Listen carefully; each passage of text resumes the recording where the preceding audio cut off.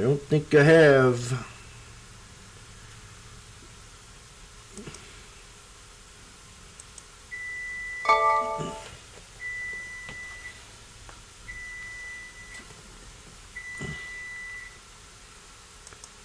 Consumer confidence have taken a little bit of a beating lately in terms of their relevance to the overall market, especially on a day where you got a GDP number like that led by the U.S. consumer. Yep, we'll continue to watch that, see if that Santa Claus rally kicks off tomorrow also, as most of the Mag 7s, 6 out of the 7 are higher today. All right, great stuff. Thanks to Kevin Higgs, co-host of Past Market with me. Let's take a quick break. Coming up after that, we're going to take a look at Inside Out. We're going to take a look at Palantir, bring you an example trade. The Morning Trade Live returns.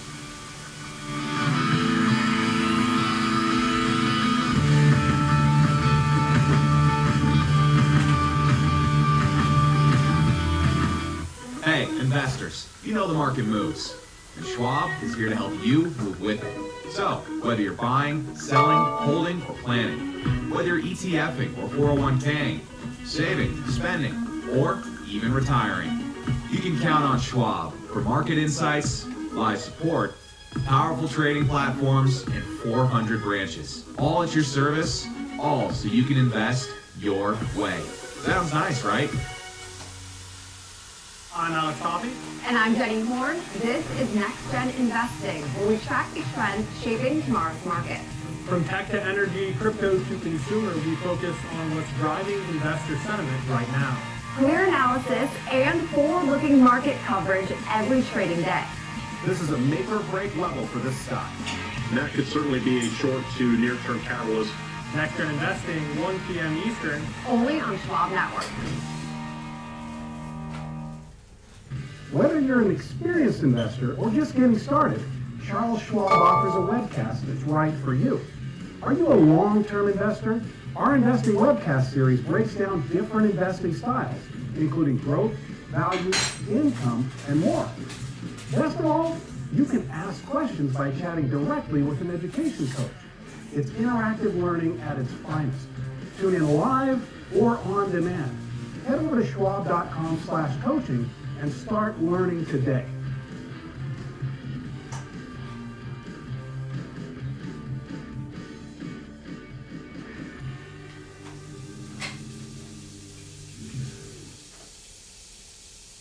Real-time access, data-driven analysis from U.S. equities to global macro matters. Schwab Network connects the dots. Watch live, subscribe free at schwabnetwork.com.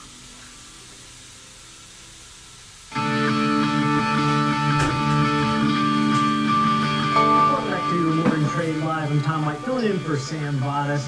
Let's go inside out on Palantir. The stock is up 155% so far this year. Joining us now is Nathaniel Bradley, CEO of Data Vault AI. Nathaniel, I wanted to get your take here on Palantir. Everybody loves this stock. Everybody thinks it's going to be, the next big thing. Valuation really elevated at this point. Break down Palantir for me, and do you still like it after 155% gain so far this year? Yeah. This is a company that keeps continuing to impress. They've been under a little bit of pressure when you look at the European, kind of controversy that they're under right now. It's kind of a Marvel comic situation where you have great power comes great responsibility. This company is informing decisions on the battlefield. It is being adopted. Its commercialization has, I would say, past C3AI in terms of its adoption with our federal government, and it has a momentum behind it. You can see its power when it's used in the battlefield. It's not a missile. It is the system that orchestrates missiles, and when you have the ability to use AI to help you make better decisions on these strategic strikes. Our military now has this incredible armament, but now an AI that helps you wield it at a much more prolific rate. And we see this leap on the battlefield, and things like Gaza Strip that are controversial in terms of the military response there. They're under pressure, Palantir is, about their use of information to inform these attacks. Now, the use of the tool is one thing. The possession of it is another. And Palantir has this tool that works in commercial and government that's second to none. When you take a look at this, they had some historic deals announced this year, $448 million with the U.S. Navy, $10 billion over the next decade with the U.S. Army. They've got that partnership with NVIDIA. Their AIP, their artificial intelligence platform. We always talk about monetization in AI. Who's going to be the winners and losers? Do you figure that Palantir, with all these partnerships and deals, they're already monetizing AI right now, and do you expect that to continue, especially not even on the government side, but on the commercial side, Nathaniel? Yeah, the AIP, the AI platform that Palantir has perfected is the business model of the future. It's a model that allows corporations to make the very complex consumable. Make people get back in these calls. Palantir has perfected a AI platform that plugs into commercial and government in a way that enhances outcomes. It has an undeniable effect on the quality of outcome for these organizations. So if you're a military armament and you use Palantir, Palantir ends up under scrutiny because they made it so much more effective. And that is something that, again, comes with a large responsibility. Palantir's, because they're so pioneering, they do wield some of the arrows in their back from having that kind of front-running position.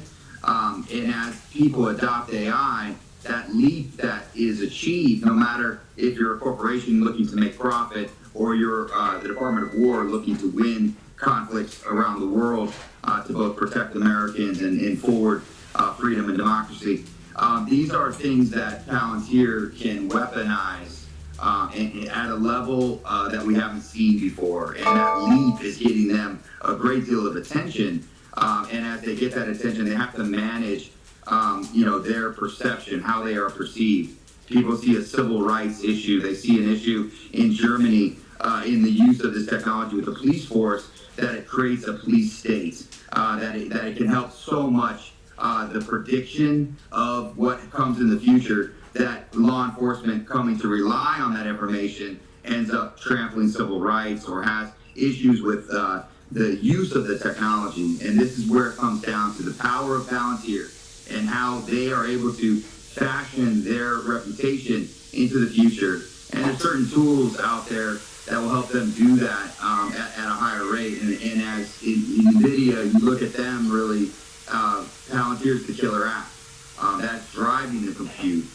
They're the reason why we need the compute, is this AI tool set that's coming forth. And so Palantir and the others in the space have a real opportunity to feast on as organizations realize the power of increasing and improving outcomes. Yep, they seem to be the software $2.10. service leader. Maybe that's going to continue with these high valuations. All right, great discussion. Thanks to Nathaniel Bradley, CEO, Data Vault AI, for breaking down Palantir. But now let's bring in George Tillis, Senior Markets Correspondent here, to trade it. Example trade here in Palantir after these massive gains. George, how do you want to look at this one? Yeah, I mean, if you look at the stock, going back to November, I mean, it hit some highs over $200 and it pulled back. It's really in the middle of a trading range, a $50 trading range, but I do suggest if you look at the moving averages as a proxy of support using the 20-day, it's above it.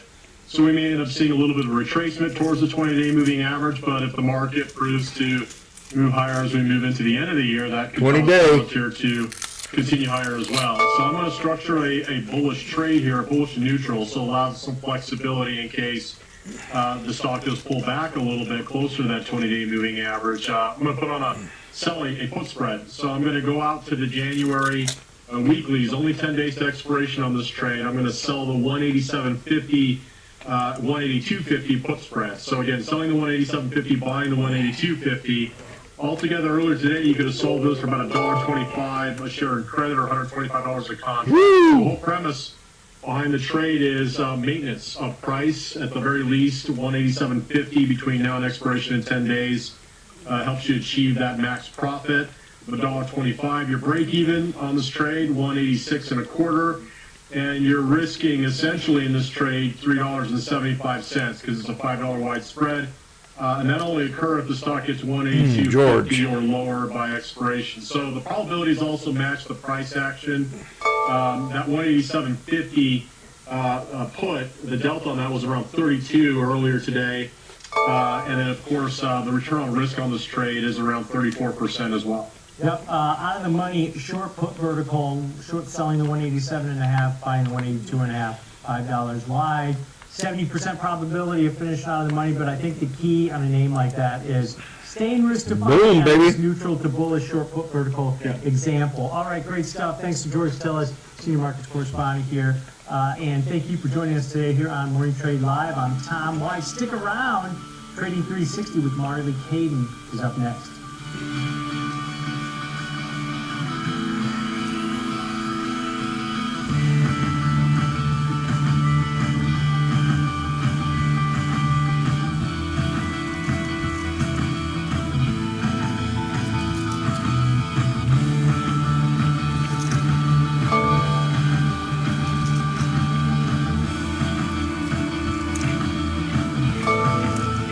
Schwab Bank Investor Checking, the checking account built for investors, named highest in client satisfaction by J.D. Power for 7 years in a row. With Investor Checking, you get the award-winning features of our checking account, plus cash management solutions, all designed for investors like you, with unlimited ATM fee rebates for cash withdrawals worldwide, no overdraft fees, and enhanced security features to keep your money safe. Also, because your investor checking account is linked to your Schwab One brokerage account, you can manage your checking and investing in one convenient location. Moving funds between your accounts is easy. Cash moved to your brokerage account is available in seconds. That means you can stop waiting and start investing in stocks, bonds, money market funds, and more. Get more with Schwab Bank Investor Checking, the checking account built for investors.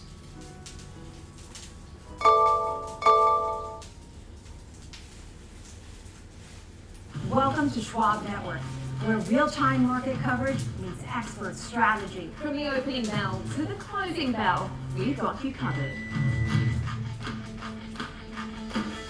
Get inside the minds of pro traders. My point is that if they're getting a higher rate of change in sales based on their guidance, but not the same rate of change on EPS. Follow the biggest headlines, live analysis, breaking news, and sharp trade ideas minute by minute.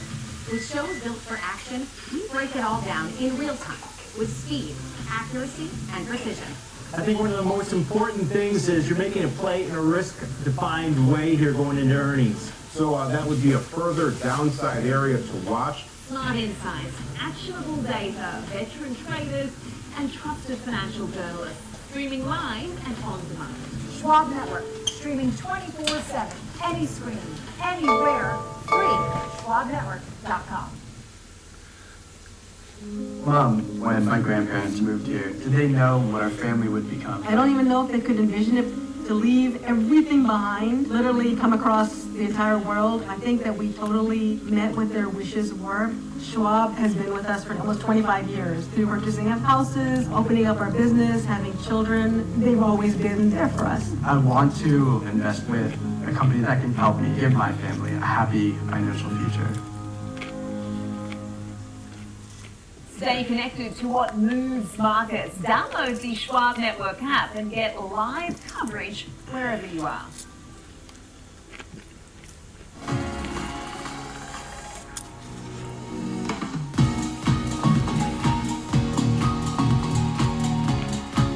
$258.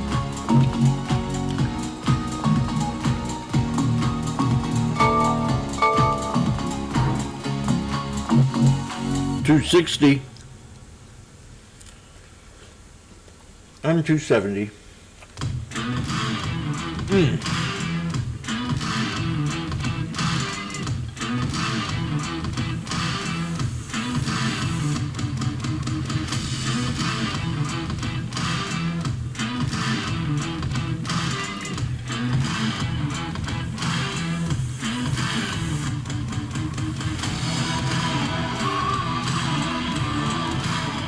morning. We're 90 minutes into into the trading day and welcome to Trading 360. I'm Marley Caden coming to you live from our Chicago headquarters. Here's what we have coming up for you in today's show. In our 360 Spotlight, we'll highlight the sector performance of tech and industrials in 2025 and give you a preview of what you can expect in 2026. Oh, really? Needham has named Reddit its top 2026 pick and adds it to its conviction buy list. We'll bring you the news with George Tillis and also an example in our disruptor. They're now and $3. In our 360 round, we'll go through consumer trends for the year and what that means for this K-shaped economy. Before we get to that and more, though, let's take a look at how the markets are faring as we are almost 2 hours into the trading day here. What'd you call it? The S&P trading up higher today, about 0.2 at 68.92.65. On the NASDAQ, we're more than a tenth higher, 25,503.84.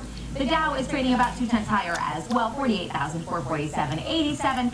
And the Russell 2000 is down on the day about 0.5% at 2544.83. As we take a look at how the 10-year is faring, slightly higher, we're up to 4.18. The dollar just marginally lower at 97.75.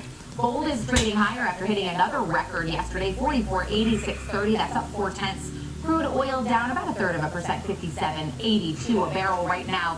And Bitcoin just can't seem to find its way above that 90,000 level. That's down more than 1% so far today at 87,340. I do want to welcome in our first guest this morning to talk about one of the top stories affecting more than just its company stock. Kevin Green, our senior markets correspondent here on the network, joining us to talk about Waymo. Now, Alphabet-owned Waymo had to suspend operations because of rolling power outages in San Francisco yesterday. We simultaneously saw Tesla hit an all-time high as this happened. Walk us through what happened here with Waymo and has the services resumed?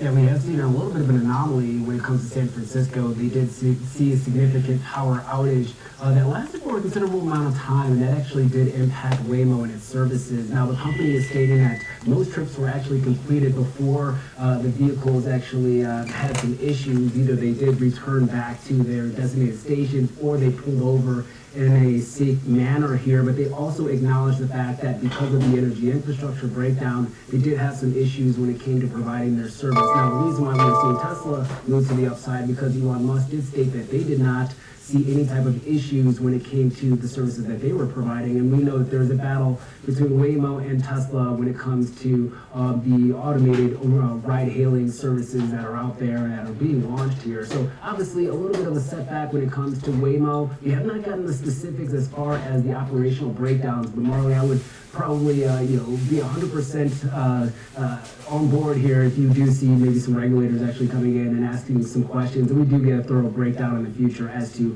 what exactly happened here. But it's a small portion overall when you're looking at Google Alphabet's overall portfolio, but they have been able to kind of command the space, at least for now. But this hiccup may cause maybe some concerns and some angst for those that actually do utilize the services on a day-by-day basis. And KG, I'm looking at Google. They're up 1.5% today. I mentioned that Tesla hit another all-time high intraday yesterday. They're down marginally right now. Is something like this enough to move the needle in terms of competition, or is Tesla still so far behind at this point? Well, let's say market share. I wouldn't say Tesla is too far behind when it comes to the technology because it's definitely innovative and it's a little bit different than what Waymo is actually utilizing right now. But Waymo has had a head start in order to leverage this in a commercial space, and I think that's going to be the key difference. Is it going to be a really big drag when it comes to Alphabet shares? I do not believe so. Obviously, the focus on their company is ad revenue as well as artificial intelligence being the two big stories for this company. And technically speaking, it did flag out, but it's still in a primary bull trend, and it's trying to test and break that flag to the upside here today, Mark. Well, KG, we appreciate you being with us to break down the latest. There's certainly something that could have some reverberating effects in terms of regulations, as there was some traffic pandemonium tied to some of these outages in San Francisco. Appreciate it. That's Kevin Green, our senior markets correspondent here on the network. Now I want to talk more broadly about the market and news that's been shaping it so far this year. For that, we're going to welcome in David Struzeski. He's the CEO of Sound Planning Group. David, thank you so much for being with us today. I'd love to just get some of your key takeaways from 2025 before we dive into your expectations for 26. Well, we had an amazing year. Any time that you see the S&P up 20-25%, that's obviously an incredible year. Obviously this year was marked with a new president, a new regime, new ideas coming in. Not getting into 2026, big, beautiful bills, I've got some exciting things ahead of it. But I started out the year really talking about metal miners and metals being a very important key to our economy. If we're going to continue to electrify NVIDIA chips, solar panels, etc., we've got to have specifically silver. But we saw nations moving more towards gold. And for the first time, we see nations now owning more gold physically than U.S. treasuries, which is a significant shift in how they have been consuming. And so, I've been calling that we would have $68 on silver here by the end of the year. Guess what? We're at 70 right now. And so that's a pretty exciting opportunity here with silver bells here for the holidays. It certainly is. I spent a lot of time talking about the gold trade as you think you can't go any higher. And then yesterday I'm talking about more record highs. It looks like gold may be on track for another one today. You point out silver demand, and this is not the first time we've talked about how silver also exists in the industrial space and not just in the precious metal space, and how potentially important it is to AI and data center build. But there is a disconnect here. For every 7.5 ounces of silver that are mined, for every ounce of gold, we've got a price ratio that is somewhere in the 60s to 1 right now. Why does that imbalance matter, and if so, why? Absolutely, Marley. I mean, it's just math, right? So, when you can buy it at a 65 to 1 ratio today, but it's being mined at a 7.5 to 1 ratio, that's called an amazing Christmas gift here for everybody. When we think about what's important for the future, silver is literally the most undervalued asset out there in commodities that we absolutely need for the 21st century. AI is not going away. Solar panels are not going away. We've got to continue to mine this stuff. And so, it's just that, even the military complex right now is refortifying their base. Guess what? Silver's going to connect all those chips and the smart ideas and things that are inside of there. And so it's very important to also recognize that since 2020, when everything was shutting down and we weren't doing as much production on things, we've got about an 800 million deficit of silver that's been mined versus silver that's been consumed. And so that is an unsustainable course. It's still 120 million a year right now. And so in a drill baby drill economy, I'm very excited about metal miners, very specifically here in the North American continent, as I think that they're going to lead over the next 3 years, 5 years, maybe even 10 years, because the price to produce them is not going up nearly as much as the metals that are in the ground. So how would an investor think about gaining exposure without chasing in silver right now, especially with prices where they're at? Okay, so I think that we're early, so I don't think it's chasing, just to be clear. This is a trend that's moving in the right direction. But metal miners are a great way to get involved. My metal miner portfolio is up well over 100% on the year. The S&P's at 25. That's awesome. It hasn't been like that in years past. But the metal miners have really been beat up. They've been not appreciated. And so what you're doing is you're really buying metals right now for a fraction of the price of what they exist at above the ground. But again, my point here is that, the labor may have gone up a little bit, maybe diesel went up a little bit, but not nearly in the same way as the metals underneath the ground right now. And so metal miners, you could get involved with GDX as an example. Get yourself involved with a smart intelligent index. We're getting allocated to a bunch of different companies. Hecla Mining is one of my personal favorite North American miners, and it's a silver miner. These guys have had an incredible year, and so folks that have been following me have definitely found the value in that one. But also, you can get allocated to physical silver. There's a lot of people out there that still appreciate doing that. The point, though, is that don't go for numismatic value, trying to get something rare and old. Go for weight. Go for volume. That's where it's really going to count for you here in the future. All right, so you had your crystal ball out. You properly predicted this move in metals. You properly predicted the price to silver. I mean, almost perfectly to the end of the year. If you can get it out again for us, what are you seeing in 2026? I think that we're going to see silver at the end of 2026. over $100. I mean, even by the 4th of July, it's going to be over $100, in my opinion, just based upon supply and demand. Gold is going to continue to trend in that way as well. So 5,000 gold is easy to see. 6,000 gold is easy to see. Again, it comes down to the need that's out there. You know, the only thing that could really shift that or change that would be if somehow the US dollar or the Treasury got allocated to gold and silver in some specific way, and then you saw nations beginning to buy those treasuries again in a higher rate as opposed to that physical silver or gold. And so I think that this is a trend that is early. So when you see, you know, the metals outperform stocks, and then you see the miners outperform the metals, that's just a trend that's moving. It's just getting started right now. And again, I think that you're going to see this thing 5 and 10 years out into the future as one of the most important industries in the world, because you cannot do any of this 21st century electronics without it. All right, David, I'm hoping your crystal ball expands more broadly just into the equities market overall, because I'd love to know what your expectations are for 26 there. Okay, so, you know, 26 is going to be a little bit of a rocky road, but I'll say this much. My exciting thing to note is that the big, beautiful bill, also known as Tax Cuts and Jobs Act 2.0, is going to roll out here in January. So no tax on tips, no tax on overtime. That's critical to empowering the average consumer here who is, you know, needing to come up with more income in order to continue to buy things, in order to continue to keep up on the cost of inflation that's, you know, impacting things like even their auto and home insurance, right? And so that's been an out-of-control freight train.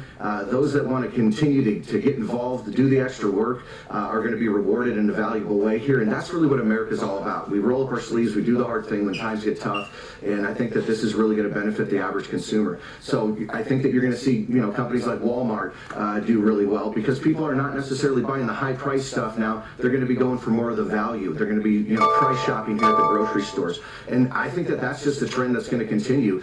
Given the fact that we're looking at over 28% inflation since the year 2020. I mean, if the average consumer is 70% of GDP, that's a big boost for the average consumer. And so I'm excited to see that. I think the tech's going to continue to trend. Obviously, AI is just beginning right now. But, you know, we might see quantum computing show up. And what kind of disruptions is that going to be? Not exactly sure.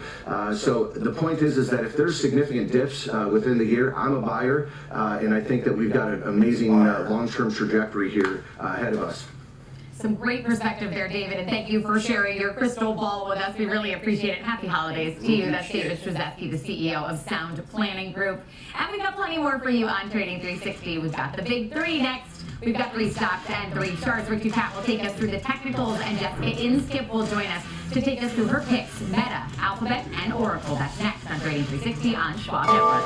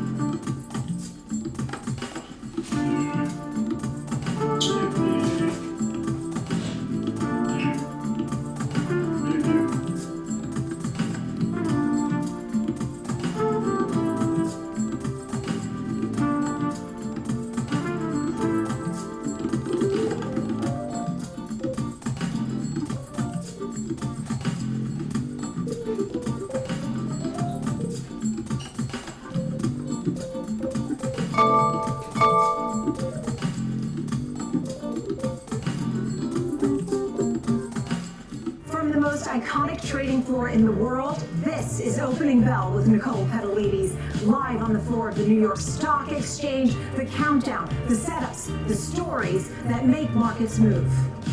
Minute-by-minute breakdown of the biggest headlines, earnings, and global movers, just the trades that matter. As the bell hits and the markets react in real time, Opening Bell, live at the NYSE, right when it counts. Believe me, when it comes to investing, you'll love Carl's Way. Carl's Way is the best way. Carl's Way is the best way. It is the best way. At Schwab, how I choose to invest is up to me. Exactly. I can invest and trade on my own. Yes, and I let them manage some investments for me too. Let's move on, shall we? No can do. Yes, we can.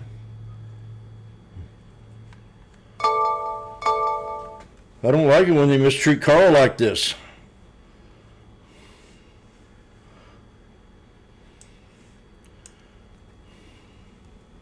Sorry.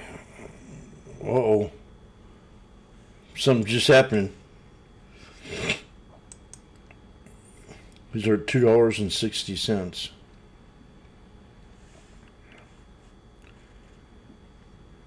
How you do, Jim? We're sitting here watching it. And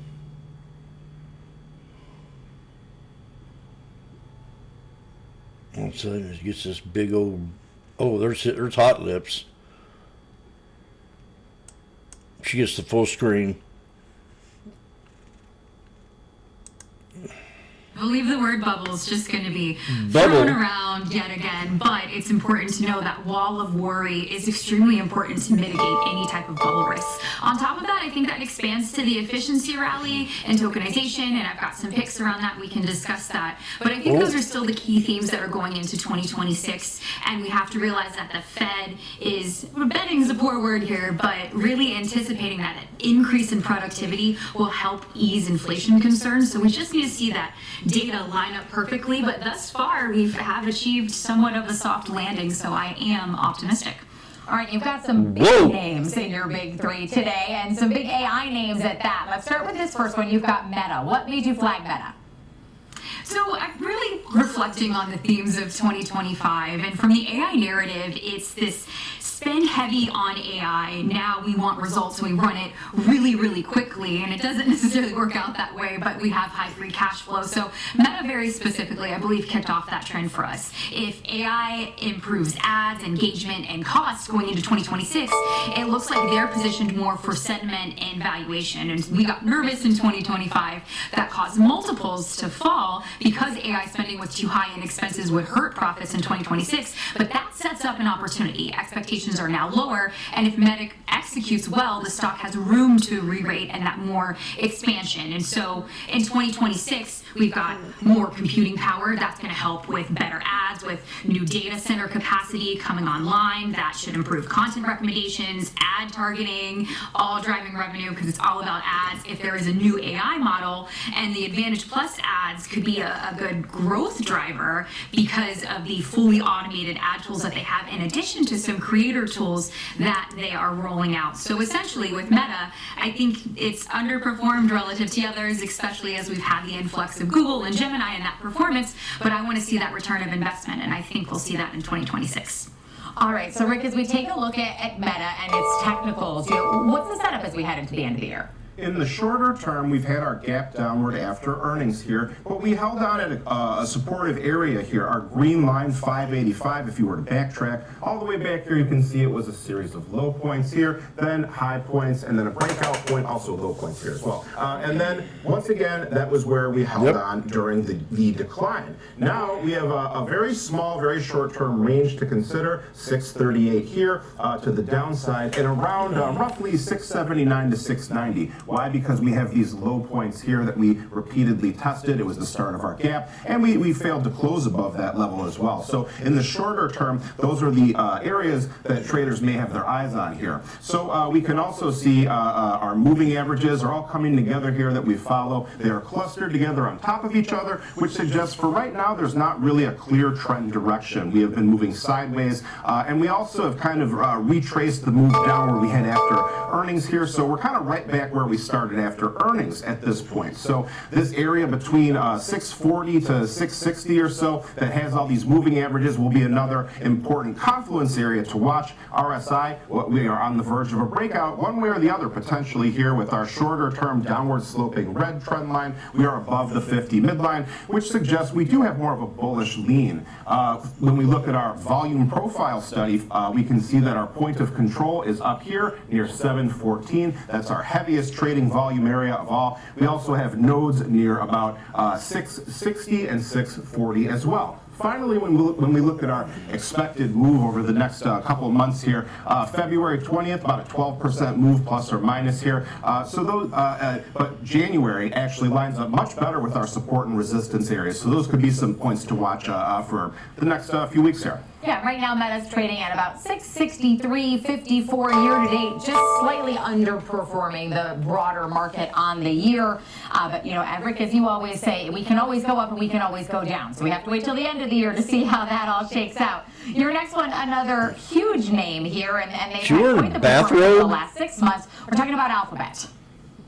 Yes, Alphabet was actually my pick I think of she the year is. for 2025. So really glad that one came out well, and I still really like this one. So coming into 2025, my really big theme was agentic AI, and we certainly saw that. And now what I see emerging is still a component of agentic AI, but it's that search component, but also targeted ad revenue, as we discussed with Meta. And I think Alphabet or Google is going to be a huge component of that. AI is expanding search. It's not disrupting it necessarily. And today they caught my eye. There was a news headline where they're buying Intersect for $4.75 billion, somewhere around there, to accelerate data center and power capacity for AI and cloud. We need a lot of data in order to train these models, but Google has really a competitive edge, which is its TPUs, and that gives it cost and performance edge in AI workloads. And now they have this ability to rent its own TPUs, which opens up this revenue stream. And on top of that, if we remember, sentiment is the uttermost important in how we perceive things. We recall Bard early on in the AI race. Now we have Gemini, and Gemini 3.0 is building that confidence. It's number one as we pull the rankings of the models. Of course, that can certainly change, but Google's AI transition is coming to fruition, and I think we have so much more to see. Gemini traction is improving, and I think we're still going to continue to do that. Not. And You're build on married. durable growth in addition to more agentic AI. But again, that theme is targeted ad revenue. We are a consumption economy. Who is going to do that better? But if we have improving models that allow us to target more, well, that's where the money's going to be spent. All right, and Rick has one of my favorite charts up on the board for us right now where he stacks them up against competitors. And you can really see the sort of struggling start we saw at the beginning of the year where they were actually one of the laggards, and now where we're closing out here in terms of Alphabet. Right. I mean, it's pretty hard to argue with Alphabet being the choice of the year for Jessica, as she said, up 61% during the past Good job, year, Jessica. Performing the rest of the Mag 7 here. When we look more specifically at Google's chart, though, we can see that we had a rising wedge type shape where our two boundary lines converged toward each other. We did have an upside breakout from that point, though. We hit those highs near 328, but now the price activity seems much more like a downward sloping channel. We have our high points Which is here bullish. that we can connect with our trend line. If you were to duplicate it and put it across some corresponding low points after the gap up, it gives you this channel. This is something that you can use to try to gauge where you might find potential support or resistance here. Nevertheless, on the verge of a breakout, potentially to the upside here. The bar up there, filling our gap. 1, We 2, did 3 fill the there. gap here, but we did get a bounce. So now this is the general area Don't you that see it? traders may be watching. So we can see our moving averages in this case look quite different. Come In this on. case, our fast weekly blue moving average there, our 5 days crossing above our teal monthly moving average, our 21 day. The faster are diverging apart from the slower ones. So the trend is still more toward the upside. Look for that to reverse to signify potential trend change. RSI also potentially on the verge of a breakout here. Look for a push above that trend line and for price to also push above its own trend line in tandem with each other for further confirmation. Do I have to show you everything? Volume nodes come in right about here near 320. Come on. And right about here near 300 or so. Those are the ones that are closest to our current activity, mostly matching up with our range that we have that's formed after our gap up. Finally, for our expected move here, February 20th, 11.6% move potentially. That's our yellow box here. Lines up pretty well with our lower support here near 275. Could be an important area going forward for options traders. All right, and so we're up more than 65% year to date on Jessica's pick for 2025. Jessica, I am curious, have you made your 2026 pick, and can you share it with us? Oh, yeah. I have not yet. I have a contender, which could be Oracle, but I have not fully made my decision yet, but I will definitely let you know before the end of the year. Speaking of Oracle, though, it's gonna be Intel? definitely...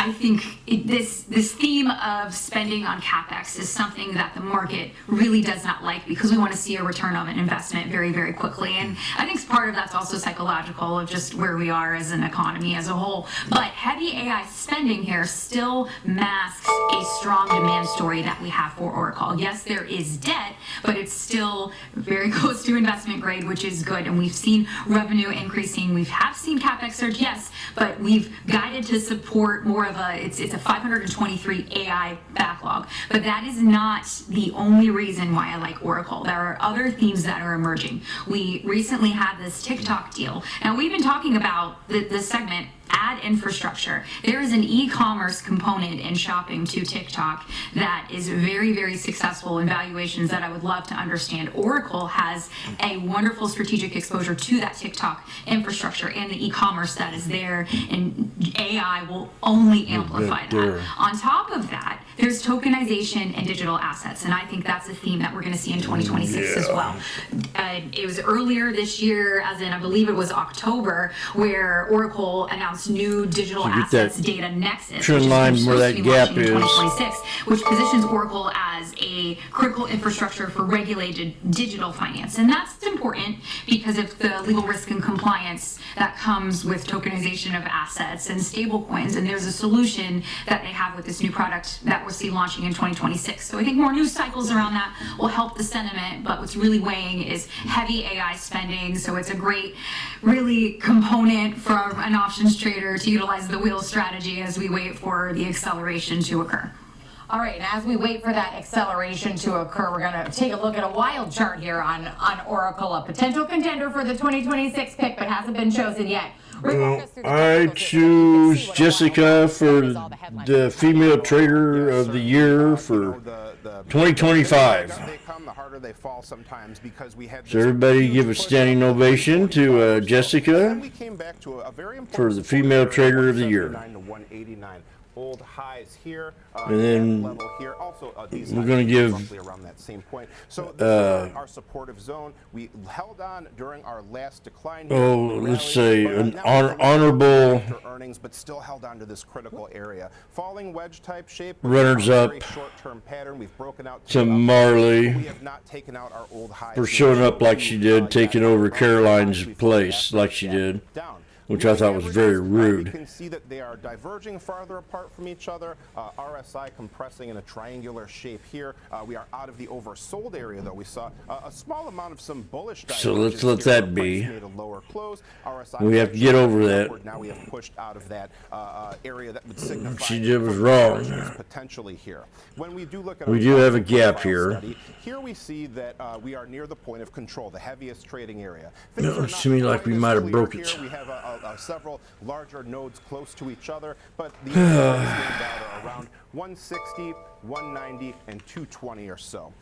Finally, our expected move for Oracle, about 15% over the next couple of months, our yellow box here, that would potentially put us beyond these major support and resistance areas for this stock. One final thought, too, Oracle has a lot of medical data from its Cerner acquisition. That's something a lot of other AI companies don't really have access to, so another interesting quick food for thought idea.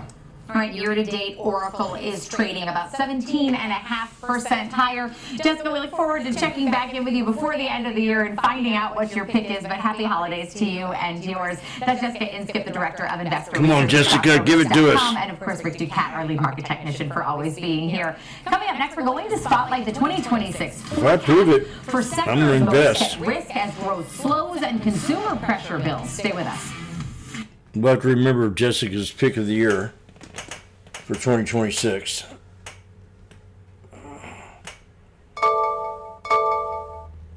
I'm trying to figure what mine would be.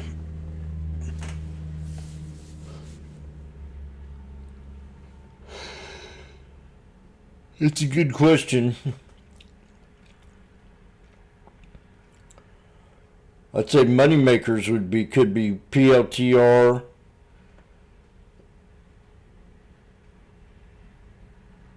that has momentum, and then of course Elon,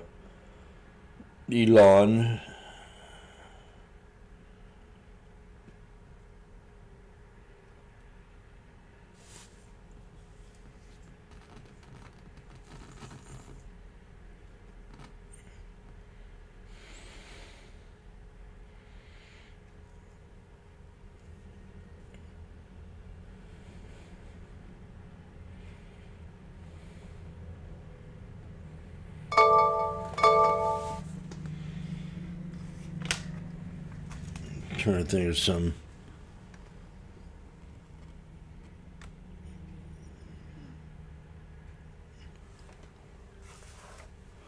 I might focus on a 2026.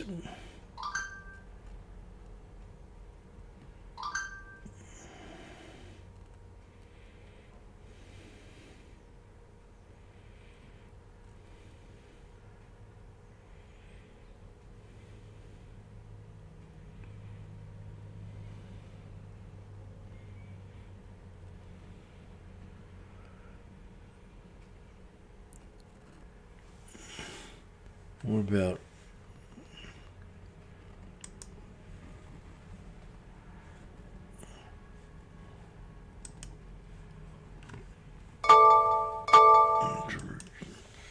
remap that one out?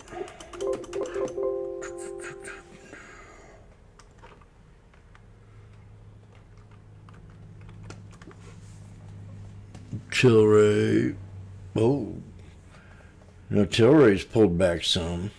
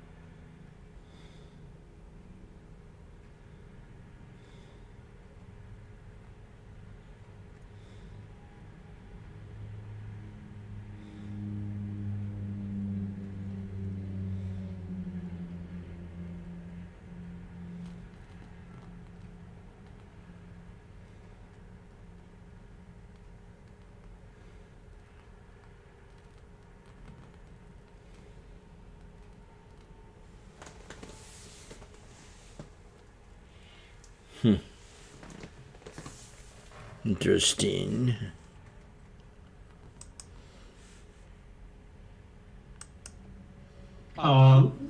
Bonanza that's occurring in the AI sector because you need energy, you need a place to store things. So there's plenty of opportunities there for people that are going to make millions, if not billions, in those particular sector. But what we're really loving right now, if we go back a little bit, just to the beginning of the year, we're looking at a GDP growth. Probably, I talked about maybe 4%, probably looking at 4.5% more on the upside. And that's really based on what has come out with those delayed numbers, that the economy is still growing. We're going to see some resistance in the areas that I mentioned before.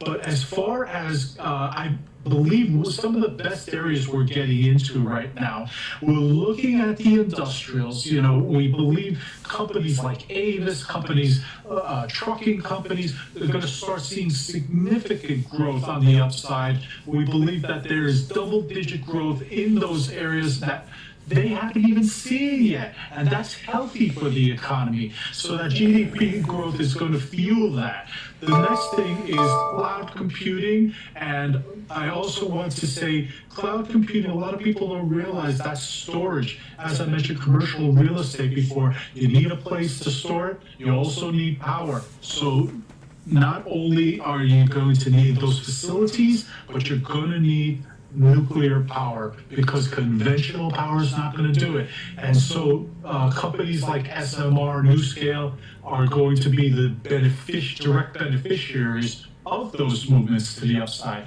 The next thing I would point for 2026 is you want to still be involved in the AI expenditures, those CapEx, it's going to go up a little bit, but what about the rest of it, And you say to yourself, there are still tech companies that have not participated on the upside. We're going to let that continue. We're going to see that continue in 2026. I see by Q2 two, we're going to start seeing the rest of the companies picking up the slack, either by acquisition or by getting into the space. So this is going to be very important.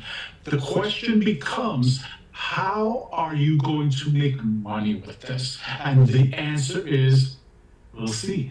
The next part that we would also be cognizant of, we have not seen any major sector rotation. You know, I talk about the industrials, I talk about aerospace, I talk about cyclicals, but there's really been no move of quality to that side. We're not seeing anything significant towards that movement, even though the economy is healthy per se, but we're not seeing anything significant to say, okay, we're seeing that sector rotation from AI to these areas. We believe that the growth, where you're going to make your money, is going to happen in technology, it's going to happen in infrastructure plays. There are a lot of infrastructure companies that are lagging right now. There are a lot of trucking companies that are only now starting to participate in the market. We'd like to see a more broad-based rally than just the Magnificent Seven. We think that there's still plenty of opportunities, emerging markets, and the small cap sector that have not by far participated in the recent rallies and the recent upsides. Emerging markets, we're talking about probably bonds that have maturities, you know, less than 10 years, but you could make close to 10% of return on that. I would not put anything more than 2% in, only because the default rate is still 1% in emerging markets. So EM has that. You have to go in buyer beware. But if you add that to your portfolio, along with gold and silver, we believe that gold and silver will still continue to go to the upside. There's a lot of uncertainty right now in this market, and this is just like a hedge. It's a little buffer, if you think of sorts. It's been a great buffer in the past recent years. We don't see the same type of growth in gold and silver right now, but we do see it as being an excellent buffer for high quality portfolios. Putting a little bit in can yield rewards and give you anywhere between 400 to 600 basis points more return in your portfolio. Finally, I would say if we're looking at other plays in this area, you also want to be aware of stick with the high quality names. The capitalizations of these companies are getting big in the tech sector, in other sectors. You know, you want to be in a company that is more than $50 billion in terms of capitalization, and that's on the low side. We're seeing much bigger than that now, easily. But these are the companies, you know, I'll give you, for instance, you know, look at BP Amoco right now, BP Now as it's known.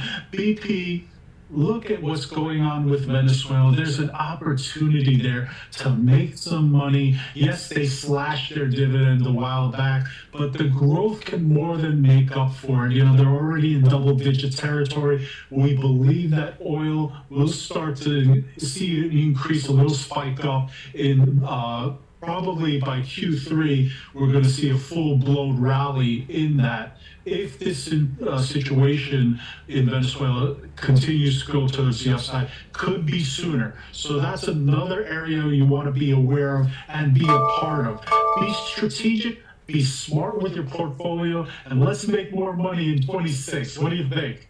Love that. That was such a great look ahead to 26, Achilles. We really appreciate you taking the time. Comprehensive, detailed, and hey, let's make more money in 2026. Some great advice there. Achilles Larrea Jr., founder and CEO of Larrea Wealth Management. Happy holidays to you. Coming up next, we've got the disruptors. We'll be taking a look at Reddit being a top pick of 2026. We've got the news and an example trade next on Trading 360.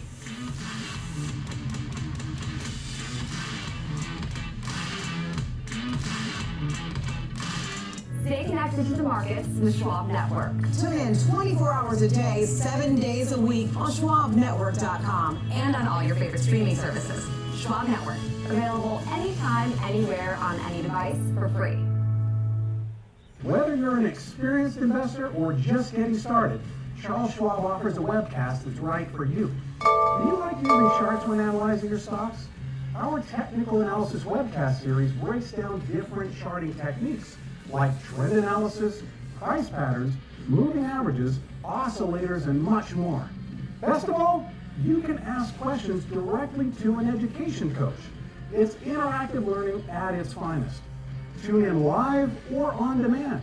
Head over to schwab.com/coaching and start learning today.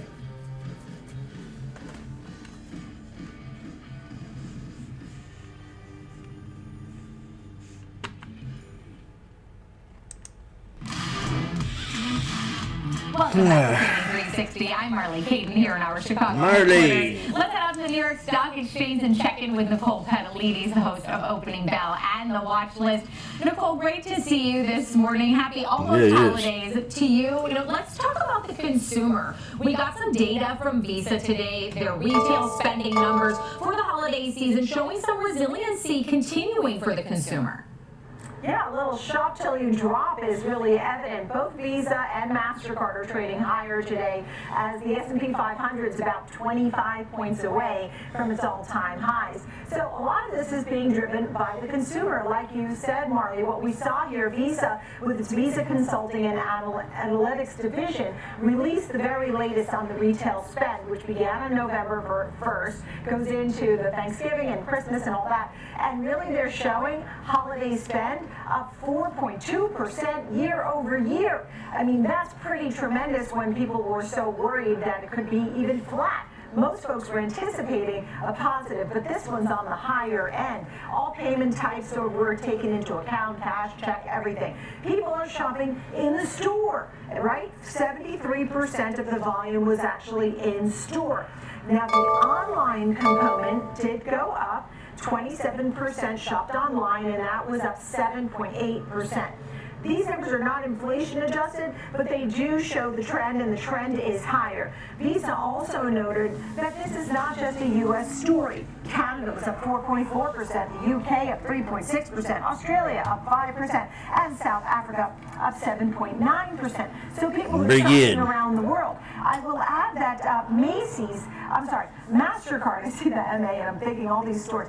What MasterCard also came out with a number, it was a little less. I mean, they had the in the 3.9% range, but they also noted folks are spending, and what are they spending on? The number one was apparel. Jewelry was among the top spends as well, and dining out. Yep. Those were part of the story. Now, the big picture is how AI is helping shoppers and retailers. Of course, you have AI agents now, which are reducing some of the confusion and helping shoppers, but also Visa noted that people are using AI to price compare, search products, and that artificial intelligence is, in fact, helping folks to really get their holiday dreams and magic to come true. So I hope everybody gets a little something that they like in their stocking.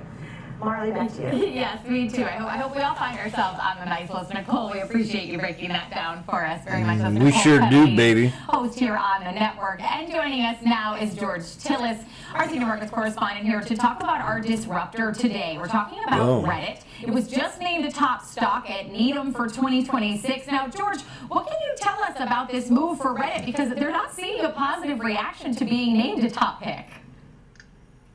Yeah, I think there's some imbalance going on in the markets, a give and take, if you will, low volume. And Reddit typically is quite a volatile stock, but nonetheless, I think if you consider this name, it's becoming really a social media giant in terms of its platform.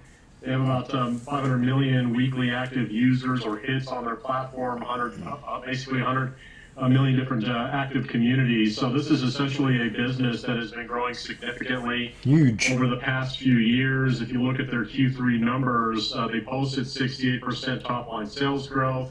That was year over year, quarter over quarter, 17%. If you look at their average revenue per user, that was up 41%. So we're talking some big numbers for Reddit. But the story, I think, really behind the movement and the projections going forward for the name is what Needham really looks at is the possibility now of licensing the data that Reddit offers for sale to companies beyond what they're doing with OpenAI and, of course, Gemini. They're looking at potentially with Perplexity and Anthropic as becoming big customers, of course, for large language model training. Reddit is really being indexed if you use OpenAI in search in terms of their outputs or inference, but they're really in the business of licensing the data for training.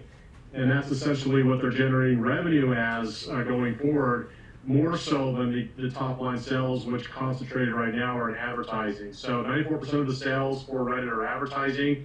In other words, they have an opportunity to license their data more so going forward for training purposes for the agentic AI technologies. And that's really what Needham's looking at with their $300 price target and call on Reddit. All right, and so as we take a look at Reddit, they have been performing really well year to date. They're up 40%, been a little bit more range bound of late. But, as you're looking at this, with them under pressure a bit today, heading into the year with a top pick and a conviction buy rating here, how would you structure an example trade here, and would it be short term or long term? Yeah, so this is more narrow term. We're talking about the market sort of drifting sideways right now, and Reddit's sort of lost momentum. And so in this context, we want to sort of structure trades in context of base hits versus home runs. So we're not looking for mobility in this case. What I'm going to do is I'm going to structure a bullish to neutral trade here by selling a put protocol, and I'm going to go out to January monthlies with 24 days to expiration. And I'm going to sell right around the 20-day moving average below the current price, which also corresponds to a gap in the chart that goes back to late September. So we fill that gap, and it's trading above the 225 level. So I'm going to basically sell the 225 put, and then below that I'm going to buy the 220 put. And this is, again, a short put vertical that you could have sold for about $1.75 a share in premium, or $175 a contract. So the whole premise behind the trade is price maintenance above the 225 level between now and expiration the third week of January. You have to consider the risk also on the trade relative to the reward is 3 1/4. Break even is 223 1/4, and your max loss in case it does drop between now and expiration is 220 or lower. All right, George, we appreciate you being with us to give us the latest on Reddit and also for that example trade. That's George Tillis. Coming up next, we've got our 360 round. We'll take a look at consumer trends and what to make of the most recent CPI and consumer sentiment data. That's next.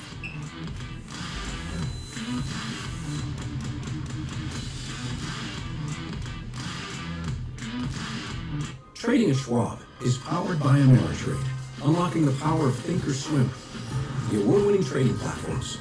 Bring your trades into focus on Thinkorswim Desktop with robust charting and analysis tools, including over 400 technical studies. Tailor the platforms to your unique needs with nearly endless customization, and track market trends with up-to-the-minute news and insights. Trade brilliantly with Schwab. I'm Alice Coffey. And I'm Jenny Horn. This is Next Gen Investing, where we track the trends shaping tomorrow's market. From tech to energy, crypto to consumer, we focus on what's driving investor sentiment right now. Clear analysis and forward-looking market coverage every trading day. This is a make or break level for this stock. And that could certainly be a short to near-term catalyst. Next Gen Investing, 1 p.m. Eastern. Only on Schwab Network.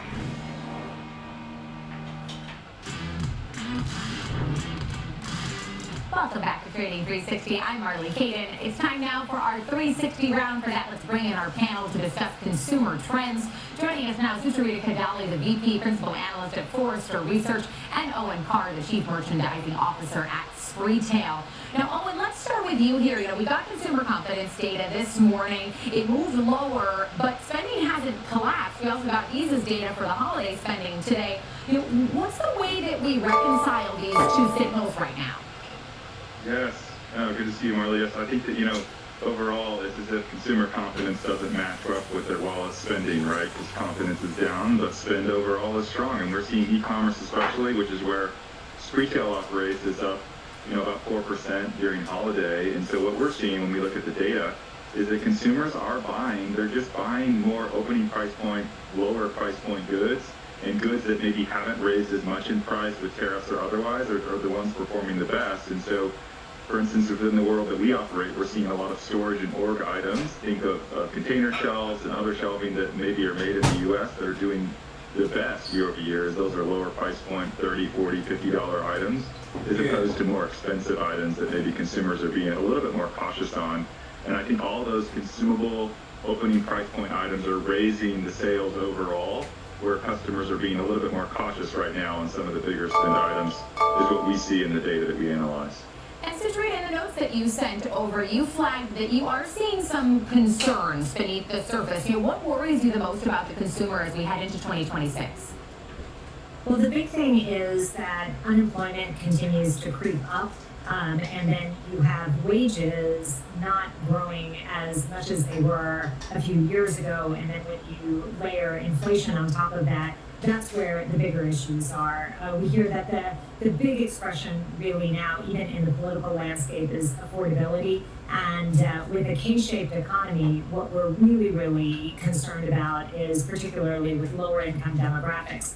When you look at Visa and MasterCard numbers, those are going to be more affluent consumers. That's not going to necessarily capture a cash-based economy, and that's going to be in the lower part of the K. Well, the cash-based part is going to be in the lower part of the K. What Visa and MasterCard are going to be reflecting, which is where the positive numbers come from, is the top side of the economy.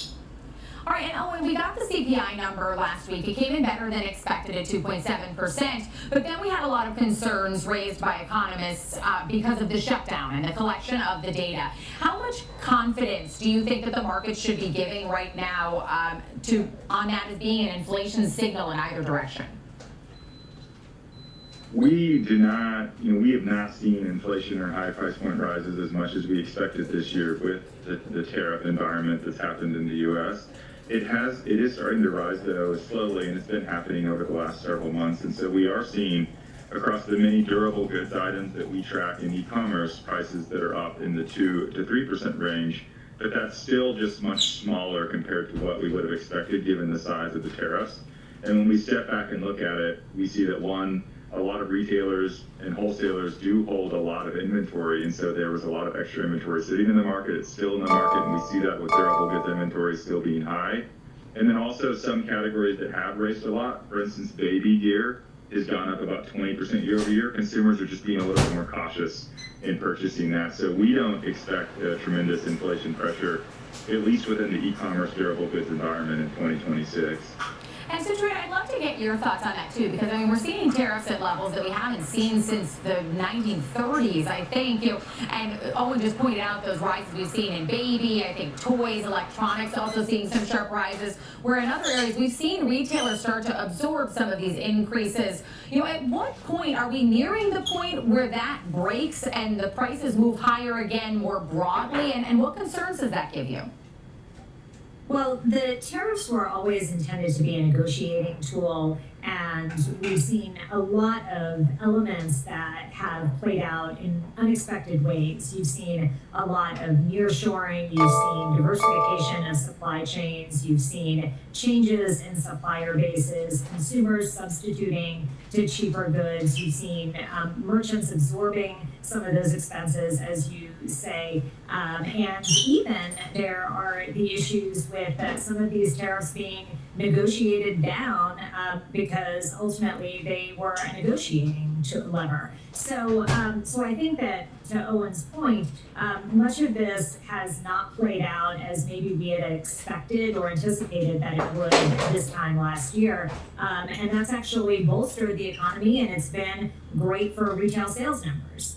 And Owen, I want to talk about some of those retail sales because a big part of the conversation when we were in them is this buy now, pay later concept and how much we're seeing that. We saw that hit an all-time high during holiday spending and the numbers that we've gotten so far. Do you think that's a healthy sign of flexibility or is this potentially an early warning sign here?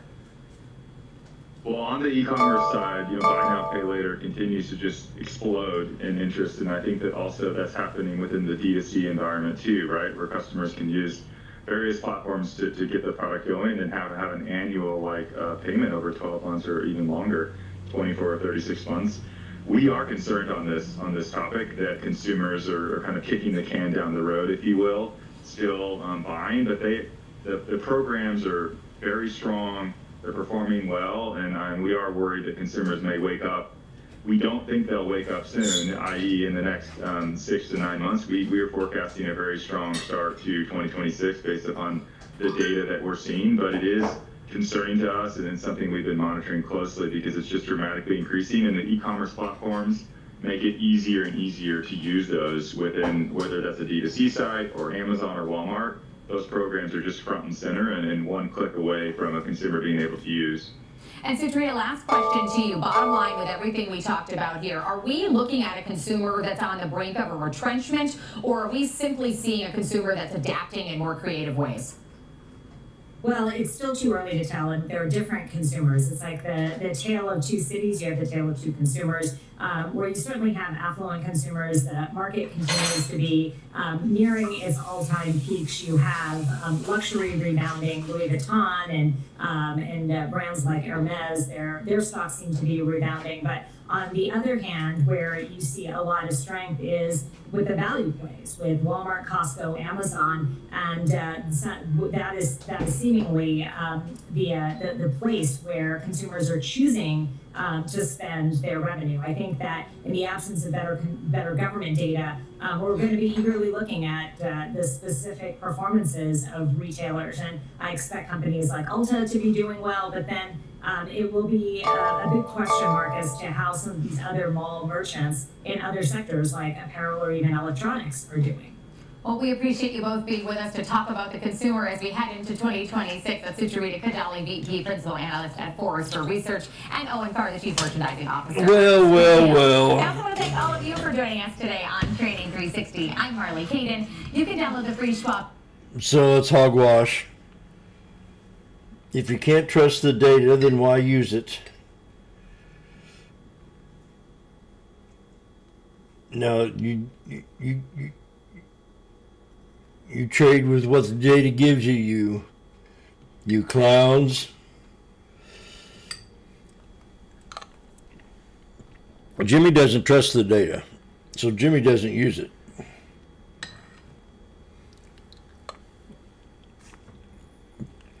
Am I correct? Say yes.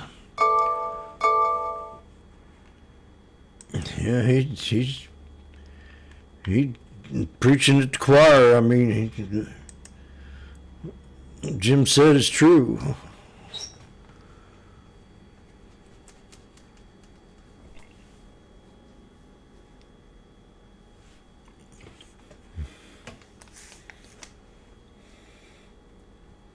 Well, it's now 11 o'clock.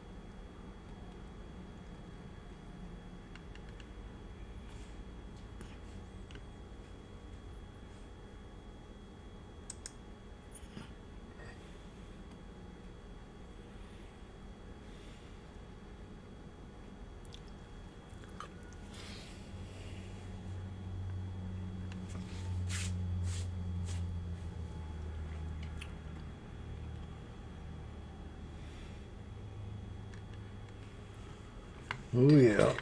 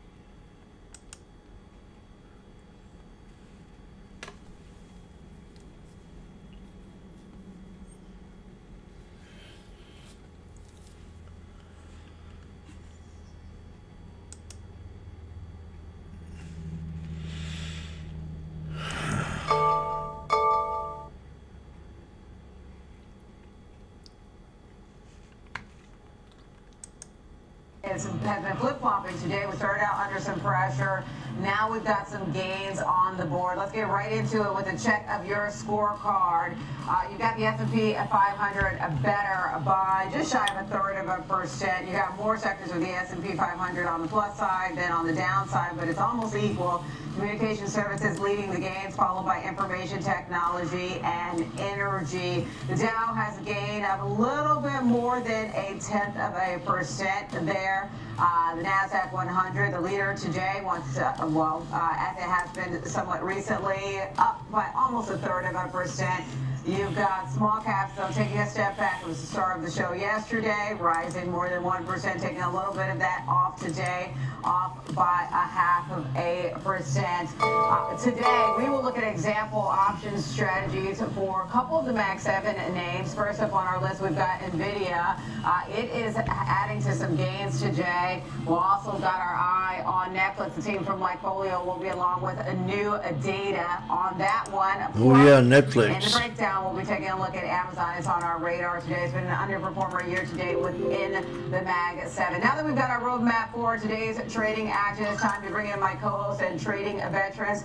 You've got Tom White in our Chicago studio and Kevin. I know it's getting ready to do something. Live from the CBOE. As you know, we've got you covered from exchange to exchange and beyond.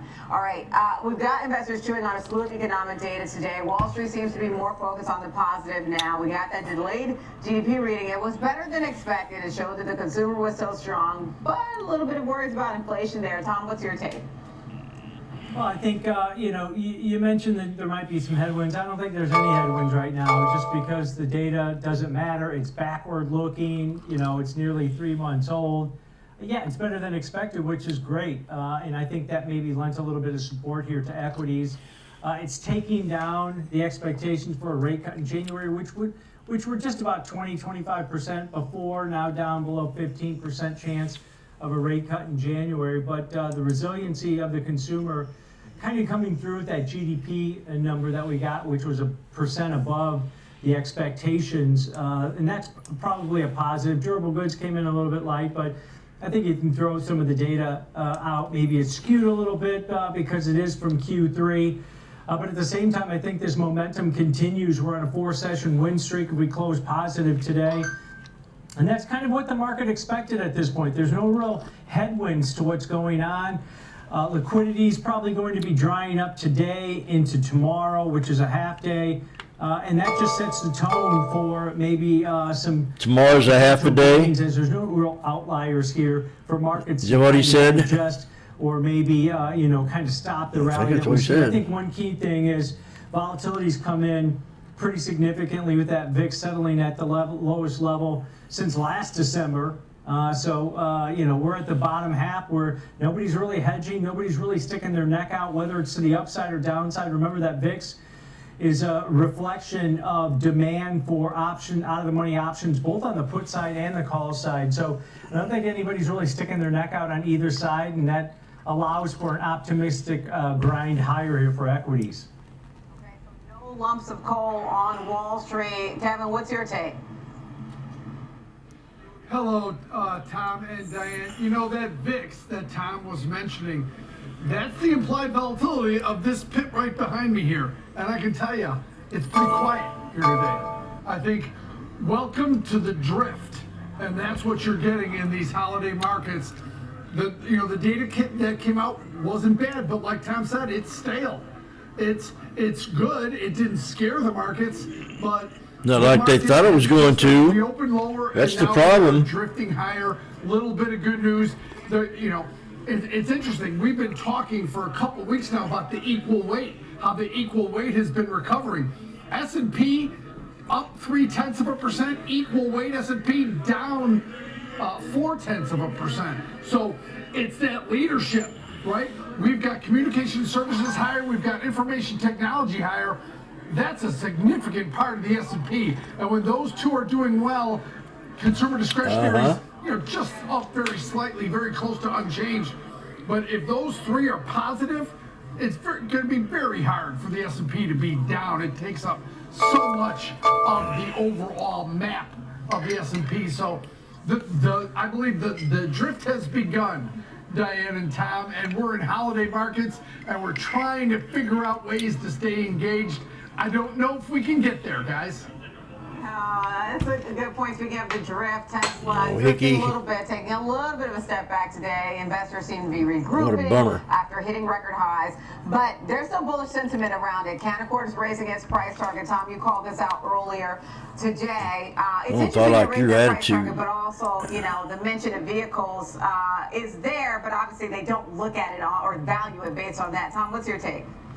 Yeah, I mean, it's a good point. Here you got Canaccord raising their price target to 551 from 482, but then they go right into what's wrong. They expect deliveries to come in at 427,000. That's below their previous estimate of 470,000, and that's just due to competitive pressures, the tax credits going off.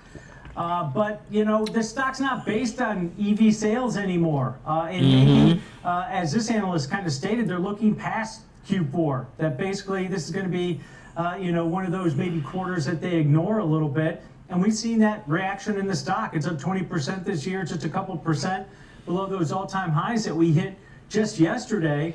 So this is all based on expectations for the robotaxi ramping up next year. More cities. They're supposed to be in 30 cities by the end of 2026. And then the Optimus robot, the humanoid robot, ramping up production on that side.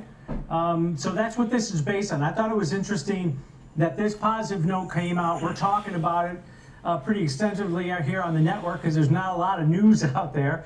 But at the same time, you look at what UBS came out and they reiterated their sell yesterday. They lowered their delivery estimates to 415,000 for Q4 from 429. So they are already at the levels that Canaccord lowered theirs to, and they lowered it even more. So it's not good, Sell huh? rating a $247 price target on the stock, but that doesn't seem to matter to traders that just kind of reach and maybe get overextended, maybe not. Maybe we'll see more gains for this stock, but I still think it's a reflection of that bifurcation for Tesla, whether you're a bull or a bear or just a neutral participant. I like that they were just a neutral on this one. And, they've got, as you mentioned, that $551 price target on it now. They're getting closer and closer, or Tesla's getting closer and closer to having a 5 handle. I mean, it's $14 away from that roughly. Kevin, what's your take? I think what Tom mentioned about looking through Q4, I think is really accurate. A lot of news today about Tesla. I was just glancing at Bloomberg here at the CBOE. They're doing a hit piece on the electric doors on the Tesla being unsafe. So there's a lot going on here with Tesla, but I think Tom's right. People are looking past the EVs. Remember, if the overall EV sector is weak and Tesla does, the best of the weak hands, it still could be construed as a positive. I think that when you look at what Tesla's got going on in the future, that's what has got the focus of these analysts as well as the people trading this name. So Tesla's got a lot of good news. I think we're starved for some news articles, so I think you're seeing a lot all over the board here. But I think the path in Tesla, remember, the bar's getting kind of high here. Yeah, it is. Bumping up against all-time highs, so I think the stock is positive but very, very fragile, guys. Yeah, I've seen that, some of those reports about the doors, and I think it just creates a market because think about the things you need in your regular car for whatever issues you have in your regular car versus an EV, and, it's just, there are different tools you need no matter what kind of vehicle you have.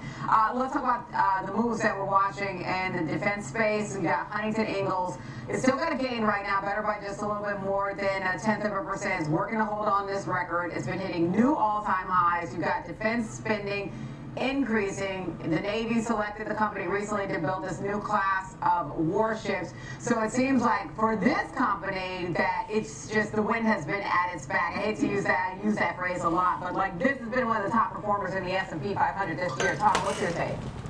Yeah, and this is probably on the back of the tailwinds that we've already heard, in the defense, basically sector at this point. You look at what the administration kind of put pressure on NATO to ramp up their defense spending. The Ukraine-Russia war is still going on. Those are tailwinds for a lot of the defense stocks. And they've already had good years, and this is just a bonus for this company at this point. President Trump announced that the U.S. Navy intends to build new Trump-class battleships, and they're part of their Golden Fleet initiative here. Going to start off with a couple of them, and then supposedly ramp up to 25 new ships at this point. He made this announcement yesterday with Pete Hegseth. At this point, I think one of the key things here is, they're right in the mix of it. They've put $1 billion into the infrastructure build out and maybe cleaning up some of their existing facilities. But Trump made a pretty good point here. Hey, stop doing buybacks, stop raising dividends, and start actually production. Build new plants. And that's probably the discussion that the administration is going to have over the next week when they meet with some of these defense companies. Is, hey, stop doing that and start producing more factories so we can actually ramp up our defense spending at this time. You got to remember, we've got the biggest fleet as far as Navy and the military built up in the Caribbean and on the Pacific side. Due to that geopolitical risks that we're having with Venezuela right now. So, yeah, that might be, a thorn in the side of maybe that shareholder-friendly environment a lot of these defense stocks come. But this is definitely a win for General Dynamics, Huntington Ingalls at this point, and maybe some of the others. LMT, Lockheed Martin's been lagging a little bit. They're not really heavily into this space, but some other names within the defense industry have been doing well, and you expect that to continue. Yeah, I've seen that, some momentum there, especially those that are, I guess, on the future of defense, and there's been a lot of spending in this space. Kevin, what's your take? I think when you look at these boats, I think the interesting thing, larger, faster, and 100 times more powerful than any previously built boat. And if you looked inside the GDP data, to bring this back to the data, one of the increases in GDP was government spending, and the government spending was defense spending. So you see that's part of our GDP now, and this is good news. Doesn't matter what the name is, they're building new, stronger, faster, and 100 times more powerful boats. I think that's the positive note there. And Tom's right. I think that Trump, one thing you have to admit, President Trump, he is all about business, and he wants bigger. He wants more factories building in the defense sector. So he's interested in widening the footprint of these companies, not paying dividends and buying back stocks. So pretty positive note on these votes for sure. All right, let's talk Novo Nordisk and that shot in the arm today after the FDA gave it the green light for the pill version of its popular weight loss drug, Wegovy. I did think Eli Lilly would be first to get approval because they've been working on this, and we've been talking about Eli Lilly more. And Eli Lilly has been the outperformer in this space this year. Tom, what's your take when you look across this one? Yeah, pretty surprising. You look at Novo Nordisk, they were first to market in the shots, right, for weight loss drugs. They took most of the market share. Then Eli Lilly kind of out-innovated them in that space. But Eli Lilly's going through the phase 3 trials of their weight loss drug pill. They don't have approval from the FDA. That's supposed to come either over the next 2 weeks or early in 2026. But they've already started ramping up production of their pill. But this is definitely a bonus at Christmas time for the Danish drug maker, because this stock is down nearly 40% so far in 2025. So they haven't had any wins lately. I think if you look at it, this duopoly that we have in this space so far, that means there's probably more competition coming along. They haven't had a lot of wins recently, so this is definitely a benefit for them to get that FDA approval quickly. And you know what? Some people don't like to take shots, so this is going to be a benefit for them.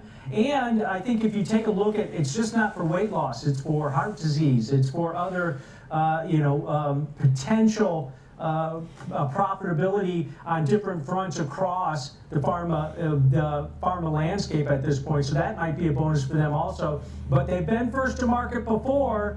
They haven't been executing very well. Let's see if they can do it here. I know, because they were first to market on the injectables, and now you've got Eli Lilly that's been eating its lunch. Kevin, what's your take? Rumors are that Eli Lilly's coming up right behind them with a pill that will soon be approved. But I think I like this. Wegovy is planning to go straight to U.S. self-pay channels in early January. We're only that's a week or two away here. So this is certainly good news. It's another chapter in weight loss and the fight against not only heart disease but diabetes and all things considered with people being overweight. So yeah, it's good news. I don't know how it'll play out, but this is certainly good news for Wegovy, first to market. They get the big splash, but Eli Lilly's right behind them. Absolutely, they are working on their answer to that, but you got shares of Novo Nordisk, the ADR here rallying more than 8% on this. Coming up, we've got bull versus bear. The guys get their example trades put together for NVIDIA. It's adding to its gains today. We'll have more Fast Market after this break.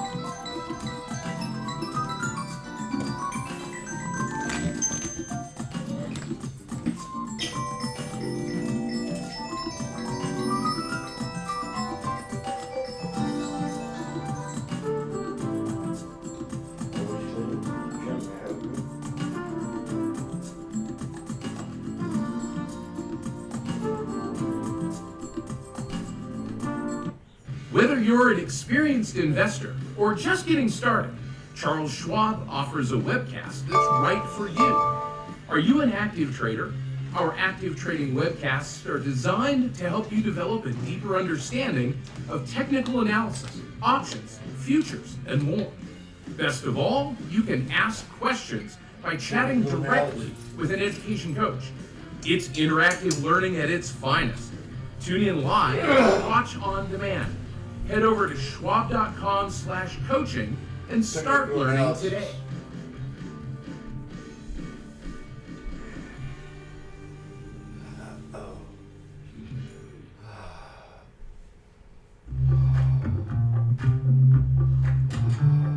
Sometimes, you could have done better. Same goes for where you invest. Level up and invest smarter with Schwab.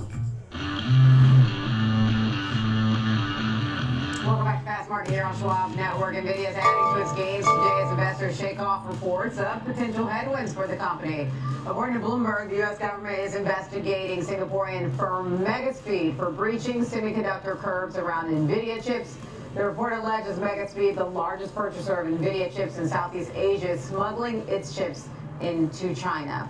Time now for the tug of war on NVIDIA. For that, we want to welcome back in our co-hosts Tom White and Kevin Hinks. It is bull versus bear time. Before we get to your example trades, we've got to talk about your thoughts on NVIDIA. It's been an outperformer within the Mag 7 this year. Kevin, let's start with you. Your take. Couple things. Number one, if you're watching technical analysis on NVIDIA, it's now jumping back up through its 50-day moving average. So the technicians are really going to like it if it closes around here. Number two, does anyone doubt that there's not some chips getting into China? via the black or gray or illegal markets. I absolutely think that's probably happening, but not in mass. So, but I think all you can do is try to crack down on these people, these bad actors who are trying to do this. But it really doesn't surprise me that people are trying to smuggle some of these chips into China. That being said, the price activity on NVIDIA looks like it's now recovering from its recent sell-off, and it looks really strong here, Diane, Tom. Oh, all right, Tom, what's your thoughts on NVIDIA? Well, I think it was just about a week ago I was sitting there going, why is NVIDIA down here at $170 a share? And it's rallied pretty significantly back to the 188 level here today. And Kevin mentioned breaking through that 50-day simple moving average to the upside, which might act as support as the overall markets rallied for 3 sessions in a row. 4 if you include today, if we do finish in the green at this point. The growth rate's there. It's cheap on a valuation basis, a forward PE compared to what it has been trading over the last couple of years. If you think that AI build-out's going to continue and demand for their chips, which are basically sold out through most of 2026 already, new innovations with the Rubin chip, and if they are able to sell into China beginning in February, like many expect, that's just going to be cream on the top because they haven't put any of that revenue or potential revenue into any of their guidance moving forward. Now, the Chinese government has not said, yes to their companies to allow them to buy these yet, so keep that in mind. And there might be some vetting going on in Congress here in the U.S. But yeah, nice little rebound that we've seen. Stock's still down about 11% from those all-time highs that we had just about a month and a half ago. But some nice momentum price action, and that's typically what I look at in names like this. And that's what I said. Why was it down at 170 just about a week ago? But now you're starting to see some little bit more optimism into this name. Absolutely, the optimism is rising recently again. So let's get into the example trades. Kevin, what's your approach today? Like I said, I think if you're watching from a technical perspective, this breakout above the 50-day moving average, I'm looking for something in the bullish camp here based on that in terms of paper money. So I went out to the January. I gave the viewers, this is not something you have to watch over the holidays. You can come back after the first of the year and watch this. I bought the January 16th 185 call, sold the January 2nd 192.5. Look out till January 2nd, the expected move about $7. Might be a little inside that move right now. Maybe even want to do the 195, but right now I've got the 192. We put it in at 630, trading about 680 as this stock is getting stronger as the day goes on here, Diane and Tom. But right now, it's trading about 680, buying the 185, selling the 192. You probably could look at inching those strikes up a little higher, Tom and Diane. Yeah, let's break this one down. Monthly, Jan 16th options that expire in 24 days. Buy the in-the-money 185 strike call. It's in the money by about $3. And then against that, sell in the near term January 2nd weekly options that expire in 10 days. Sell the 192.5 strike call.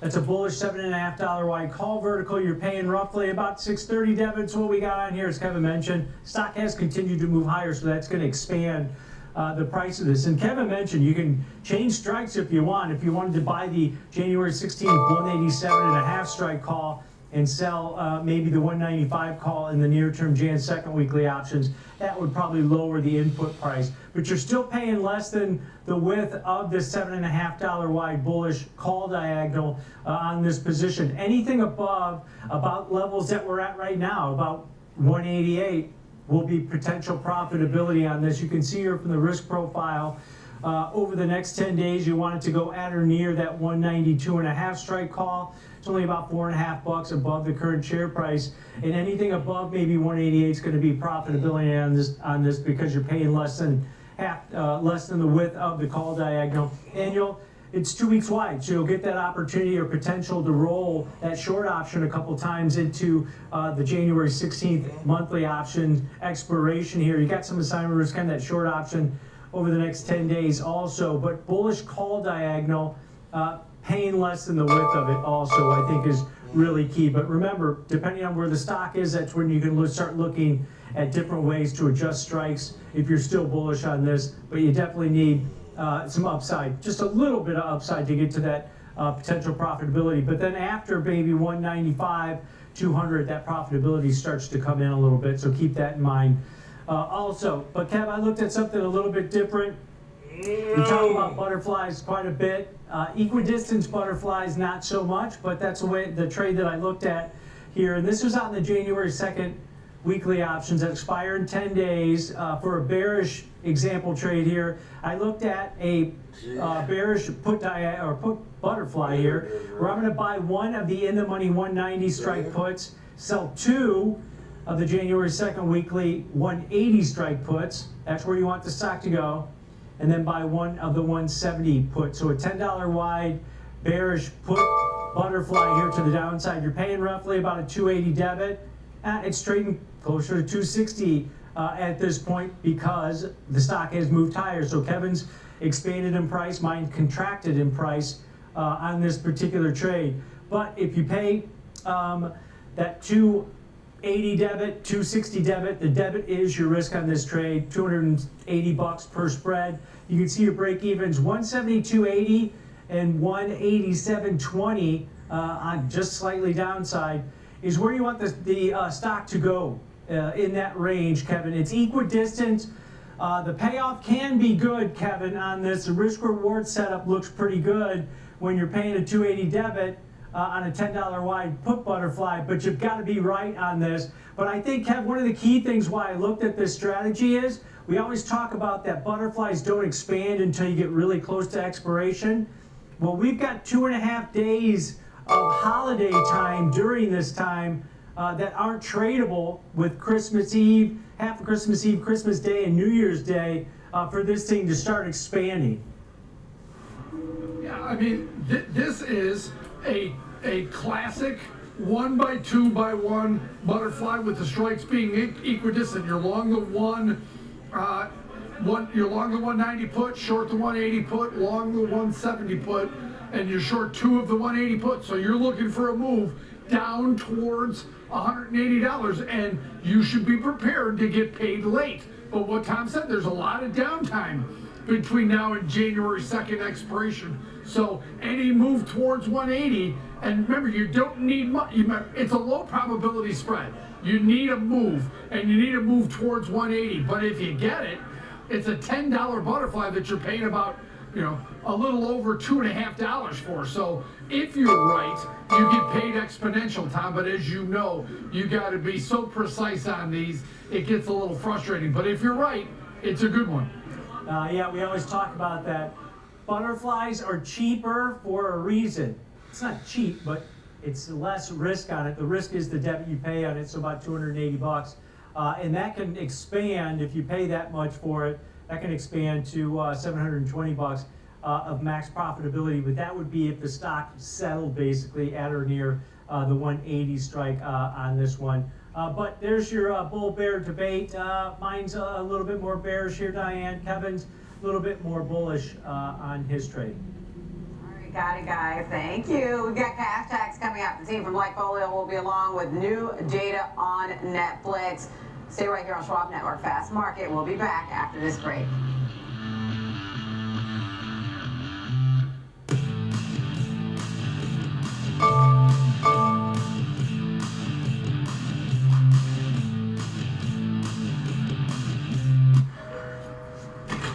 Hi, I'm Alex.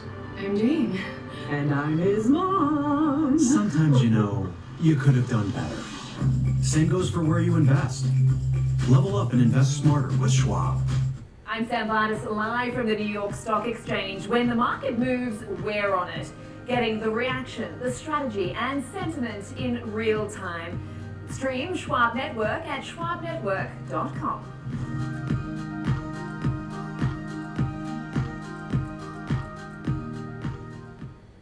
Trading at Schwab is powered by Ameritrade, giving you even more specialized trading support. Connect with the Schwab Trade Desk Our team of passionate traders ready to tackle your trading questions, no matter how complex. Plus, get 24/7 live help and access support by phone, email, and in-platform chat. Trade brilliantly with Schwab. Whether you're an experienced investor or just getting started, Charles Schwab offers a webcast that's right for you. Are you an active trader? Our active trading webcasts are designed to help you develop a deeper understanding of technical analysis, options, futures, and more. Best of all, you can ask questions by chatting directly with an education coach. It's interactive learning at its finest. Tune in live or watch on demand. Head over to schwab.com/coaching and start learning today.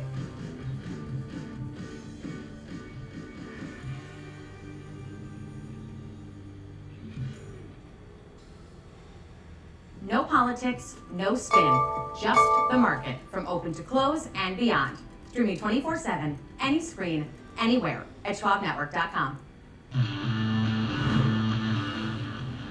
Welcome back to Fast Market here on Schwab Network. I'm Diane King Hall alongside Tom White in our Chicago studio. Time now for our cash tag segment. For that, we want to bring in our next guest, and that is Landon Swan, co-founder of Likefolio, taking a look at the Game of Thrones around Netflix today. All right, so let's get into it, Landon. So it's been like a bunch of gamesmanship around this recently. So interest in the story is high. Tom calls it a soap opera. When you look across your data, what does it look like for Netflix now? Yeah, I mean, for the last, 6 months or so, the data has looked pretty poor for Netflix. We've been bearish on their last 2 earnings reports, and because of the data, obviously, and the subscriber numbers have just been continuing to not impress. In fact, they stopped reporting subscriber growth in favor of monetization, which is always a bad sign. But yeah, I think this is one of those interesting sort of business cycle cases where you've got the early leader of, cutting the cord, I think is what we called it back in the day, and moving everyone over to streaming, and Netflix was by far the early leader, the dominant player. There's tons and tons of competition now where, now I think people are probably paying more than they used to, with their all-in-one cable bill. So it's kind of an interesting flip that's happened. And Netflix is a bit of a victim of that competition because they've got to keep up. Content's expensive, and now they're playing the ad game. They're trying to get more people on ads instead.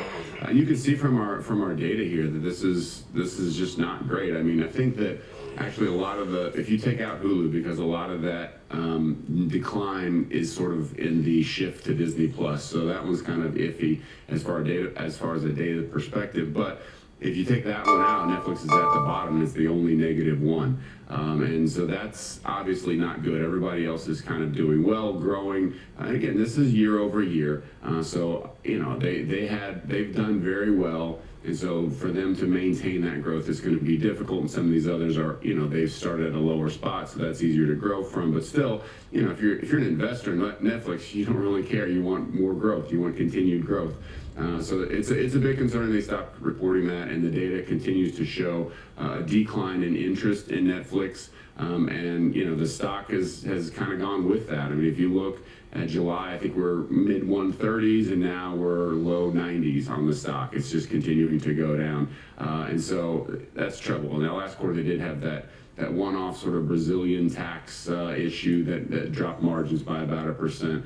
They did also talk about how their ads are strong, and that's good. They're doubling their ad revenue. It's on track to double on a year-over-year basis. So they've got some positive things going. And then, of course, everybody's talking about this potential acquisition, competing with Paramount, and wanting to buy Warner Brothers. We'll see what happens there. I think we're not going to know for quite some time.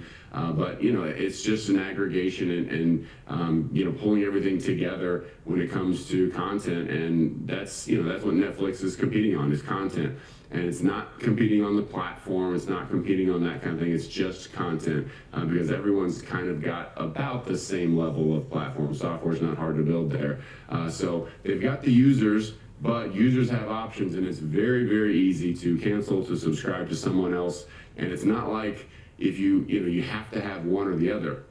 You're just picking the shows that you like and going with that. And so they're constantly constantly trying to keep the customer, trying to show new things. I mean, Stranger Things is doing well now, but it's the last season, and so they've got to continually reinvent the wheel and bring people in, or acquire a company that has products for them to continue to get people to come in. So it's a tough business. Right now, the data that we've got is fairly bearish. If you're neutral on the stock's down quite a bit. So it's starting to balance out. But I'd still kind of stay away from Netflix right now. I want to see that number on the subscriber growth continue to go up instead of down. And our data is showing that's not happening just yet. And we know why they stopped reporting subscriber growth, because they're starting to get saturated, especially here domestically in the U.S. and North America. They keep on talking about international expansion supposed to help them. But when you look at your data, and you mentioned Stranger Things, but the way that I look at it is they got a real big bump at the end of last year. They had the Christmas Day NFL games. They had the fight. Sports, they're trying to roll out more sports. They just can't do it at this point. Is that part of the reason why maybe this stock has faltered? It's down 30% from those all-time highs that we saw in the summer, due to the fact that, they've got a couple hits, but they need more hits, and that keeps people subscribed and people re-upping their subscriptions. Yeah, I think when it comes to, I think you hit the nail on the head. When it comes to keeping people engaged, you've got to have new stuff coming out all the time, which is very difficult. If you got a hit show, then you just release a new season, great. But eventually that show is going to wear off or run out, and then you got to have a new hit. I think sports is the easiest solution to that problem, because every day there's a new sporting event, or every week there's a new sporting event. As you just plug in and play, like you let the players play, you don't need to worry about scripting it. But yeah, it's tough, and you can see here the difference between the stock price, that dotted line, the white line, and the consumer interest, consumer demand, web visits, all of that. It's not good. I mean, you can see why we've been bearish for the last couple of quarters. It's sort of flattening out. And it's getting a little bit of move up, right now towards the end of the year, as they've got some programs coming out.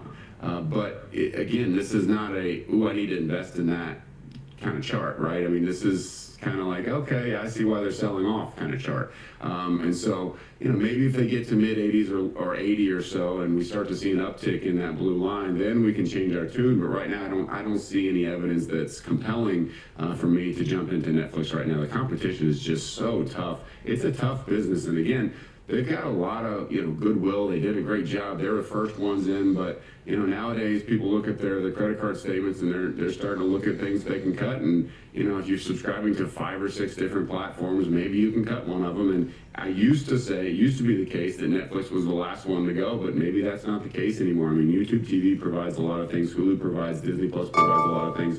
And so there's a lot of competition out there. And back to that subscriber growth, we talked about Meta, Facebook the other day, and when you've got half the world as a daily active user, a monthly active user, then you focus on monetization. Netflix is focusing on monetization on those reports, not for that reason, but because they're losing subscribers. So it's a tough, they're losing subscriber growth, I should say. So it's a tough business, and right now I think we're kind of hands off, waiting to see. If I had to pick a direction, I'd probably pick bearish, but I want to see some turnaround in demand and maybe a little bit lower price.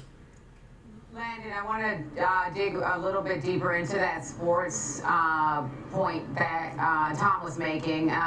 You think about the fight this weekend with Jake Paul and Anthony Joshua. How much, it's obvious that Netflix is leaning into sports. They also hire their first anchor, Poach L. Duncan, away from ESPN. And you remember once upon a time, everybody would go buy the fight, or you found somebody who went to buy the fight, right? Is this part of what Netflix is leaning into, like, trying to reclaim, say, like the Tyson years? Yeah, I mean, absolutely. I think sports are the easiest solution. There's a reason that for a very long time on like Folio Data, ESPN was the top streamer. I mean, it was unbelievable. It was just constantly, there's always something interesting going on if you're into sports. No matter what your sport is, there's always a story, right? I mean, that's their job, is to come on and figure out what the story is, sell that story, and then make the sport or the show more interesting. And so it's a never-ending, unpredictable saga of different things happening. So sports, I think, are the solution to content fatigue for these companies. But it's a tough nut to crack. You got to get in there. You got to get the contract in, and of course they know that, so it's expensive. I think that for a very long time it was just let's just make better shows and better shows, and I tell you, just looking at what AI can do, we're not there yet, but I think within 5 years we're going to have TV shows and movies produced by people you've never heard of that are very competitive to shows that Netflix spends hundreds of millions of dollars on, and that could really put a damper into things for Netflix and all the streamers. So I think sports are really the only cheat code that's proof against AI. You're not going to have anyone building that. So it's concerning long term. The content race is nonstop. I think sports are the answer, but they got to secure all those rights. They got to figure that out, and they got to be the one that delivers it. Otherwise, they're continuing to compete against a very bloody market where people only have so much money to go around. If we can. Maybe if you go back in the day, just remember what it used to be like to spend $80 for a cable bill and have everything. We used to complain about that because Netflix was only $10. Well, now everybody's spending more than $80 to have everything, and they're just using a different provider. So it's kind of an interesting situation, and I think some of those providers are going to start getting cut from people's credit card bills. I think you make a great point about sports not being replaced by AI, because the one thing is my son, for instance, wants to be an athlete when he grows up, which I still obviously make sure he's on top of his books, but I don't have a problem with him wanting to be an athlete because I'm like, well, at least that job has some security nowadays. All right, Landon, we'll leave our conversation there for today. That's Landon Swan, co-founder of Likefolio. Okay, for the trading perspective of all things Netflix, let's bring Kevin back into the fold. Tom, we got a lot of insights from the Likefolio team about Netflix, and it sounds like they're bearish on that. Final thought before you guys jump into the example trade. Yeah, they do have two sporting events on Christmas Day, right? But they're trash NFL teams. It's not like the Bears are playing somebody good. It's the Cowboys, it's Minnesota, it's Detroit, it's Washington Commanders. If they had the Bears playing, maybe I'd be more hyped up on it. But it's not. It's really surprising that Likefolio, over the last maybe 9-10 months, their data is completely flipped. But then you've seen that reaction in the stock, like I said, down 30% from those levels. So it's given up a lot here, Kev. And a lot of people aren't convinced that this, even if they do win this bidding war for Warner Brothers Discovery, that it's not going to be accretive. They're spending too much money. So that's also a concern. So Kev, how do you want to look at this one from an example trade? Because their data has been reflective of the stock moves, but at the same time, it's down 30%. We're back to levels we haven't seen since April. Yeah, this is a chart that does not look attractive, although it is forming a bit of a base here around $92, $93. So that's the genesis of the paper money trade I'm looking at, Tom. And besides that, I wanted to give myself some duration. So I went out till February 20th. I gave myself literally 59 days for this trade. Looked at the expected move of about $11.80. And so, Tom, I looked at I rounded it to $12. So the unbalanced butterfly that I did, buying the 92 call, selling the 104 call, so $12 right in line with the expected move. I sold 2 of the 104s, then I bought 1 of the 106, Tom. So a $12 call vertical financed by a short $2 call vertical. That was trading around $4. It's trading right around $4 right now. So it's $4. You got 59 days for a chance to triple your money if it would go at or anywhere near $12, Tom. The risk, obviously, is the debit paid. And like I said, you need a move. The break-even's about $96, so I've given myself plenty of duration for this stock to recover. Yeah, let's break this one down, because I think the key with this example trade here, Kev, is the fact that you gave yourself duration. So this turnaround doesn't have to be in the next 25 days or 30 days. You've got until February expiration on that. That's 59 days to expiration. That's 2 months on this position for it to develop. But let's break it down. February monthly options: buy the 92 call one time, sell 2 of the 104 calls, and then buy 1 of the 106 calls. Unbalanced broken wing call butterfly to the upside. You're paying roughly about a $4 debit. Here's your risk, $400 per spread. As Kevin mentioned, that break even of $96 is about $2.50 above the current share price. So on a percentage basis, not even 3% to get above that break even. You can see here from the risk profile, the apex of profitability is at or near about that one standard deviation move that the option market's pricing in, about $11 or $12. And that's right at that short 104 strike. But even if this stock continues to move higher, gets above 106, it's still more than a double in potential profitability on this unbalanced bullish call butterfly here with a break even of 96. But the debit you pay is your risk. I think one of the key things on Kevin's trade, Diane, is the fact that he gave himself 2 months in this position. So this isn't just like a near-term trade. You will have an earnings event during this position also, but bullish, unbalanced call butterfly here from Kev. All right, thanks, guys. Good stuff there. We've got the breakdown coming up. We'll be taking a look at another member of the Mag 7. That is Amazon. It's been the underperformer in the group. We'll be right back.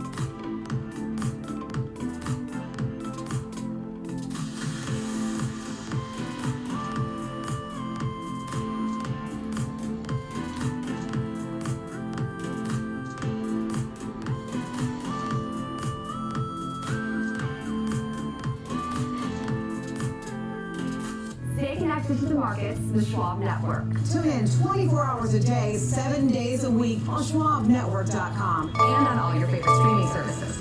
Schwab Network. Available anytime, anywhere, on any device for free. Whether you're an experienced investor or just getting started, Charles Schwab offers a webcast that's right for you.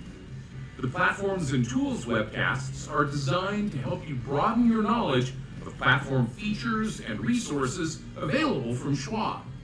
You'll learn tips and tricks to help navigate Schwab.com, Thinkorswim, and mobile-based platforms. Best of all, you can ask questions by chatting directly with an education coach. It's interactive learning at its finest. Tune in live or watch on demand. Head over to schwab.com/coaching and start learning today.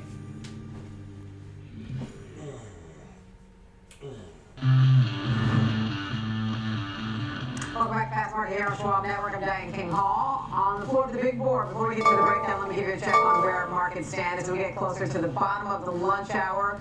We still largely got gains on the board. The S&P 500 better by just shy of 0.3%. The Dow's got a gain of nearly 0.2%. NASDAQ 100 higher by 0.25%. So as Kevin mentioned earlier, we're drifting. The Russell 2000 lower by 0.5%, coming, of course, after we had gains of more than 1% yesterday. Amazon set to end the year with a whimper, up about 5% year to date and barely moving the needle on a year-over-year basis. When it started the year, there was a lot of fanfare around it, but it has not lived up to the hype as investors bet big on Alphabet, Google, and has left Amazon to languish. Some analysts say that the e-commerce giant will have a better year in 2026. It's landing as a top idea for firms like JPMorgan Chase, TD Cowen, and Wedbush.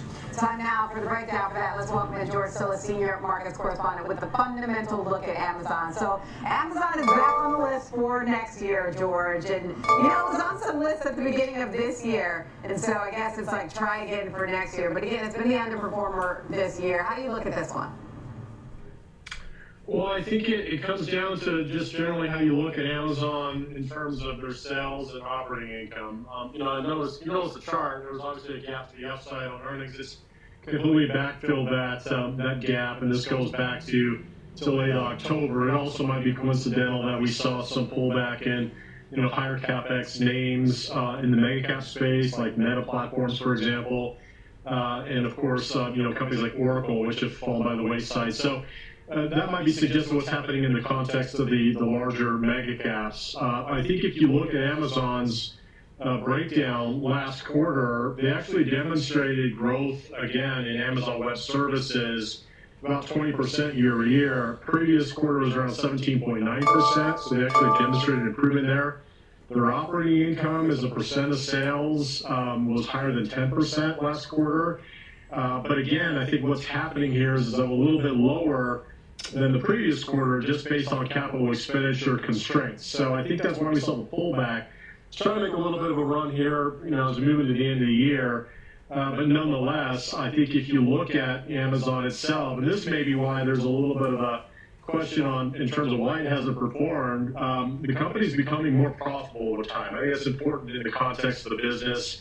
If you look at net income last year in terms of margins, around 11.5% in total. And then, of course, if you look at earnings growth, they're estimated to be around 23% on a forward basis. Right now, the stock is trading around 29 times next year's earnings. It hasn't seen that level, I don't think, ever. If you look at the 5-year average, it's around 116 times earnings. So the company's becoming more profitable, but I think the last quarter was a little bit of a, 2 steps forward, 1 step back condition because of the fact that capital expenditures did come in a little bit higher than anticipated.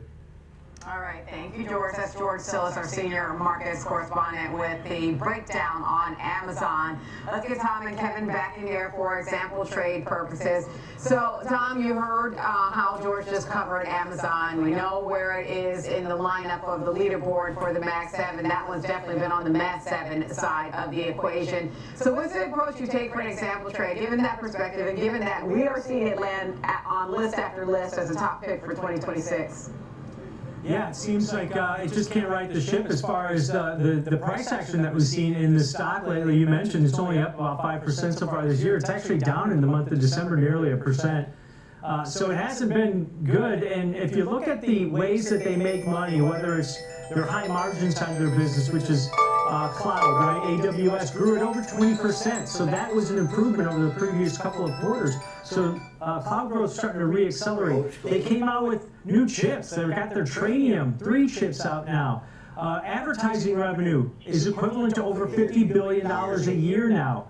Their Prime memberships doing well. The consumer still out there spending. We'll probably get some data over the next couple of weeks as far as holiday sales. They had 2 Prime days. They extended those. But yeah, it still hasn't helped the price movement of the stock. So I looked at a strategy that avoids earnings but gives myself some duration on something bullish.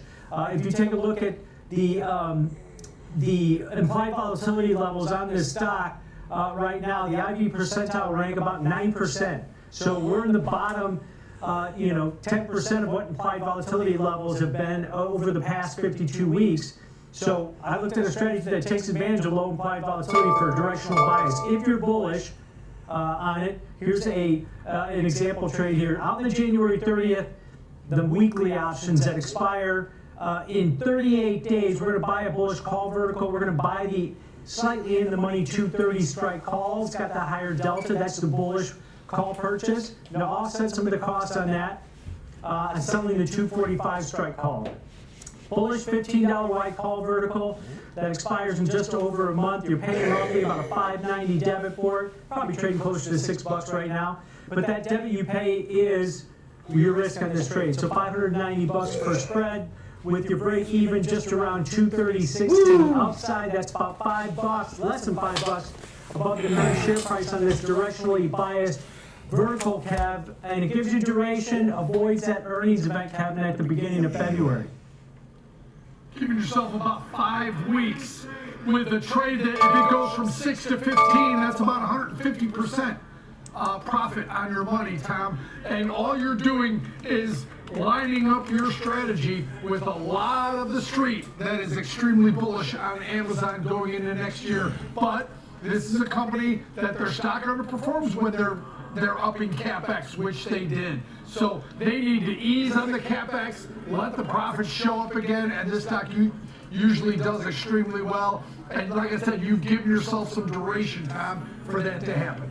Yeah, and that gives you also some flexibility because I don't have to wait that full 38 days to potentially profit on this. If I get the move, or if you get the move above maybe 235, 240, and this thing starts to expand, that gives you that opportunity or potential to maybe close it early if the market's open and allows you to do that. And then also, that one standard deviation that the option market's pricing in for that January 30th weekly cycle, about plus or minus $16 either way. So if you get that $16 move, that short 245 strike lines up with that potential move that the option market's pricing in. But there you go, Diane, looking for a rebound there in this example trade if you think the stock's going to go higher. Absolutely, and you can see that in the way that some of these analysts are looking at Amazon for the new year. That's going to do it for us today on Fast Market. I'm Diane King Hall alongside Tom White and Kevin Haynes. Download the Schwab Network app. It's in the App Store. Tune in 24/7 on SchwabNetwork.com. Stick around. You've got Next Gen Investing coming up.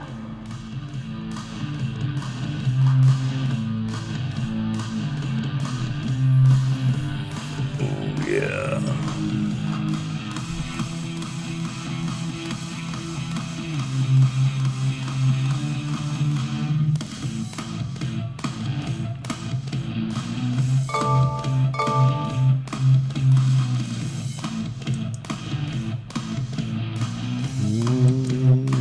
Schwab Bank Investor Checking, the checking account built for investors, named highest in client satisfaction by J.D. Power for 7 years in a row. With Investor Checking, you get the award-winning features of our checking account, plus cash management solutions, all designed for investors like you, with unlimited ATM fee rebates for cash withdrawals worldwide, no overdraft fees, and enhanced security features to keep your money safe. Also, because your investor checking account is linked to your Schwab One brokerage account, you can manage your checking and investing in one convenient location. Moving funds between your accounts is easy. Cash moved to your brokerage account is available in seconds. That means you can stop waiting and start investing in stocks, bonds, money market funds, and more. Get more with Schwab Bank Investor Checking, the checking account built for investors.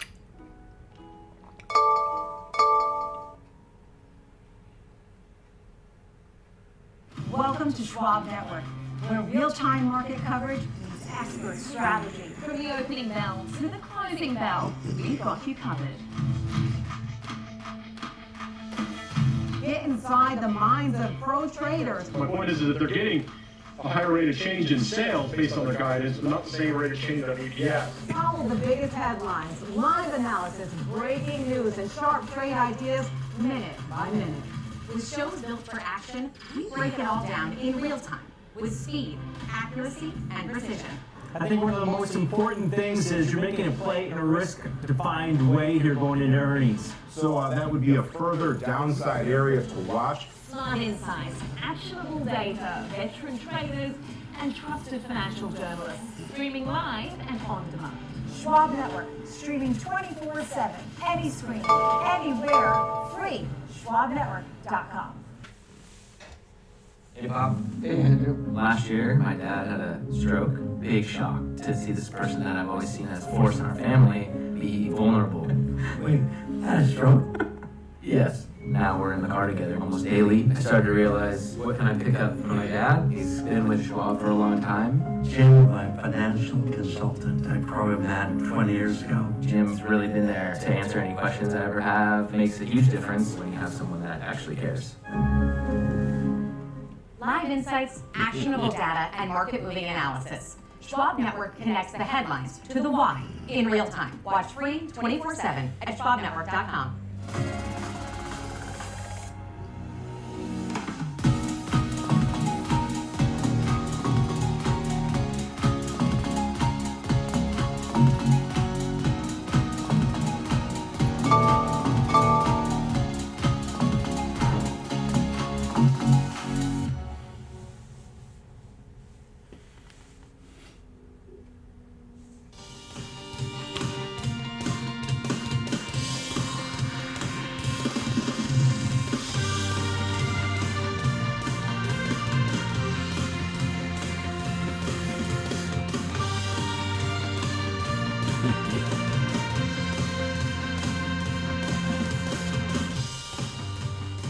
Welcome to Next Gen Investing. I'm Jenny Horn, and let's check in on markets here at the noon hour in Chicagoland. As we are seeing still strength holding ever so modestly in 3 of our 4 major averages. S&Ps are up 0.3%. The Dow Jones Industrial Average is up modestly, about 0.2%, as well as the Nasdaq also making about a 0.25% gain today. While the Russell, while that has been our leader out in front, as we've seen in real time, this real rotation into some of these small cap names, that actually is lower today by about 0.7%. But to speak to this, checking in on our Max 7 stocks here, I mean Apple, Amazon, Alphabet, Meta, Microsoft, and even Netflix and Nvidia all higher, with actually Tesla our only red name of those major tech names that we do often check in on for these overall markets. Now, as far as some of the overall commodity activity, we are actually seeing the VIX contract a bit today, but Bitcoin futures also lower for yet another session by about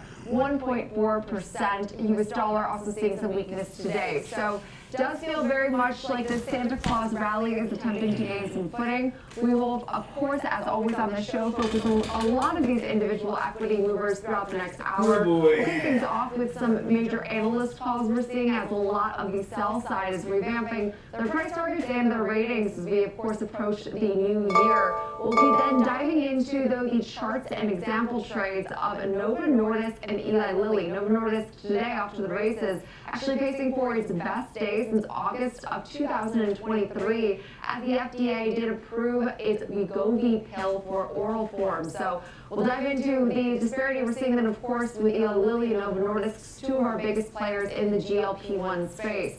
We'll also discuss Tesla today for FOMO, as Tesla EV sales continue to contract, but the street is definitely more focused on autonomy and their push into robo-taxis.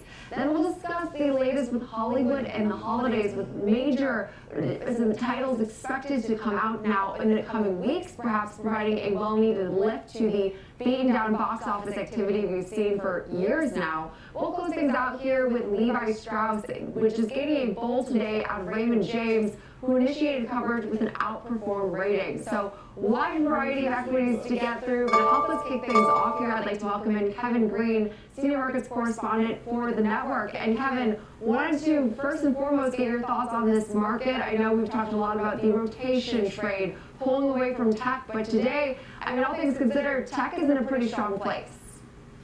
It is, and actually we saw an intraday rotation taking place as well, Jenny. To start off today, we actually had around, let's say 9 to 10 of the 11 sectors in the green so far, but we are starting to see that kind of whittle down here a tad bit, and is now concentrating in communication services as well as technology. And I think you got to keep your eye out on NVIDIA. That has seen a pretty decent bid so far today, and there's some buyers that are really stepping in. It's recapturing the 50-day moving average, and I think this is one of those stocks that a lot of institutions are now repositioning for going into the remainder of the year. And you talked about the Santa Claus rally. I think that's kind of evident at this point in time, but we are hitting a key area of resistance at the 6,900 level for the S&P 500, a key breakout point. And if we're able to break out, maybe that does set us up for additional gains over the next week or 2 weeks. But once again, kind of rotation, this rotation trade is still kind of in effect right now, but a little bit more risk on than risk off.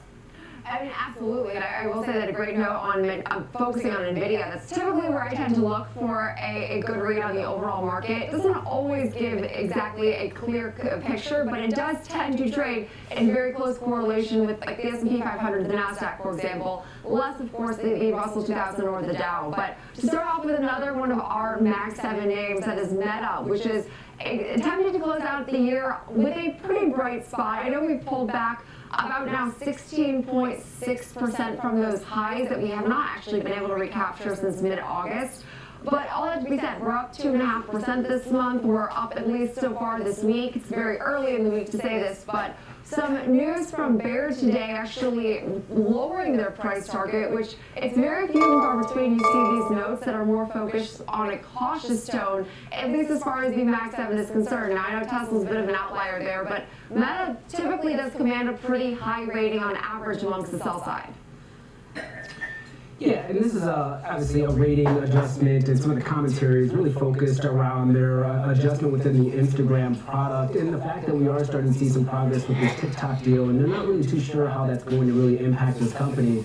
But Jenny, we know that Meta has been able to perfect the AI trade. They're probably one of the bigger and one of the first mega cap stocks that have been able to leverage artificial intelligence into their platforms in order to boost ad revenue, and that has been a tailwind for them. Now the concern around spending has obviously pulled the stock to the downside here, but it is contesting the 200-day moving average, and a lot of times when these Mag 7 stocks that get beat up, no one loves them anymore, that's really when they start to base out and then they start to outperform. The same thing happened with Apple early on this year, especially in July, when nobody wanted to touch Apple because it didn't have a lot of artificial intelligence exposure, and now we see where it's at right now. So we are seeing a little bit of a bid being brought into Meta, and we did see Bear obviously decrease their price target to $8.15. From $8.20, but I don't think it's that much of a big deal, just given the fact that the stock has already gotten hit pretty aggressively over the last month and a half, 2 months. It has, and actually, I mean, to Meta's credit, at least it's actually still higher on a month-to-date basis, and I know that this month is typically not as volume-heavy. We just don't really see the same news catalyst. I mean, we're basically at the very, very end of earnings season, if not, completely done with earnings as far as catalysts. But as far as the Mag 7, you mentioned a good point, and that's the sort of interesting context that the market will tend to give for names like Apple, where they say there's various opinions about like their push into AI. We know Meta has been one of our big spenders of this year as far as its capex that is expected to be allocated towards its AI data center builds, but does any degree of that give you pause? Because I do think that the question right now remains, and that's monetization. When will we start to see these efforts actually make money? Yeah, I mean, for the last 10 years, we've been questioning Meta's ability to try to monetize a lot of new products coming into the market. And that's the failure of the executive team, in my opinion, especially on the conference calls. They kind of give lack of information when it comes to their guidance moving forward. They'll tell us they're spending a lot of money, and we don't know when they're going to kind of reflect that ROI within these platforms. And it does provide maybe some concerns for a lot of investors and traders. But if you also kind of look at Meta, they have been able to kind of bring a lot of these products to market and do a phenomenal job with monetizing them at some point in time, kind of similar to Tesla. They have a lot of aspirations, and sometimes their guidance and their timeline is a little bit aggressive, and they may not hit it on time, but they usually do have the ability to hit those metrics here. And this is a stock, once again, it is a cash flow generating machine. Yes, they're spending a lot of money, but they're doing something that's a little bit unique, Jenny. When you're kind of looking at their product offering, they're not really a cloud provider at all. So they're spending a lot of money for their own infrastructure in-house. They will monetize it over time. And I think that Llama product offering that they do have, especially the open source one, is an advantage for them. They're trying to take away from maybe the OpenAIs of the world or even the Anthropics that are utilizing more of a for-profit model when it comes to artificial intelligence. I think Meta, for the long term, and you're looking at the end game here, Meta and Alphabet, Google seem to be the ones that could be the ultimate winners within this AI space here over the coming years. And it's kind of it's a marathon, not a sprint. And I think that's probably what the market's focusing on right now, is just the short term. The long term vision for Meta seems to be intact. It does. And I mean, as far as Mark Zuckerberg's efforts to really ramp up the hiring of his AI divisions, I mean, it's been definitely stage of all these recent earnings calls. And I know that we're a far cry away from that year of efficiency, but I think that, to your point, many who have tried to doubt some of their monetization efforts over the last decade have been frankly proven wrong. I mean, Meta has been a real star as far as its last 5 years of just performance. So I think great summation there. But next name is in a similar world, similar but different, because it's Reddit. So Reddit actually had a really nice year. We're lower today actually by about 1.5%, but we're still up almost 40% now year to date. Reddit obviously operates in the social media world, and I do know that AI has been a huge boom for their business because they're able to translate in real time a lot of these forums into several hundreds of other languages that just were never accessible to the platform before. So that's been a bright spot, but named now a top pick at Needham for 2026, but shares are still lower today. So I mean, walk us through this story. Yeah, we are seeing a price target of $300 on the shares here with the buy rating. Now, they're still optimistic when it comes to Reddit's business model. They're already making around over $100 million worth of annual revenue, just licensing their data to companies like OpenAI or Google for that matter. And they do believe that they're going to still see a lot of adoption when it comes to their data, maybe even from Anthropic. So there is going to be a tailwind there. And Jenny, when I utilize ChatGPT, a lot of the responses, they get cited from Reddit, which is actually very interesting. It's a good sentiment gauge for the market. Maybe not so much when you're looking at historical facts, but it seems like they have been able to find their niche within this space, and that's why there's a lot of investors and traders that are optimistic around this name. Now, I would say that the valuation might be a little bit steep, given the fact that, once again, they kind of just IPO'd just recently, if you will, but it seems like that business model of selling their data out to a lot of these hyperscalers continues to be intact, and it looks like Needham is really optimistic around that vision for 2026. Yeah, and definitely encouraging. I mean, as far as all of this notes commentary, it would not indicate that we would be lower on the session, but I mean, it's always difficult to gauge what the market will hone in on and what it will not. And today, obviously, not focused on what was a pretty strong note. I mean, a buy rating, $300 price target, as you said. So our next name today, though, Coinbase. Coinbase, a very different story. We did get some news that it has entered an agreement to acquire the cleaning company, but also does trade typically in somewhat of correlation with Bitcoin. We do see Bitcoin futures down about 1%, and you have far beyond the Bitcoin expertise than I do. So I'm curious your thoughts here on Coinbase, but also just the broader crypto world, because this was supposed to be the best year yet for 2025 as far as the Trump administration was concerned with some of the legislation that was passed. We haven't really seen that play out. Now, I know that it's still been a really strong year. It's just been very much the tale of the giveth and the taketh, it feels like, in the broader crypto space. Yeah, I would say buy the rumor, sell the news, and that's exactly what happened with Coinbase this year. We saw the run-up in cryptocurrencies after the election in November of last year. It kind of remained, for the most part, fairly strong, and then we started seeing a lot of the actions coming from the administration as well as Congress, giving a little bit more access, maybe less regulatory hurdles when it comes to the cryptocurrency industry. But at the end of the day, once again, buy the rumor, sell the news. You're seeing Bitcoin move to the downside. Coinbase is doing the same. Now, I think when you're looking at this company, unfortunately, a lot of individuals, investors, traders look at it and say, this is the Bitcoin proxy, this is the crypto proxy. But at the end of the day, they have kind of revolutionized their business a tad bit. Yes, they make money off revenue from trading, and you want to see very volume there. They make money off the spreads. But they also have a compliance business. It looks like they're now getting into maybe a little bit of a prediction market or sports, I don't want to say sports betting, but betting markets for the most part here.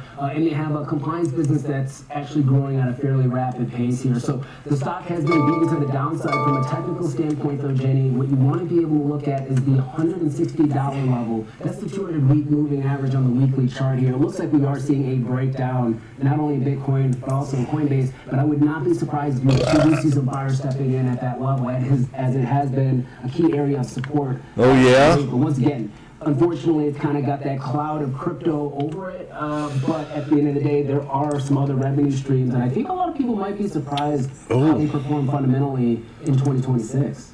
I mean, you would hope, because I'm not saying that they've had a poor year by any means, but I do think that, frankly, the last several months have been a bit of a disappointment for those crypto enthusiasts. And I mean, does this give you any technical pause, or would you say that this happens, this is the nature of these markets? I mean, things can be cyclical in nature, and this I wouldn't be worried about it, baby. type of divergence is not abnormal, especially for the month of December.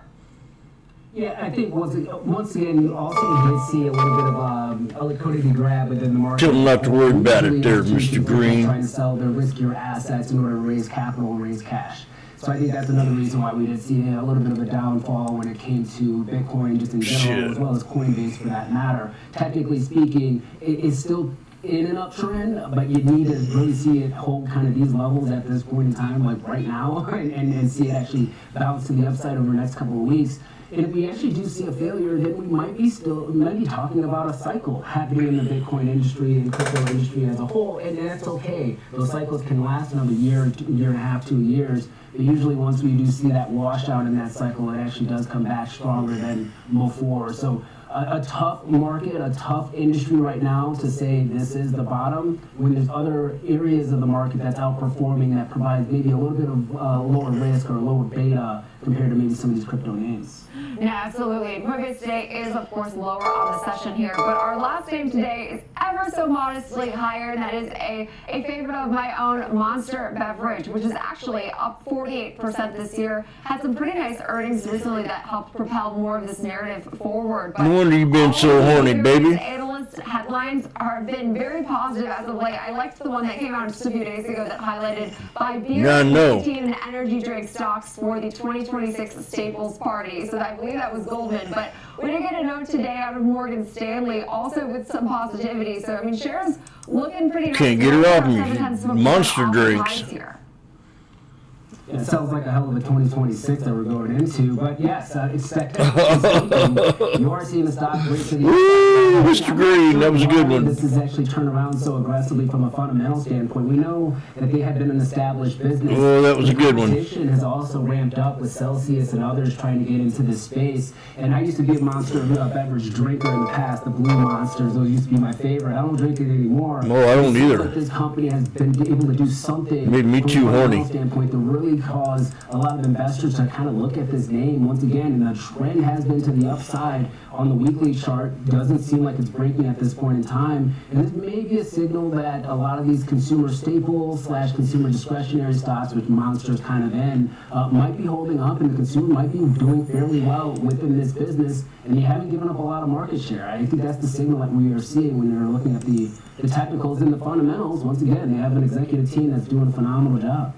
I don't know. I've been frankly surprised with the outperformance because at the beginning of this year, it was a tariff hit. It was expected to really hit as a result of just various export-import controls, and also the price of aluminum. Steel was weighing on the growth expectations a bit. But I mean, now I just actually it's been a boring market. 190 new products. I hate to say that. Year. And I mean, as a former Monster enthusiast, a current Monster enthusiast, I'm like, where are these new brands that I need to apparently be trying that have just launched in the last year? I mean, they've been busy and expanding more and more overseas. They got into cannabis, baby. Growth component, because I agree. I think that I'm an anomaly for drinking Monster every day, but clearly I am not, and the price would also indicate that.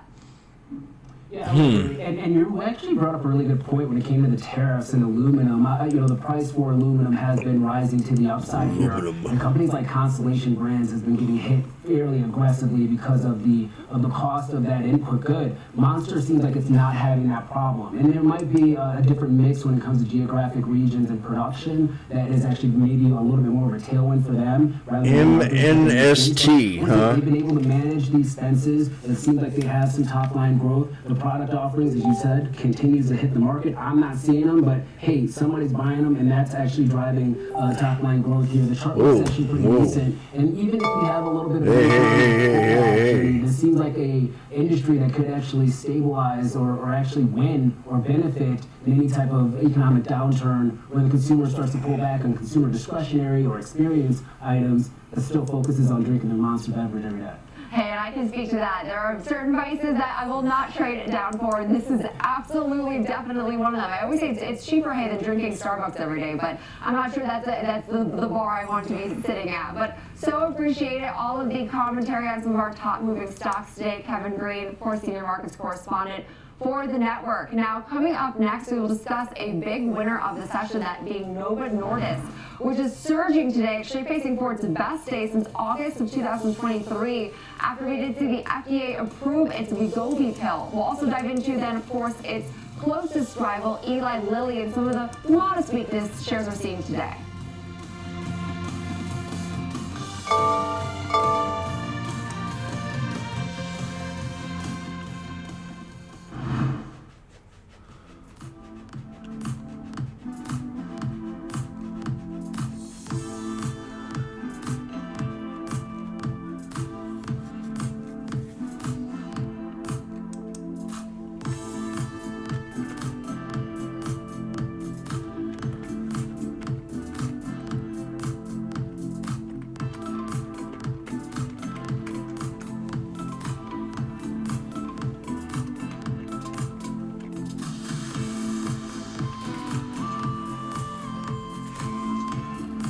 Do do do do.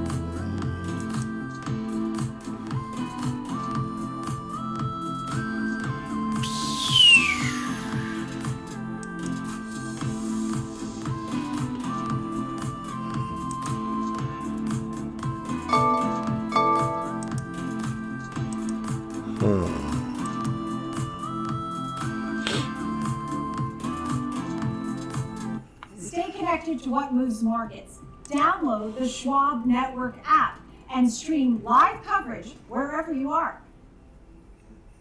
What's up, Carl Nation? It's your #1 broker with the best full-service wealth management skills in the biz. Actually, I'm seeing something from Schwab. Uh-oh. Yeah, Schwab lets you invest and trade on your own. And if you want, they can even manage it for you. Not to mention, Schwab has a team of specialists for taxes, insurance, and estate planning, all with low fees. We're experiencing technical difficulties. Carl. Schwab, a modern approach to wealth management. Whether you're a bull or a bear, you'll want to catch the latest market action on Morning Movers with me, Diane King Hall, live from the floor of the New York Stock Exchange, only on Schwab Network.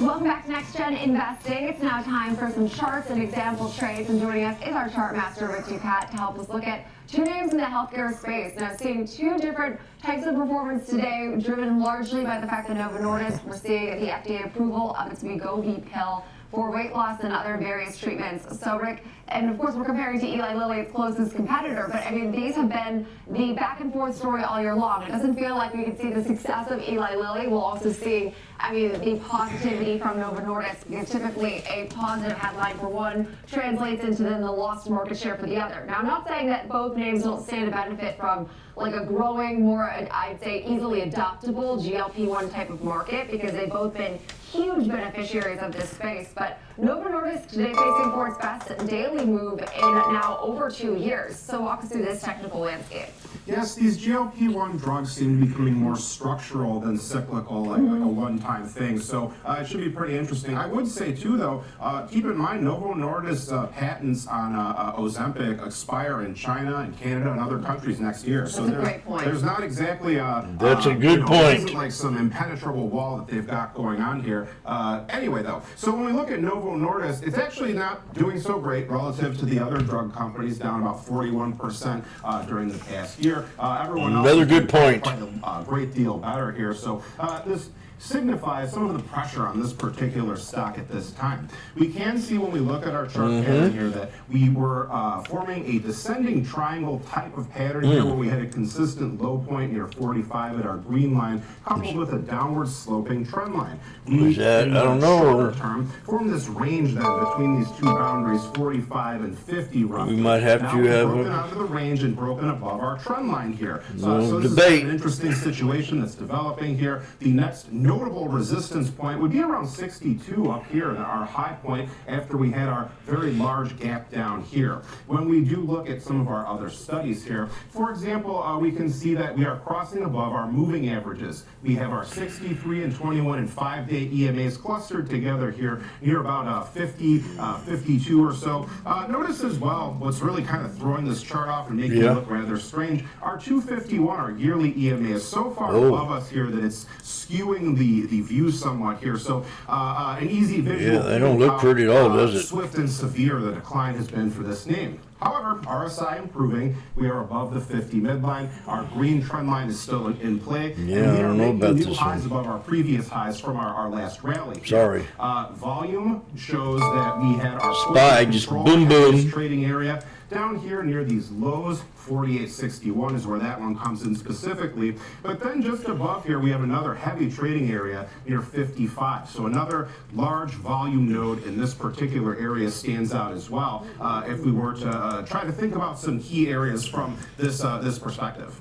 Yeah, and I think you made so many great points, and also the fact that this name has underperformed. So we see a nice pop today, but we did have some room to work with here because, frankly, it's just had some disappointing news. And so that's weighed on, of course, that command and that dominance that it's had for so long of the weight loss and diabetes treatment market. And so for so long, Ozempic was really the namesake brand you thought of, but now we've seen competition obviously emerge in this space. So when you think through now, looking at this name, for example, trading purposes, how do you think about a name that has, of course, underperformed, but could see some hopeful stability now into the new year?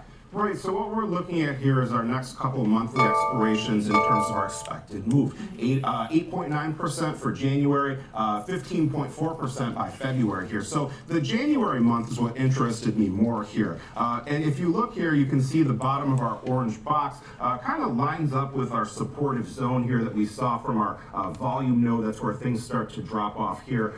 So the trading question that I thought about, for example, trade +1 January 16th, 52 strike call, but you combine it with -1 January 16th, 50, 47.5 put vertical. So you can do this all together at a 160 net debit here. So kind of a risk reversal type of play here. Why do we include the short strike? Well, as I I've said, never heard of this kind of the trading. boundary of our expected move and significant support, and you can defray about 25% of the cost of that 52 strike long call by doing that then. So that would increase your total risk here. Your max loss would be 410.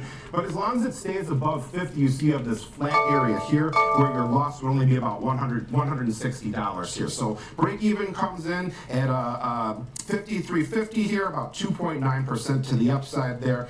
Expected move 4.5, 8.7% here. So a trade that could be looking for an upside breakout in this name and take advantage of that at a lower cost upfront. Now to look at, of course, its rival, which is slightly lower today, but has outperformed this year, that being Eli Lilly. Monster. Has, of course, exposure to this same market, but also, I will say, to of course, Eli Lilly's credit, they also have a more diversified pipeline of drugs. They're not just typically thought of as, commanding this GLP-1 market. But all that to be said, this has actually been a pretty strong name. Has it? To some of the healthcare performance. That's the question. And also had a really nice recent earnings report. Right, stacking it up against the other pharmaceutical and drug is she right? makers.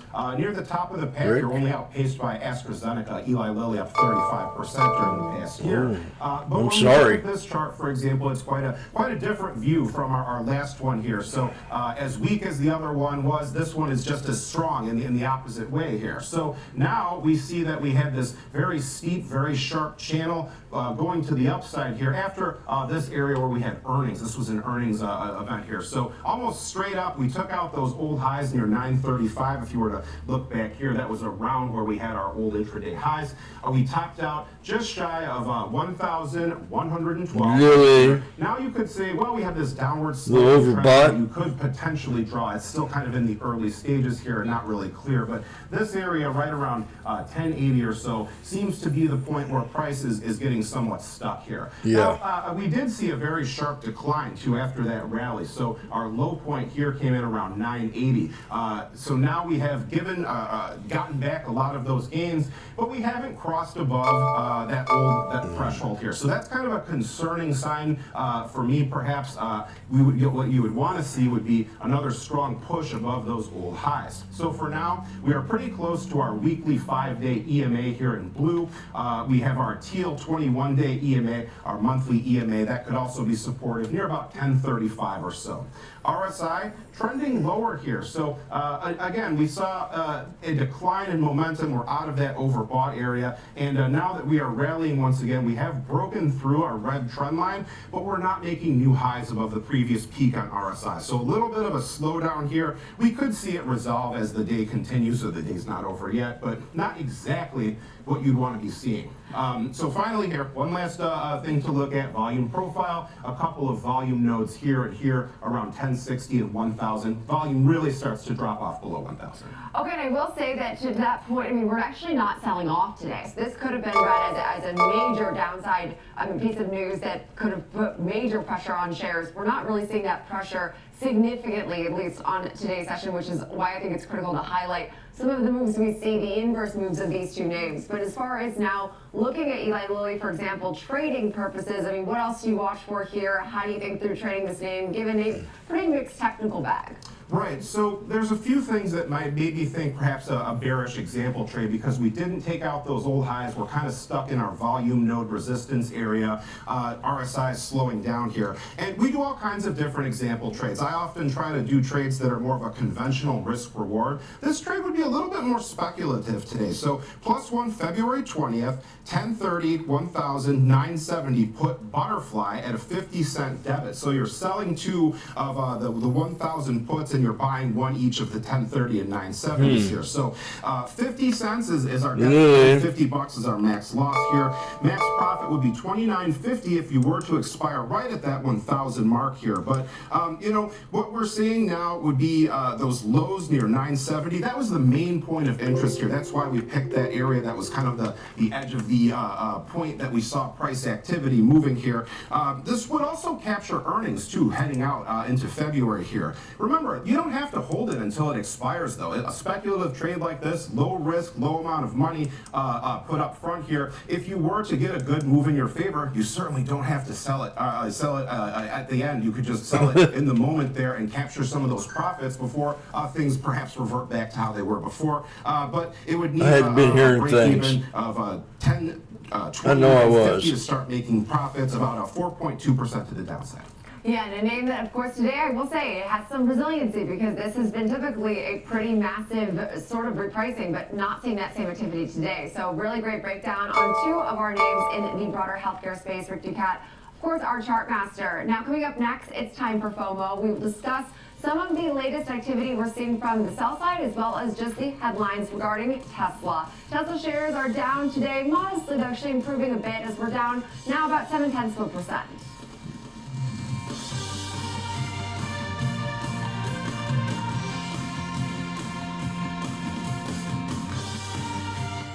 For instant reactions, earnings breakdowns, and hot takes that teach you about stocks and markets, follow me on X at @NPetalides and connect with me, Nicole Petalides, on LinkedIn, Facebook, and Instagram. Trading at Schwab is powered by Ameritrade, unlocking the power of Thinkorswim, the award-winning trading platforms. Bring your trades into focus on Thinkorswim Desktop with robust charting and analysis tools, including over 400 technical studies. Tailor the platforms to your unique needs with nearly endless customization, and track market trends with up-to-the-minute news and insights.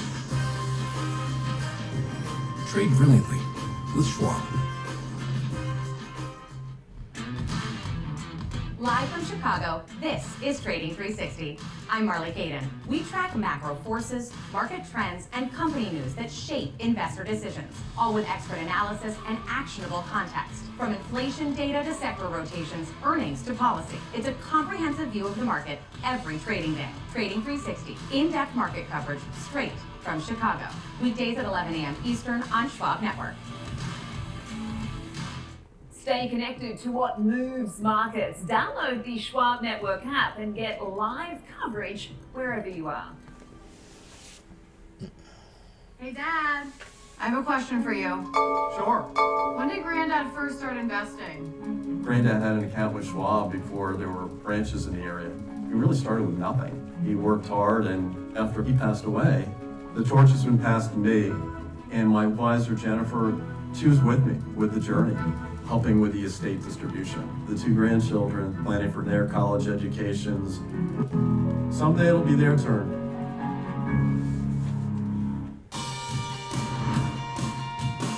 Welcome back to Next Gen Investing. It's now time for FOMO. Today we are talking Tesla, as we frequently do on this segment, given there's always a FOMO feeling surrounding Tesla. But joining me now is Marley Caden, host for the Schwab Network, for some more insight on all of the various headlines. As we were saying, Marley, there's a lot of news with Tesla over the last several weeks. I mean, it's kept us very busy here as the markets have felt relatively news light. But Tesla today actually is a laggard of the Mag 7, a lot of the tech trade, whatever part of the trade you want to put Tesla in. So walk us through all of the various headlines, starting with some of the analyst news. Yes, a lot of headlines. And like you said, you know, Tesla's constantly a FOMO candidate, especially if you haven't been in Tesla in the last month. They're up about 23%.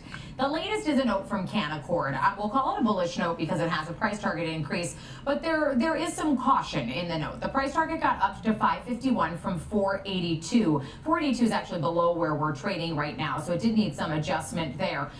In the note, they did say that they think for the fourth quarter that deliveries are actually going to fall short of expectations. They lowered their expectations down from 470,000 to 427,000. They think there will be a sharper than expected deterioration in demand there. They'll see weakness pretty much across all products and regions. But they said even with that, they see, quote, constructive developments beneath the surface for Tesla. They think that the recent rally shows that the market is looking beyond the fourth quarter, that the expectation is already for weak numbers there, and the market doesn't seem to care. They believe that the end of the vehicle subsidies were a near-term drag, but they also say that they think it is, quote, forcing a healthier, more durable market to emerge, adding that Tesla still stands alone in the U.S. with a truly scaled, integrated EV franchise. Now, they do think that EV adoption is rising quickly in emerging markets like Thailand, Vietnam, and Brazil. That's a potential growth driver. And robotaxi rollout, they say, is progressing nicely. Canaccord says that the underlying positives outweigh any of this near-term earnings reset that we saw or any pressure that we might see the company come under or some headwinds just in the near future like those Q4 deliveries. Interesting that they bring up the EV adoption rising in these emerging markets because we did also get EU sales, which is hardly an emerging market for EVs, but Tesla continued weak sales numbers. In November, they had car registrations down a third. We did see Chinese car maker sales soar in that month as well. Tesla only sold a little more than 12,000 new cars across the EU last month. That was down from more than 18,000 in November of the year prior. Its market share shrunk down from 2.1% to 1.4%. On the flip of that, BYD recorded growth. They sold 42,500 vehicles. Another Chinese brand, SAIC, which is the owner of MG, they recorded a sales increase of 26% to push their sales to 217,000. So they are declining in the region. They're losing market share in the EU. So these emerging markets could become very potentially important if we are looking at Tesla from an EV perspective. But they also mentioned robo-taxis. I was going to say, it feels like all of these notes, while they do acknowledge the fact that, yes, it's not a positive that Tesla's pacing for its second annual sales decline now in a row, which is a trend you don't want to see continue, that the focus has just been, frankly, more on its push into autonomy. And so it's like, it goes back to the age-old debate of, is it a car company, is it a tech company? I think clearly now we see the markets do value it as a tech company, but outside of even just the delivery disappointment, I mean, we were at all-time highs just yesterday, and I think that it cannot be attributed to the sales declines, of course. It's more attributed to the hope for its broader push into the autonomy world as far as driving is concerned. It certainly is. I think that is likely directly correlated to robo-taxis because Waymo had an issue yesterday in San Francisco. There were power outages rolling across San Francisco, and Waymo decided to suspend its operations. There were Waymo cars waiting at stoplights that weren't working because of these power outages, waiting for the lights to work. Waymo did come up and say, Alphabet owned Waymo, of course, I should point that out, that they decided to suspend service until some of those power outage issues were fixed. In an abundance of caution. They did say that they could have continued service. Their cars use streetlights that aren't operating like a four-way stop sign, but it did cause some commotion and slow down at certain intersections. Of course, Elon Musk took that opportunity to point out that the robo-taxi service for Teslas, which are operating with a safety driver in San Francisco, were unaffected because they use two different kinds of technology, and that's not something that we talk that much about. But Waymo, they use LiDAR technology, which is a little bit different from the full self-driving technology that Tesla uses because Tesla uses their optical cameras. So they're two different systems. They function differently in different types of emergencies. But again, important to note that in San Francisco, Tesla is still using a safety driver. There was a person in the car while they were using their robo-taxis while there was no one in a Waymo vehicle. Okay, I think that technology difference is a huge importance that perhaps the street doesn't always appreciate because that's why Tesla claims at least they've seen a more delayed rollout of some of their robo-taxis and they're just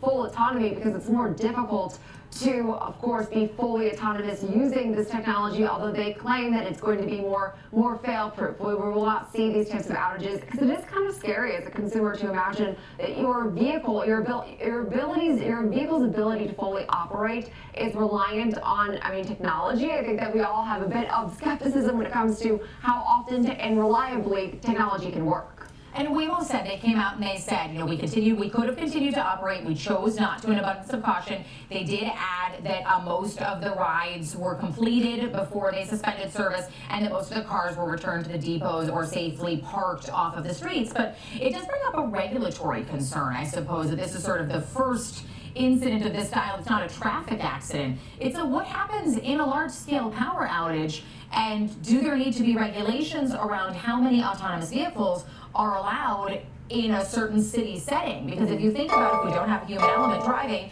and we get ourselves into a natural disaster type situation or a one-off event like a power outage, and we have so many of them or a certain percentage of them, what does that do to gridlock?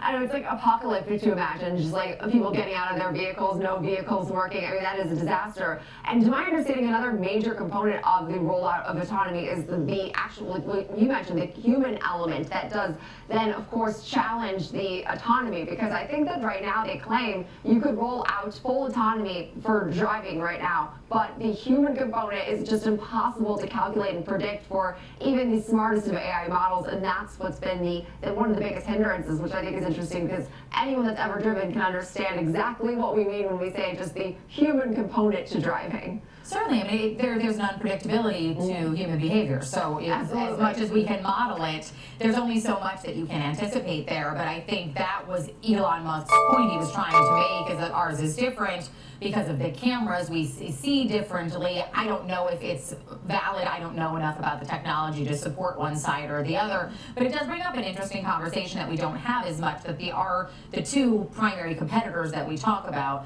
have two very distinctly different pieces of technology. But we did see Tesla hit that intraday all-time high. They almost got to their $500 share mark when Waymo started to falter. So clearly, the street thinks that there is room for Tesla to take over in this space, despite the fact that they are not at the same level right now. They're not operating safety driver free in 5 cities like Waymo is. They don't have the hundreds of thousands of rides that Waymo has in all of these cities. So it is interesting to look at, but so is Tesla's chart right now. Year to date up 19%, but if you look at the last 6 months, they're up almost 40%.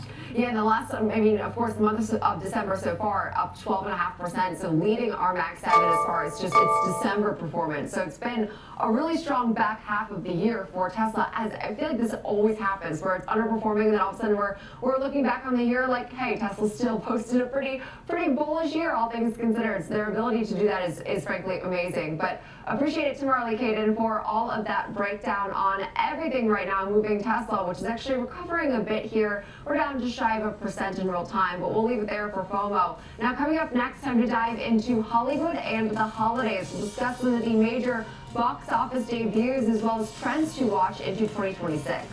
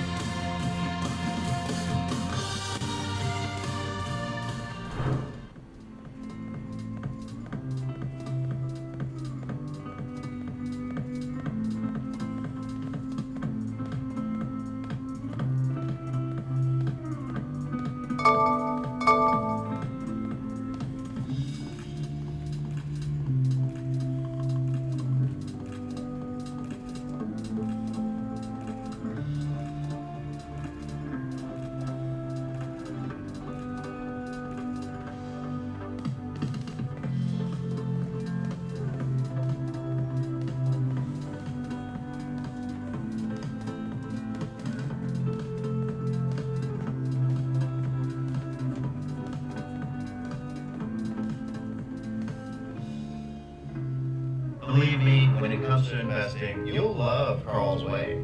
Take a left here, please. But there's a... Carl's Way is the best way. Is it?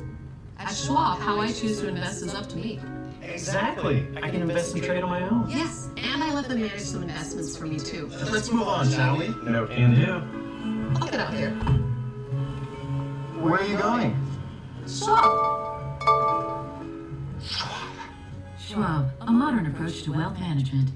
Stay connected to what moves markets. Download the Schwab Network app and stream live coverage wherever you are. Morning Movers brings traders the biggest headlines to start the day, from volatile overnight swings to the earliest analyst calls. Get your watch list ready. 8 a.m. Eastern, Morning Movers, only on Schwab Network.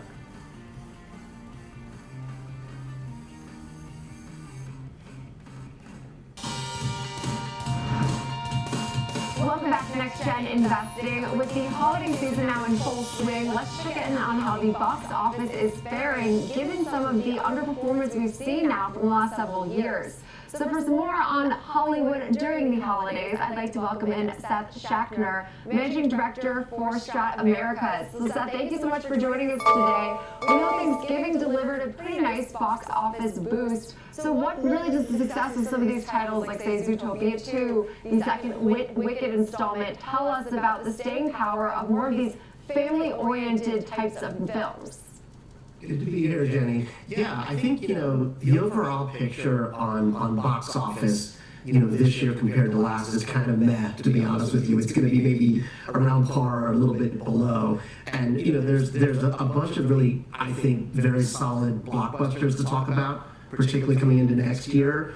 But I think what I'm seeing, the biggest piece of it that's most interesting to me, and you're seeing it with faith-oriented titles like David, is that if you target the right audience, there's an appetite for, you might call it a niche, but for very specific interest groups. Wicked and Zootopia are kind of huge things, and you're seeing, I think, with Zootopia, enormous global results. China, for example, is doing particularly well in.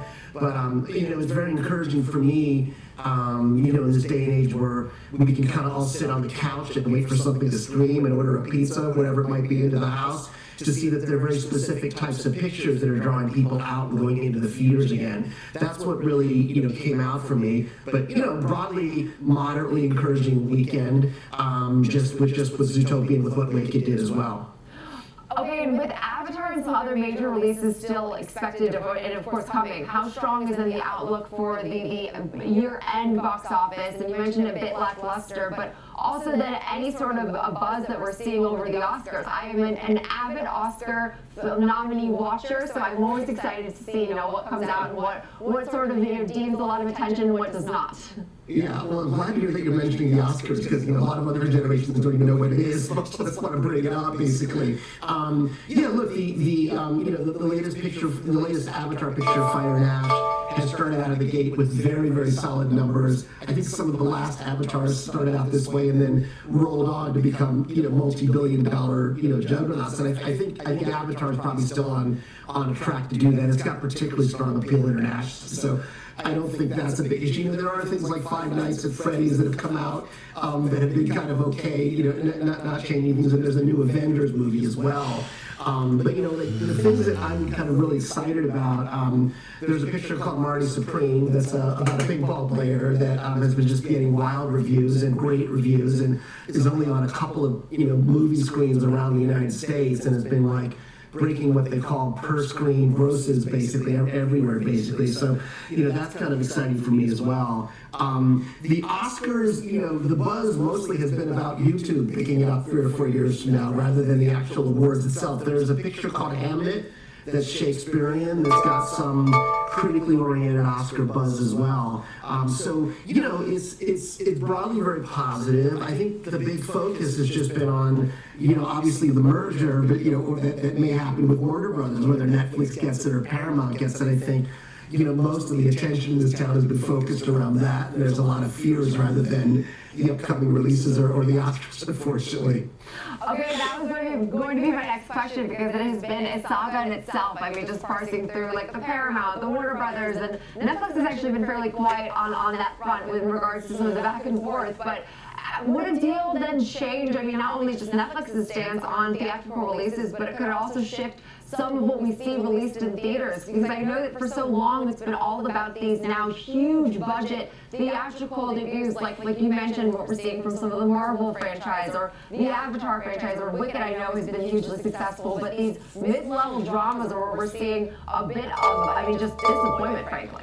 Yeah, baby. Yeah, they were the ones that were kind of crunched over the last 6 months as well. It's early to say, honestly. It's I think firstly, most of the focus has been on the horse race between the two bidders. And every week there's something that's I think Paramount just upped its bid, and Mr. Ellison himself is backing it.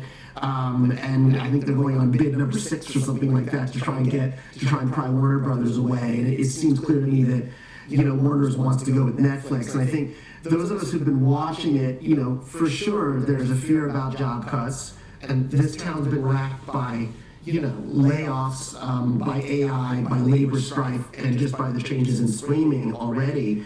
And I think there's been a big fear that initially came around when Netflix was going to buy this, and they still may get it, that would worsen things. But there are those of us who are kind of coming around to thinking that, a Netflix bid might be an interesting way to transform, a Hollywood studio that we all kind of care about for the future, and it wouldn't be so severe in terms of the job cuts. Or, they pledged to keep those movies in theaters as well, even though a lot of us don't believe that, 5 years out from now, they're going to be serving the streaming audience. So it's kind of hard to tell, and it's for sure there's a lot of mixed sentiments here right now.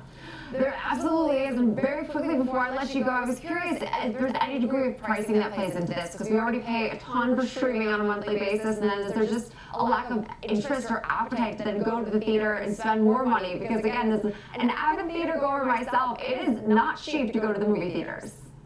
No, there's no question. Pricing is a big part of it, and I think that the new Avatar's got premium pricing on it as well, and IMAX and those ticket prices are a factor. I think the real big thing is that consumers have kind of been trained that we can sit and hang out and wait for it to come and watch it on the couch, basically. And so that's probably a big concern going forward. I will tell you, didn't ask, but there's 3 pictures coming out next year that just look super fantastic. There's this fantastic Ryan Gosling thing called Project Hail Mary, and there's going to be a new Spielberg about UFOs in the middle of the year, and something called The Odyssey from Kenneth Nolan. So there's a lot of really great pictures that will bring people back into the movie theaters for sure. And so, maybe it's a drop in a bucket, but I don't think theaters are going to go away completely. I sure hope not. You got it on my radar. Marty Supreme is another one I have to still see because I've heard nothing but praise. So it excites me. I will always go to the movie theaters, and I'm glad I'm not alone in that thinking. We so appreciate it. Seth Schachner, Managing Director for Stratton Americas. Now, shift gears entirely here. We'll be focused on Levi Strauss with some analyst news today. And for that, I'd like to welcome in Dan King Hall, the host of Morning Movers. So, Dan, we were initially actually positive on the session. We've given back some of that strength. So, walk us through this news. We're, objectively strong news that we're seeing at least Levi gaining a bowl out of Raymond James. It is, and they're joining the bullish camp because analysts actually are largely bullish on Levi Strauss. And look, it's had a strong year to date, and honestly, strong year over year as we get closer to the end of this year. So Raymond James has initiated coverage of Levi's with an outperform rating, essentially the equivalent of a buy. The price target is $26, so essentially it sees more upside from here, even including the more than 20% run that we've seen so far this year. It sees the potential for another 20% essentially over the next year, because typically when the analysts give, that's a 12-month target, right, that they see from there. They see them as a steady revenue grower from here. They see earnings growing in the high single digits as margins expand for them. They're bullish because of direct-to-consumer. They think that's the centerpiece of where growth is coming from and will come from. They expect it to reach 52% of revenue by fiscal year 2027, which is above street views on this one. They think that growth will be driven by better productivity, stronger e-commerce performance, and new store openings. They are modeling a direct-to-consumer revenue growth of around 7% fiscal year 25. That's obviously where we are, and then 9% roughly in fiscal year 26 to 2027. Gross margins, they expect that to improve through 2027. They think that'll be helped again by this higher direct-to-consumer mix, better pricing, discipline, and they talked about this richer women's product mix, or richer assortment there when it comes to women's products there, and you've certainly seen some growth there and a return to the Levi's of old. Jenny? I know, I do love that Levi, it's like no matter what generation you're buying Levi's in, they're always the same, and I love that. I'm not sure if that necessarily resonates with the younger consumers, but definitely resonates with me. They're my favorite jeans, bar none. And so Looking at the broader retail space, I mean, the year that was for all of retail, it has been so much the haves and the have-nots. We've seen discount really emerge. We've also seen some randomness where, like, American Eagle Outfitters, for example, has been hugely strong as a result of jeans. I mean, they mentioned denim numerous times on their earnings call. So it's interesting to see that this doesn't necessarily translate as positively for a name like Levi, where some of these apparel retailers, frankly, have been a bit under pressure, although to Levi's credit, we're still up 22% this year. Yes, I mean, so it is outperforming the S&P 500 so far this year, and it feels like the themes that I'm noticing is a return to classics and or themes that worked before, so early 2000s, especially when we think about some of the denim trends. And so, of course, you have the classic Levi's, but again, another tailwind for Levi's has been some of these partnerships they've done, like Beyonce, the Reimagine campaign, and that denim campaign around Cowboy Carter there. And then you also have the likes of, for instance, Kylie Jenner and Hailey Bieber spotted in Levi's. And once you have that occur, then you have, you know, the consumer saying, oh, I want a pair of those. Oh, Kylie Jenner's in this. I'm interested in this as well. And if you go back to how Raymond James is seeing this, is not just about that, you know, kind of return to classics there and interest on that side. They also see some international expansion and opportunities for Levi's. They think Asia is the biggest long-term opportunity. They see accelerating growth expected to happen in India, Japan, and South Korea.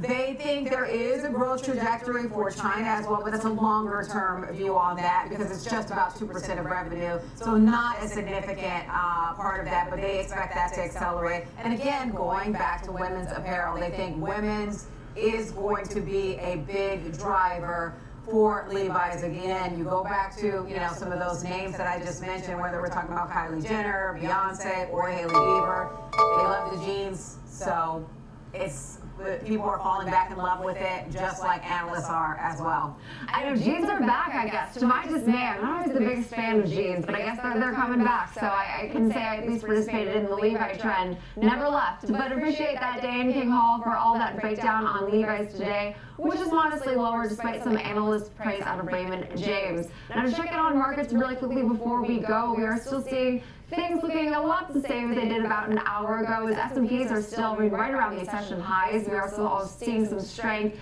still in the Dow Jones Industrial Average as well as the NASDAQ. I mean, all three of those indices up about 0.3%. Russell's improved its losses ever so modestly by about lower by 0.6%. But all that to be said, right now S&P is tracking for at least a gain over the last 2 sessions. We'll leave it there for Next Gen Investing for this Tuesday. The watch list is coming up next.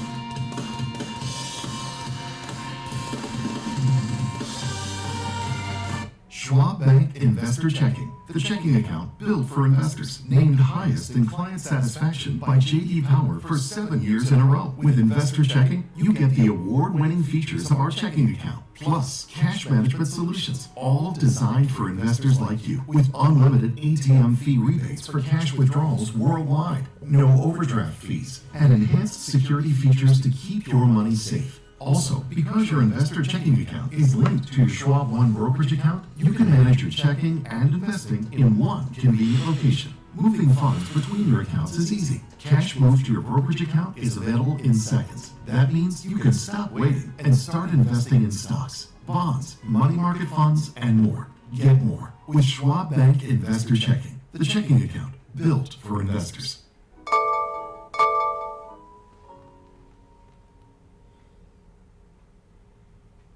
Welcome to Schwab Network, where real-time market coverage meets expert strategy. From the opening bell to the closing bell, we've got you covered. Get inside the minds of pro traders. My point is that they're getting a higher rate of change in sales based on their guidance, but not the same rate of change on EPS. Follow the biggest headlines, live analysis, breaking news, and sharp trade ideas minute by minute. With shows built for action, we break it all down in real time with speed, accuracy, and precision. I think one of the most important things is you're making a play in a risk-defined way here going into earnings. So that would be a further downside area to watch. Smart insights, actionable data, veteran traders, and trusted financial journalists. Streaming live and on demand. Schwab Network, streaming 24/7, any screen, anywhere, free. SchwabNetwork.com. Mom, when my grandparents moved here, did they know what our family would become? I don't even know if they could envision it, to leave everything behind, literally come across the entire world. I think that we totally met what their wishes were. Schwab has been with us for almost 25 years. Through purchasing of houses, opening up our business, having children, they've always been there for us. I want to invest with a company that can help me give my family a happy financial future. Stay connected to what moves markets. Download the Schwab Network app and stream live coverage wherever you are.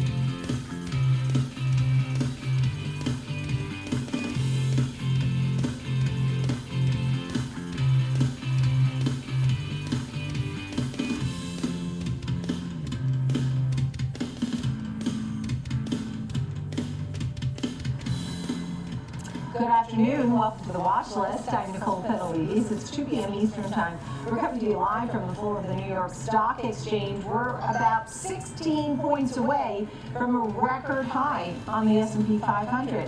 Stand by. Who knows? And we'll cover throughout this hour what the Fed is thinking, a shift from inflation, economic balance. What are they looking at most and what it means for rates, which right now the 10-year bond is at 4.17. We'll talk about where investors are really getting defensive, from credit and cash to AI and global exposure. And our panel is standing by, digging into the outlook for 2026, the economy, growth, jobs, and risks of any policy missteps. All right, here's a look. Right now, we're up for the 4th day in a row for the S&P and the NASDAQ. As I mentioned, the S&P, the high was 69.20.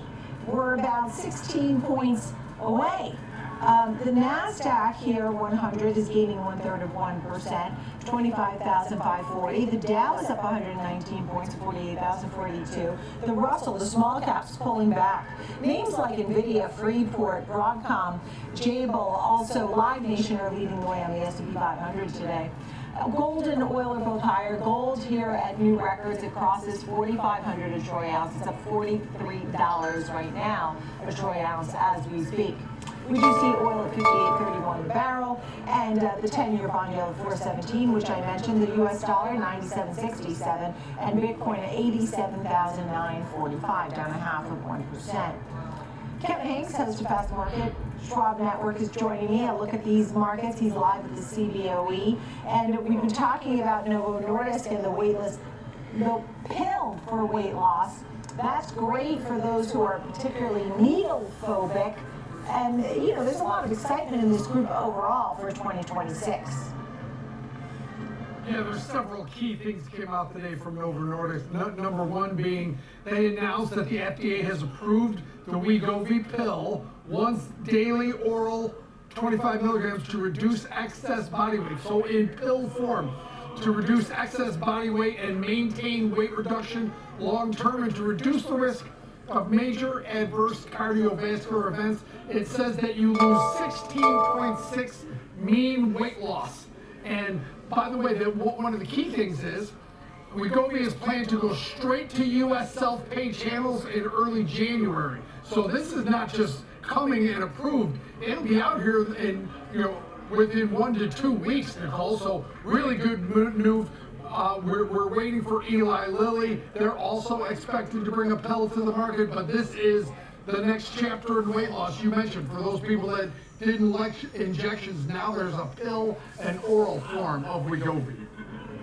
Yeah, and actually, it's interesting because Eli Lilly's drugs did better with the injectables, even though Novo was first to the game. But now, according to some of the stats that you're giving, looks like Novo's pill could be more effective. I guess we'll have to wait and see, right? Exactly. It's going to play out over time, and most people are expecting Eli Lilly to come out with some type of oral form anytime soon right now. And you're right. Once it was apples to apples comparisons, Eli Lilly did better in the injection. We'll see how that plays out in the oral form.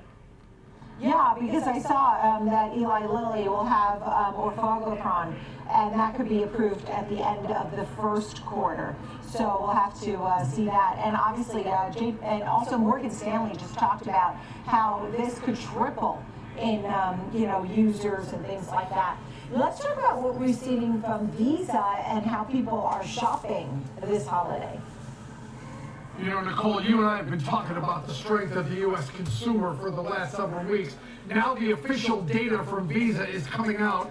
2025 holiday spending recap shows U.S. retail sales up 4.2%, non-inflation adjusted through mid-December, driven by e-commerce, plus 7.8%, and key categories like electronics, 5.8%, and apparel, 5.3%.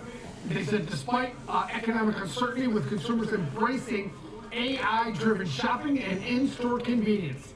Key takeaways include robust spending on tech and fashion and steady general merchandise sales. So really good news, something that we've been talking about for several weeks. The U.S. consumer, when employed, is someone that you should not doubt will show up. Now, there has been data from Bank of America that showed that the affluent U.S. consumer is even spending much more than the lower income U.S. consumer. So the K-shaped economy is alive and moving, but right now the numbers from Visa, pretty strong, Nicole. Yeah, and MasterCard saw 3.9%, so both Visa and MasterCard were on the same page. And you mentioned Novo's oral, the pill, semaglutide, lost 16.6% of body weight after 64 weeks. On the tests, that is better than the pill of Eli Lilly or orforglipron, which helped patients lose about 12.4% of their weight in 72 weeks. So the battle is on. This was from Barron's Jack Howe's article over the weekend. So very interesting, and I think this could really be a big story in 2026. Thank you for both of those stories. Kevin, it's great to see you always.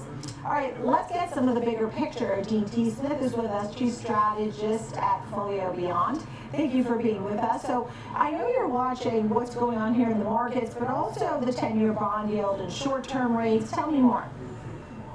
Yeah, I mean, the yield curve has been pretty steep all year. We were inverted for a long time there, but when the Fed started cutting back in 24, the yield curve started to steepen, and it's continued. I mean, we've seen pretty close to 4.2, and the 10-year, we're just shy of that right now. And that all kind of happened a little bit quietly. People weren't paying as close attention. They were more focused on short-term rates.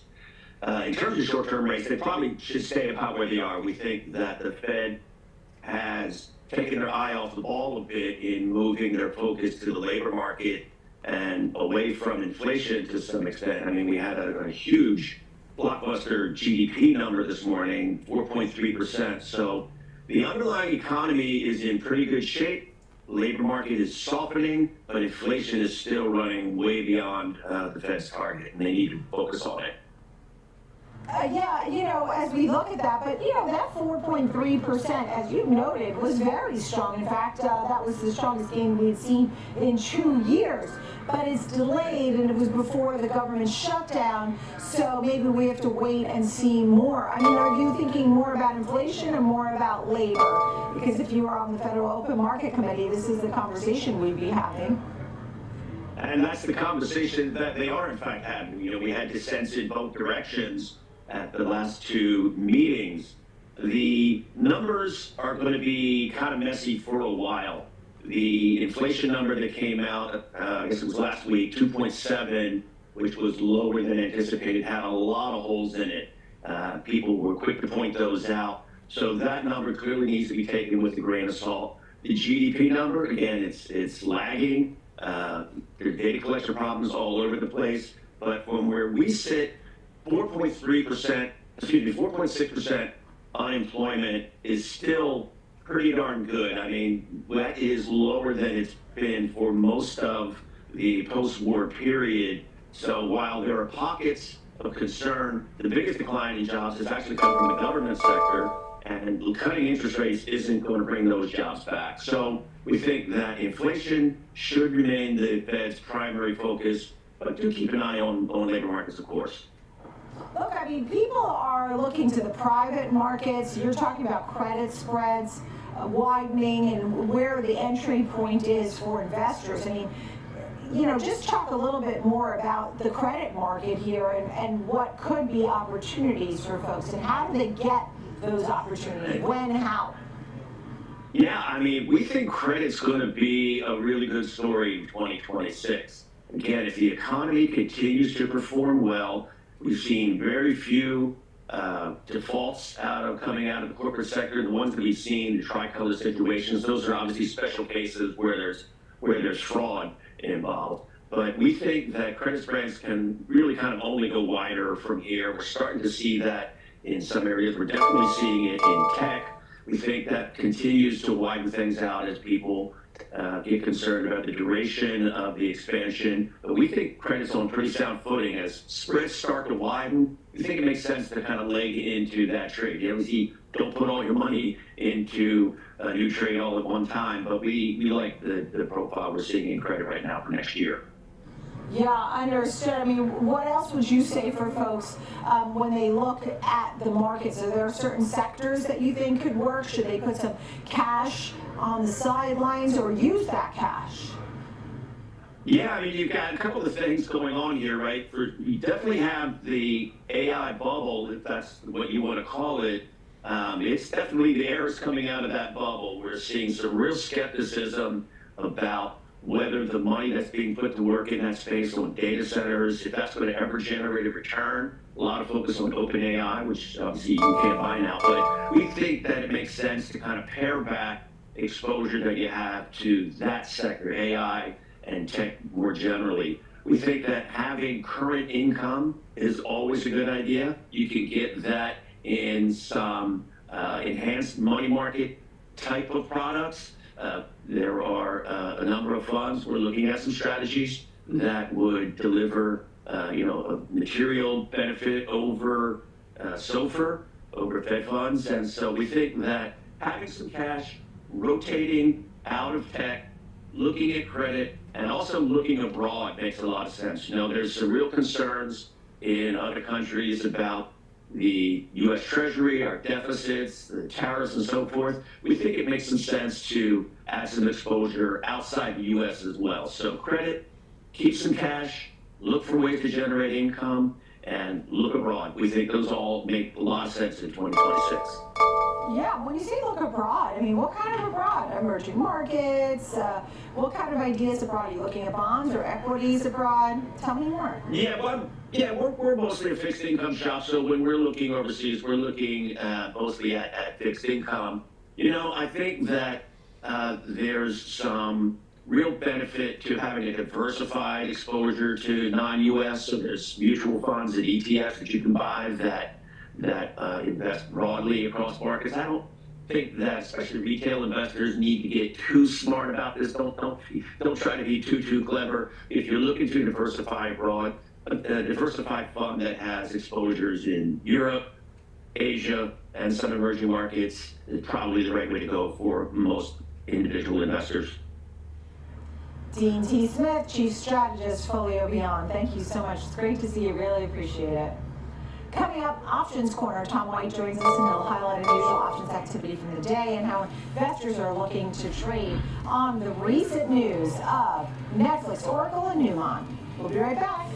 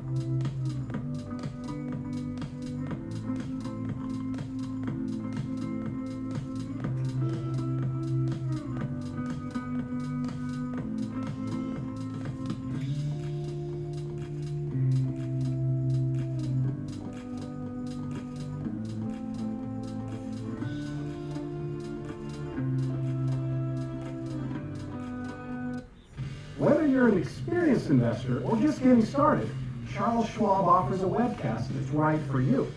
Are you a long-term investor? Our investing webcast series breaks down different investing styles, including growth, value, income, and more. Best of all, you can ask questions by chatting directly with an education coach. It's interactive learning at its finest. Tune in live or on demand. Head over to schwab.com/coaching and start learning today.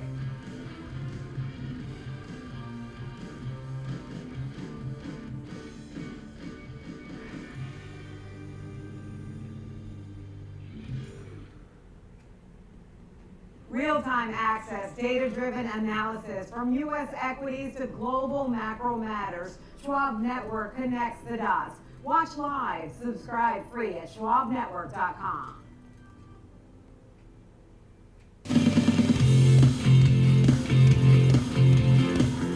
Welcome back to the watch list. Time for Options Corner, where we analyze unusual options trades that we are seeing throughout the day. Tom White is here, host of Fast Market, Schwab Network, taking a look at some key names, including Netflix. And you found a bullish trade on Netflix that you're going to share with us. Tell us a little more, Tom. Yeah, Nicole, this stock's been under pressure, down about 30% from those all-time highs that we saw in the summer. It's just been in a downtrend. And now you've got the headline risk where they're putting this, over $70 billion bid in for the assets, the streaming assets of Warner Brothers Discovery. That fight continues. It'll probably last into the early stages of 2026. Will they have to raise their bid? They're competing against Paramount. Skydance's, all cash offer at this point for all the assets. So that's thrown a lot of skepticism into the stock. Are they overpaying for these assets that they're trying to purchase? And then we actually did an interview today on Fast Market with Lightfolio, and they've seen a deterioration of the last 2 or 3 quarters of some of their data as far as consumer data goes for Netflix. Stranger Things is out, but they don't have really any hits. They've got the 2 NFL games coming up during Christmas Day.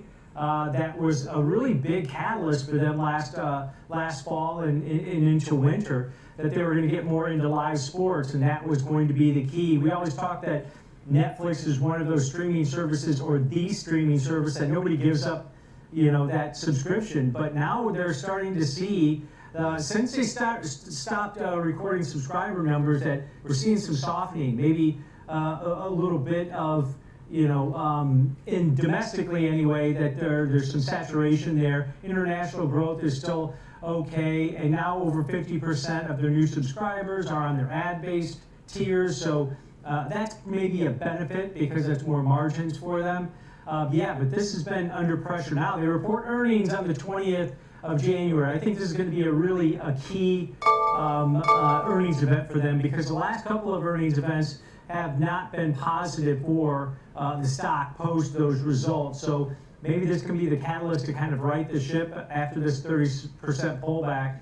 And we did see some unusual option activity out in the January 23rd weekly cycle. So you're going to capture that earnings event on the 20th, this trader is. And this is on the 95 strike call. A trader bought 3,000 of those, paid an average debit of about $3.95 to the break even of $98.95 over the next 31 days, about 6% above the current share price. But I think the key here is maybe this trader's thinking that we're going to see a surprise upside for Netflix post earnings, because they are doing it in the January 23rd weekly cycle that expires in a month's time. So keep that in mind. This may be what this trader's setting up for, an earnings surprise to the upside. All right, so January 20th, the earnings, and you're right, they're not releasing the subscriber growth numbers anymore. It's ironic that maybe there's some softening happening, but international was definitely the area where they could see some growth according to the analysts, but we'll have to wait and hear more. And back in October, middle of October, that earnings print, you're right, made a big gap down for that stock, and it hasn't recovered since then. Let's talk about Oracle. You have found a bearish trade. Yeah, this one's also been under pressure, down, 43% from those all-time highs that we saw just in September, Nicole. And the rally that we saw, the parabolic move to the upside in September, was based on the fact that this new remaining performance obligations spiked up higher on the back of the $300 billion deal with OpenAI. That performance obligations, those RPOs, continue to grow. I think one of the things that investors are kind of grasping a hold of is, will OpenAI be able to complete a lot of these partnerships that they've created across the AI infrastructure build-out at this point? They've seen increasing CapEx. That hasn't helped the stock. Decreasing free cash flow and debt headwinds as they take on some debt to build these data centers. Now, the positives recently was TikTok selling their U.S. unit to investors, including Oracle, Silver Lake, and MGX, 45% ownership that those three are going to have in the new TikTok U.S. But this has been a falling knife since those September highs on here, and I think maybe a trader out there, as far as unusual option activity goes, maybe he's hedging a long stock position or just trying to buy some cheap out of the money puts to the downside for either protection or a speculative bet here. This was on the January 2nd weekly cycle, so just 10 days to expiration. Trader bought 10,000 of the 180 strike puts. Paid an average debit of only $1 for these puts, so that takes the break even for this trader where they start to profit is below 179 over the next week and a half. That's only about 8% below the current share price, and the downside that we've seen recently, 8% is not a whole lot. But there are some holidays within this time frame also. But just from the cost of these downside out of the money puts, it might just be somebody that's hedging a long stock position and trying to protect any further downside in the stock because it's been hammered over the last 3 months. Yeah, I mean, Oracle was a name that was named for TikTok a long, long time ago, and now, you know, obviously we have this deal in the works. It's amazing how much we're doing to get away from just watching TV, linear television. You know, your first story was about Netflix, which still seems to be the leader in the, you know, battle for Warner Brothers, because I think for Paramount Sky, they don't really, you know, they said that the Larry Ellison commitment didn't really move the needle for some of the folks, so maybe Netflix is still the leader for that. You have TikTok and Oracle. I mean, everybody's doing everything except for watching linear television, except me. I like linear TV. Let's talk about Newmont, and you found a bullish trade there. Yeah, I also have still have linear, so I have them all. So I'm overpaying for everything, Nicole. But let's talk Newmont Mining, because this stock has been one of the big winners, and not surprisingly, the stock's up over 180% so far this year, hitting all-time highs in today's session because gold's hitting all-time highs. That's 85% of the revenue right there is gold mining, and then silver's hitting record highs. We've seen a spike up in copper, some of the other precious metals also. So this has been an asset class, the commodity space that have you know, investors reaching and stretching for all-time highs for these. And if you take a look at it, their growth numbers being supported by their projects that they're investing in out in Australia, in Ghana, expanding production capacity, extending mine life, driving revenues, driving profits. Their strong liquidity position, generating substantial cash flows. Those are at records right now. At the end of the last quarter, this was even before we were hitting record highs in a lot of these commodities. The end of last quarter in Q3, Newmont had robust liquidity of nearly $10 billion, including cash and equivalents of around $5.6 billion. So free cash flow more than doubled year over year to a record 1.6 billion. So that's been supportive because the commodity that they're mining is at record highs. So that's already increasing cash flows and margins at this point. And we did see some more bullish activity in here. Somebody out there thinks we're going to continue to see more gains for some of these mining stocks and maybe the commodities themselves. This was on the June monthly options. Traded about 4,000 of the 110 strike calls out of the money to the upside.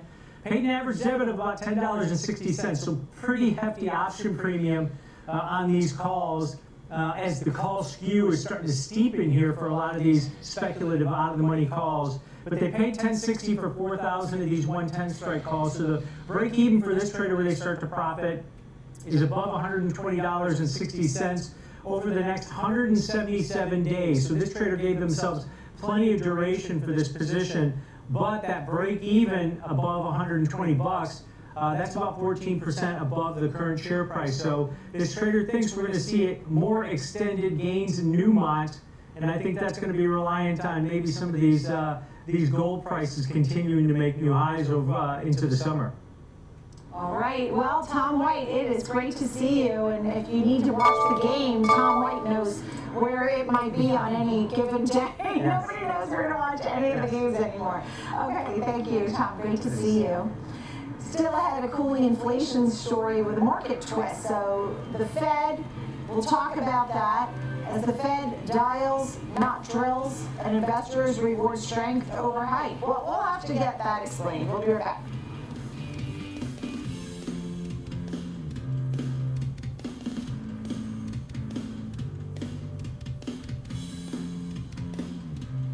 Kick off the morning with the data and the decisions moving markets.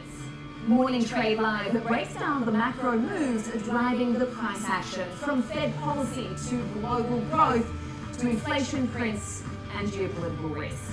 Smart, fast, and always live from Wall Street to your screen. Morning Trade Live, where the markets meet the macro, weekdays at 10 a.m. Eastern on Schwab Network. Whether you're an experienced investor or just getting started, Charles Schwab offers a webcast that's right for you. Do you like using charts when analyzing your stocks? Our technical analysis webcast series breaks down different charting techniques like trend analysis, price patterns, moving averages, oscillators, and much more. Best of all, you can ask questions directly to an education coach. It's interactive learning at its finest. Tune in live or on demand. Head over to schwab.com/coaching and start learning today.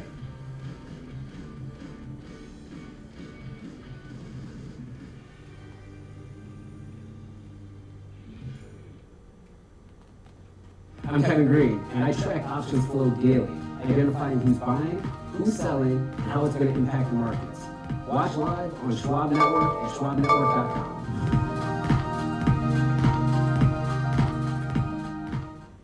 Trading at Schwab is powered by Ameritrade, giving traders even more ways to sharpen their skills with tailored education. Get an expanding library filled with new online videos, webcasts, articles, courses, and more. All crafted just for traders. And with guided learning paths, stacked with content curated to fit your unique goals, you can spend less time searching and more time learning. Trade brilliantly with Schwab.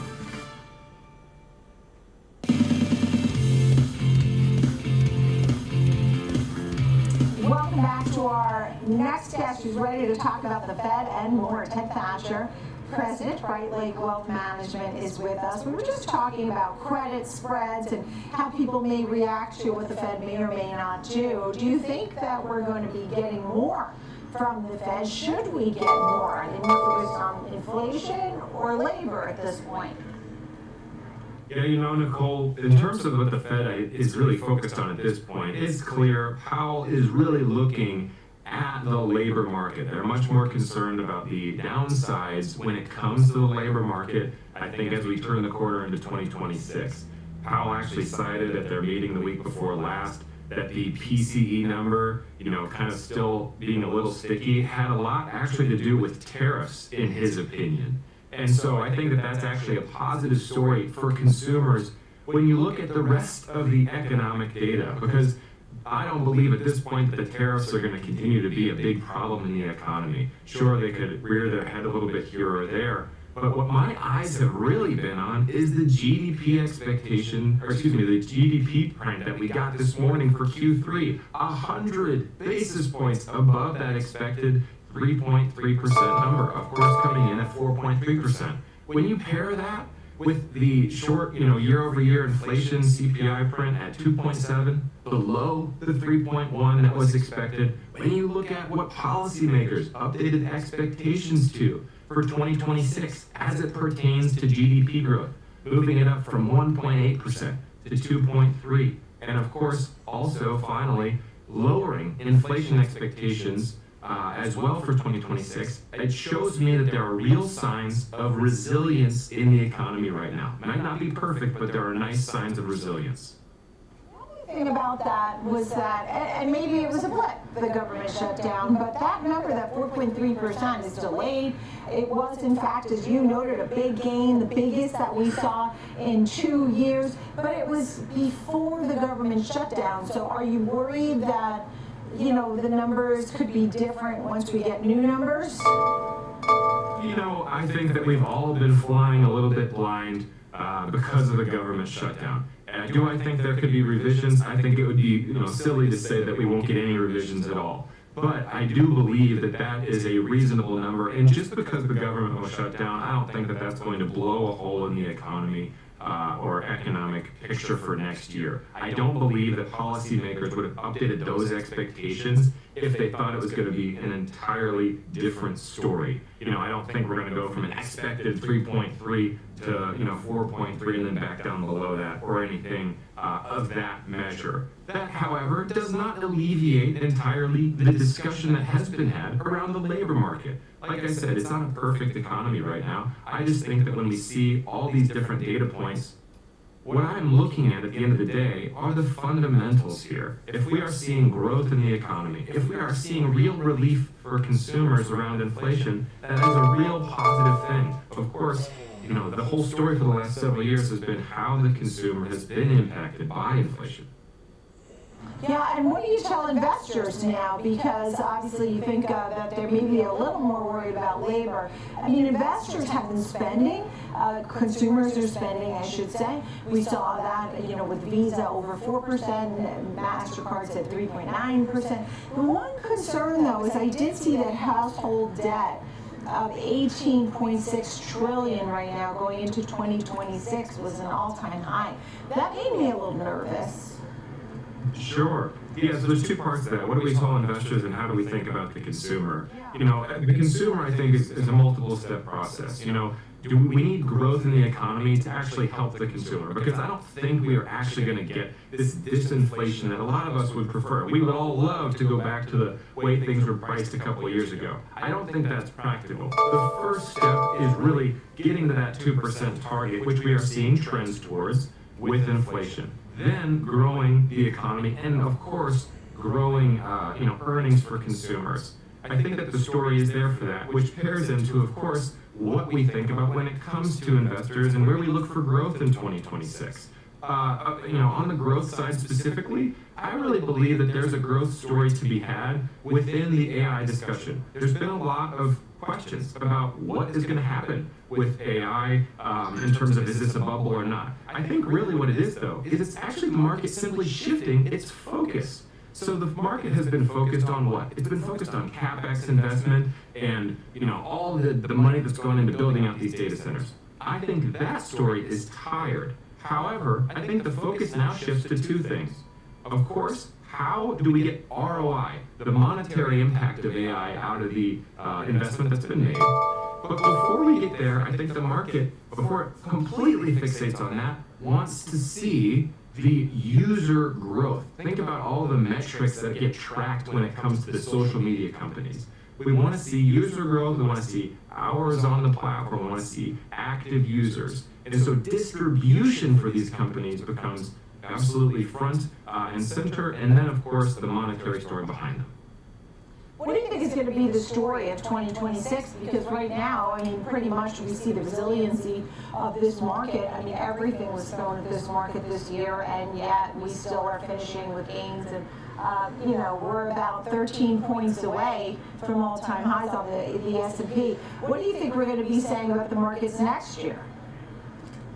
The way I look at this, Nicole, is that it has to come down to fundamentals. We've been talking about the consumer, but, and the fundamentals that drive the consumer's experience. I do think there's some more highlights there. The consumer sentiment and consumer confidence numbers both did come in a little bit above expectations, which is nice.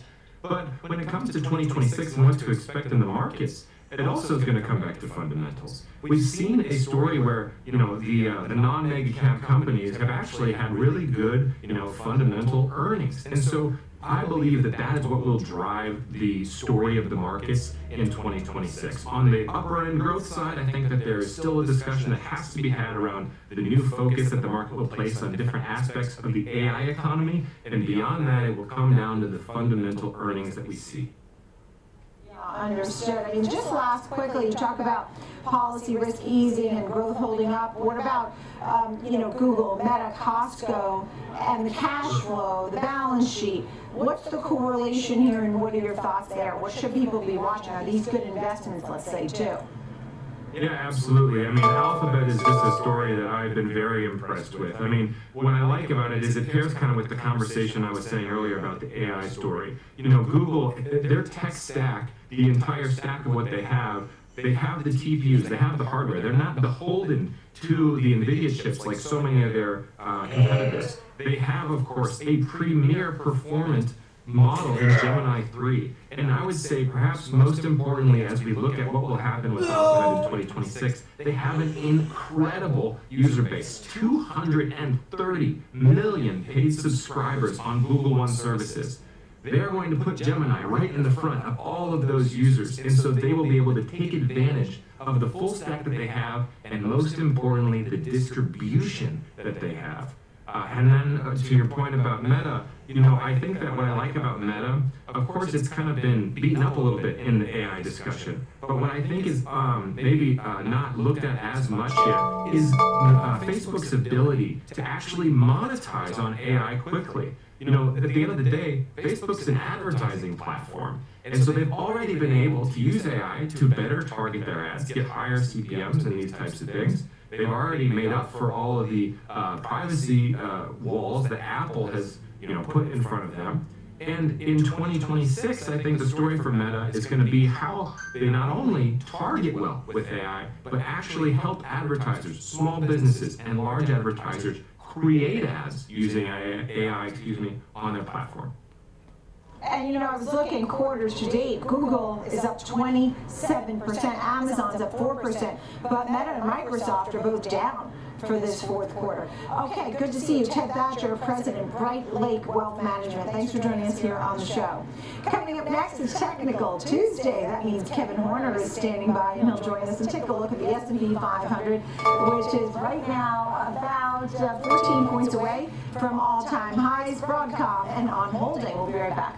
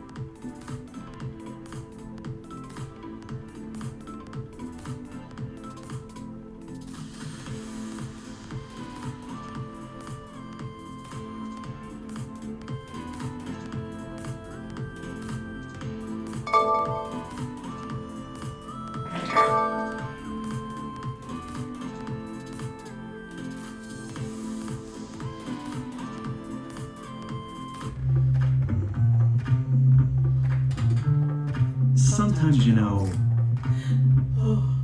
you could have done better. Same goes for where you invest.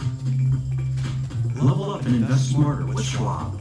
Real-time market moves, earnings breakdowns, and trade-ready insights. Follow me on X at Sam_Vardis and connect with me on LinkedIn or Instagram for more. Trading at Schwab is powered by Ameritrade, unlocking the power of Thinkorswim, the award-winning trading platforms. Bring your trades into focus on Thinkorswim Desktop with robust charting and analysis tools, including over 400 technical studies. Tailor the platforms to your unique needs with nearly endless customization, and track market trends with up-to-the-minute news and insights. Trade brilliantly with Schwab.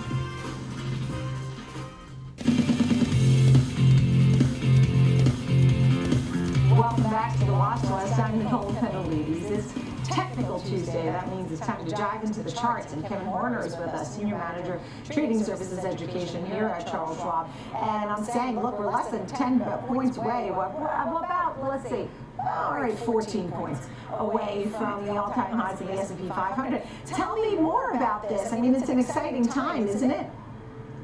Absolutely. I mean, pushing in beyond 6,900, looking like a potential breakout from a pretty good range we've been in for the last 3 months or so, about 350 points potentially. And, you know, traders who are looking for that breakout are looking for just that, a continuation after having moved to new highs. So potentially giving bullish traders a target zone in the neighborhood of 7,200 on the SPX, which obviously is no guarantee, but it's a target that they're going to be eyeing and a stair-stepped approach if we do, in fact, clear the 6,900 with some conviction as we head into the last few days of the year. So that's absolutely what I'm watching for, Nicole. Maybe a pullback if we don't get through this immediately to that rising 50-day moving average. That's around 67.80, but you know, nonetheless, the ability of the SPX to maintain this ledge at these elevated levels, I think, has to be taken optimistically as we head towards the end of the year.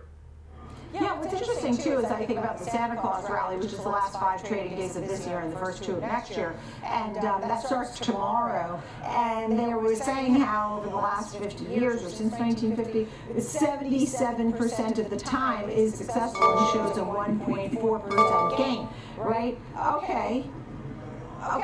So there, I mean, it hasn't really happened, right? What do you think? Yeah. I mean, I'm going to take it. If we can get that, I'm going to be ecstatic. I'm fine with what we've gotten out of the SPX thus far, but obviously as a trend trader, we have to make those new highs. We have to clear what is my red line there, that 6,900 to 6,910. And we, like I said, got to do it with some conviction. So if this is that so-called Santa Claus rally that sets us up for a wonderful first couple of days in 2026, then yeah, fantastic. Let's see if we can't just blow it off to the upside here. I'd obviously like to see us finish strong. And what's been a really good year, we're up 17% year to date on the heels of back-to-back 25%ers. So really hard to argue with what we've gotten from the SPX this year. I've had a lot of guests come on and pick Broadcom as their pick. Obviously, the stock when it hit a high of 414, it's pulled back some, but had a nice run this year. Some of your thoughts on Broadcom chart? Well, the chart itself is all about, obviously, the ledge of support to which it retreated following that last earnings report. So from the risk-reward standpoint, that's what makes this an interesting chart today for the bullish traders. That 325 level beneath us, providing an area under which some traders would just say, yeah, this was the wrong timing for me to step in. And I can understand that perhaps they're not comfortable here. If you were trading that rising 50-day moving average that resides at 362 today, that is still presented above us as potential resistance. Remember, we've been above that since early or late April, pardon me, and so now that we're below it, we could look at that pink 50-day moving average as potential resistance. What once was support can now become resistance. Now, that doesn't mean it has to bang its head on the 50-day, but it could be a spot that we reverse at. So I think bullish traders need to watch that 350 to 352 level, but ultimately holding 325 looks like the biggest level of support. It was the gap zone we created with this early September announcement, and then when we rallied to new all-time highs on it after the most recent announcement here, middle of the month, we retreated right back to that level for a successful test of support, successful to this point. So we'll see if that maintains, but I think there's a lot of intrigue about that 325 level now that it has been reestablished as support following the most recent earnings. And last but not least, we think about those sneakers, the on-holding sneakers have been very popular, and the company had given a pretty good outlook recently, even said that they don't plan to discount over the holidays, but the stock is not particularly great. I mean, year to date, it's down 13% or so, right? What do you think about that chart? Yeah, it's kind of been a rough go of things this year, off about 14%. It's not the only one, as we know. I mean, there's been some struggles in that space. But I think what stands out to me today is that recent price action coming off of the bottom. The stock has rallied quite nicely off of that 35 level it saw in early November.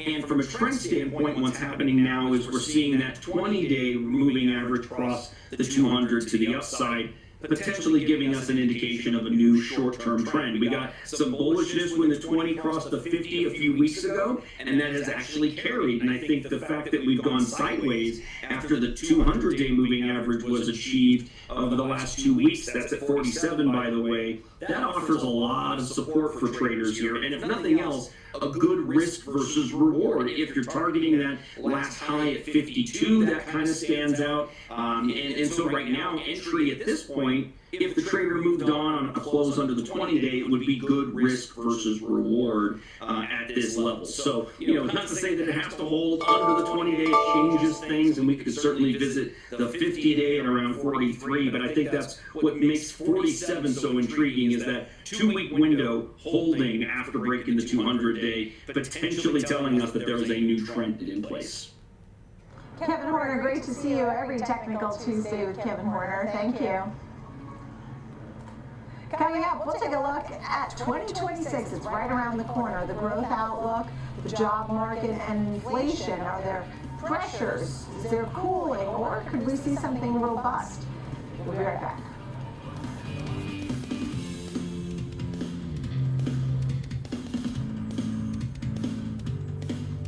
The final 90 minutes of the trading day, that's when markets make headlines and traders make decisions. From earnings shocks to sector rotations, we're tracking the catalysts that move markets right into the close. Here on the floor, I bring you real-time sentiment from traders driving the action.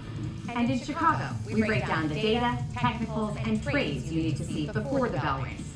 Live coverage of the close every single day. This is Market on Close, live weekdays 3 p.m. Eastern, only on Schwab Network.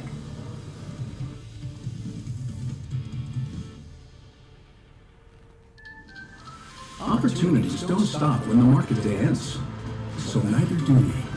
Schwab gives you round-the-clock access to over 1,100 of the most popular stocks and ETFs, plus a wide variety of futures markets. All with 24-hour support from trading specialists who understand the ins and outs of 24-hour trading. No matter the hour, you can trade brilliantly with Schwab. Hey, investors, you know the market moves. And Schwab is here to help you move with it. So, whether you're buying, selling, holding, or planning, whether you're ETFing or 401k'ing, saving, spending, or even retiring, you can count on Schwab for market insights, live support, powerful trading platforms, and 400 branches. All at your service, all so you can invest your way. Sounds nice, right? I'm Sam Lattis, live from the New York Stock Exchange. When the market moves, we're on it. Getting the reaction, the strategy, and sentiment in real time. Stream Schwab Network at schwabnetwork.com.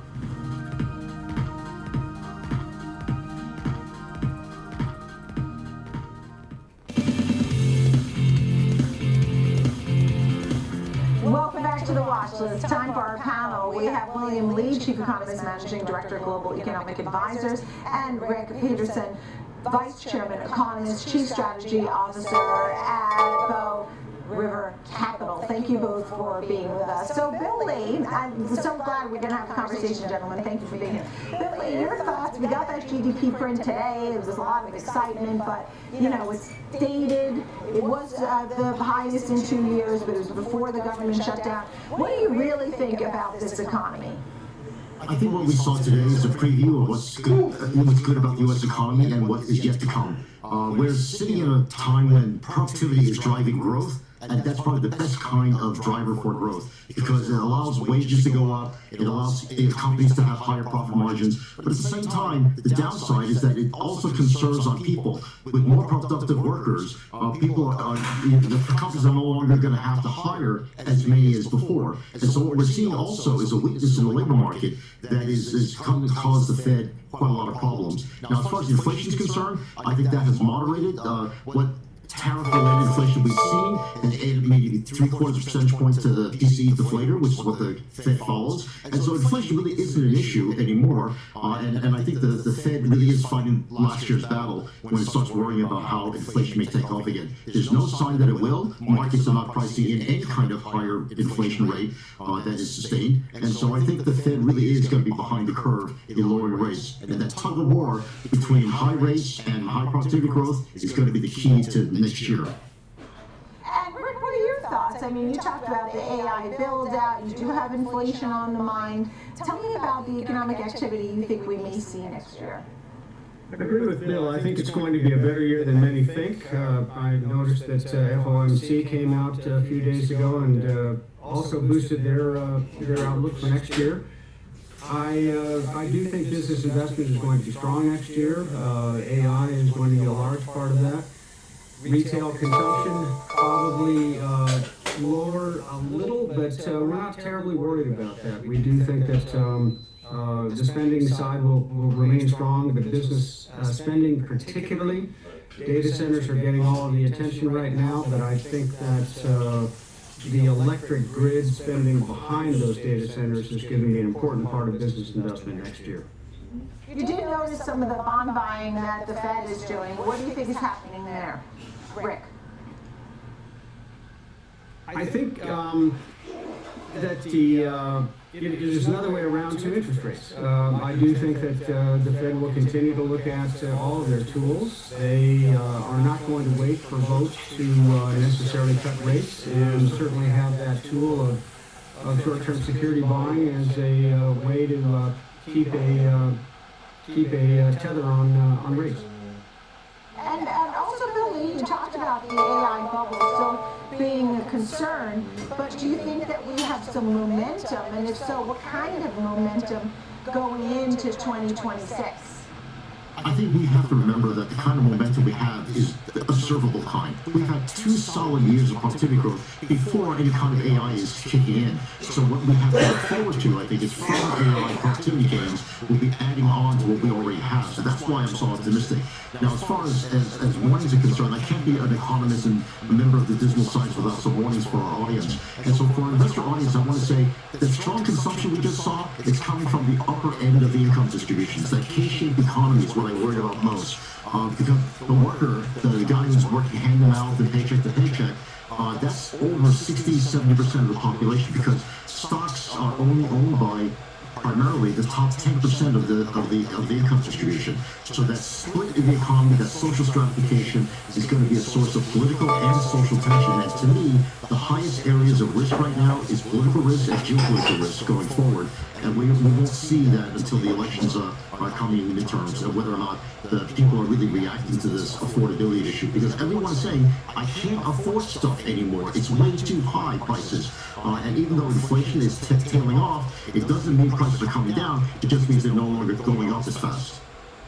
Right, understood. I mean, that's the other thing, too, is that things cost a lot. And you talk about the K-shaped economy. So then maybe that 4.3% is perfectly correct, because if it's only the folks in the upper class that are spending, those same folks are still spending. Billy? Oh, absolutely. And I think, we see that the composition of spending, though, is going where even the rich are starting to be choosier about, finding bargains. More and more upper income people are going to Walmart, for example, to find those bargains. But at the same time, business class seats are all sold out. So we have this kind of spending that's almost dichotomized into luxury spending as well as people looking for bargains. But the one thing you can count on is that inflation itself is not going to be set off by this extra spending, because the higher productivity allows companies to not only have higher wages, but also to keep their prices contained and price increases from going overboard. So I think the good news is in play. And as long as AI can produce the kind of productivity gains that we're hoping for, they'll just add to the high productivity that we already see from the technologies that we put in place 2 years ago. Look, and people like what you said about 2 years of solid productivity. That was before AI even came along, and so that's part of your optimistic view there. Bill, Rick, I mean, you're also concerned about what happens with the labor market. That seems to be a big story, softening. How real do you think that might be? It's quite real. The shrinking workforce, both based upon the demographics, but also immigration curbs in place, really do not allow firms to hire what they need, what they want. We're seeing that show up in unemployment. We're certainly seeing it in youth unemployment right now. There is a skills mismatch there. I think that you're seeing a bit of minimum wage also, but a slower growing workforce means less labor participation, which means less innovation, and in the long run, lower growth. In the near term, however, I agree with Bill that productivity out of this AI investment and tech investment in general is going to offset that. We're still bullish about economy next year. Bill, when do you think we get our rate cut in 2026? Preferences, the sooner the better. As someone who's going to forecast the Fed, I think they're going to check it out and wait till later on in the spring. Yeah, Rick, when do you think we see our first cut in 2026? I think they'll wait a bit as well. Data are confused right now, and notwithstanding political pressure, I do think that you're going to see allegiance to the institution more than the administration, and so I think that they're going to be cautious and wait probably until second quarter. Well, look, I mean, in May is when Fed Chair Powell steps down and we get a new head of the Fed. Bill, at that point, do you expect a cut after that happens? Well, I think the data will speak, and as far as the timing is concerned, if data really come in strong on inflation, then there will be some caution even in May. And as a former Fed staffer, I have to remind you that the culture of the Fed is slow changing. The chairman is just one vote, but he's a very influential vote, and he's got the pulpit. He can really do a lot in terms of trying to sway members. But again, he's only one guy. Now, President Trump has also got plans to try to replace quite a number of other members so that we can have a broader front at the Board of Governors. We'll see if he's successful doing that. And look, I thank you both. Right now, we do see the 10-year bond yield at 4.17. We're watching the S&P. We're about 13 points away from a record. Maybe we'll get that. Tomorrow we'll begin what could be the Santa Claus rally. Billy and Rick Pedersen, thank you both so much. Really appreciate it. Rick and Bill, thank you. Great to be with you folks. I'm Nicole Petalides every single day here at 9 a.m. and 2 p.m. here on Schwab Network, where you can download our app. It's available in the Apple App Store for free, 24/7, schwabnetwork.com. Market on Close is next.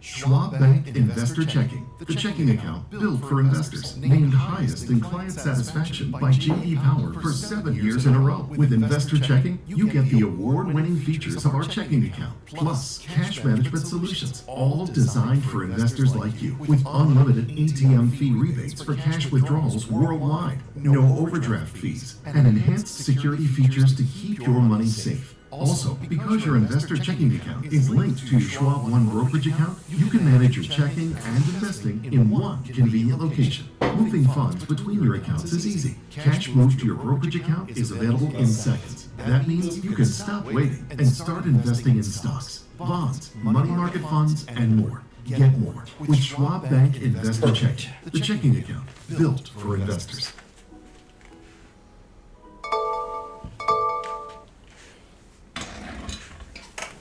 Welcome to Schwab Network, where real-time market coverage meets expert strategy. From the opening bell to the closing bell, we've got you covered. She thinks she's got me covered. Get inside the mind Not quite. My point is that they're getting a higher rate of change in sales. 6,900 or $8.10. Yeah. Follow the biggest headlines, live analysis, breaking news, and sharp trade ideas minute by minute. With shows built for action, we break it all down in real time with speed, accuracy, and precision. I think one of the most important things is you're making a play in a risk-defined way here going into earnings. So that would be a further downside area to watch. Smart insights, actionable data, veteran traders, and trusted financial journalists. streaming live and on demand. Schwab Network, streaming 24/7, any screen, anywhere, free. SchwabNetwork.com.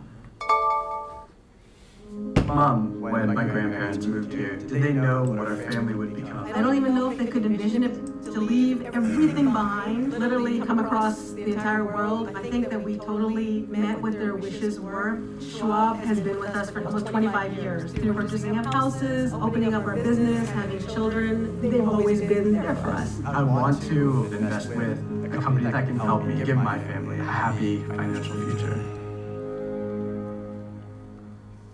Stay connected to what moves the markets. Download the Schwab Network app and stream anytime wherever you are.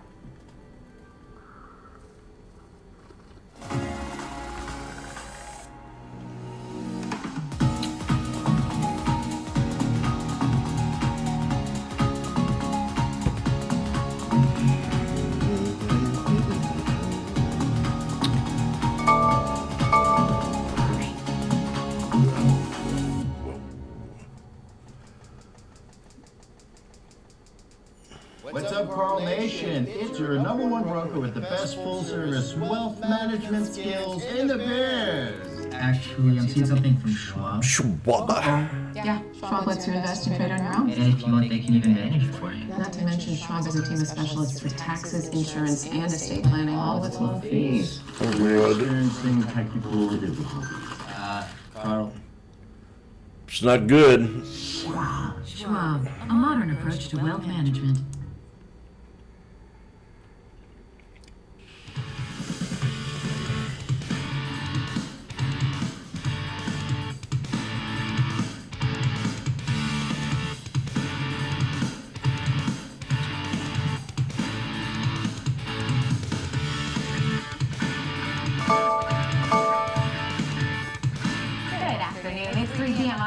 And this is Market on Close. I'm Marley Hayden, coming to you live from our Chicago headquarters. And I'm Jenny Horn, filling in for Sam Vadas today. Let's take a look at what's coming up on today's show. We'll dive into the AI trade and volatility. She'll eat you up, chew you up, spit you out. Jenny, better watch out. Most important traits in investing in the group. Later, we'll look at diversifying your portfolio through the credit markets and see what sectors of credit could be attractive in 2026. And in Options Quarter today, we'll look at options activity on Reddit after Needham named it. Oh God, she didn't start it off right. 2026.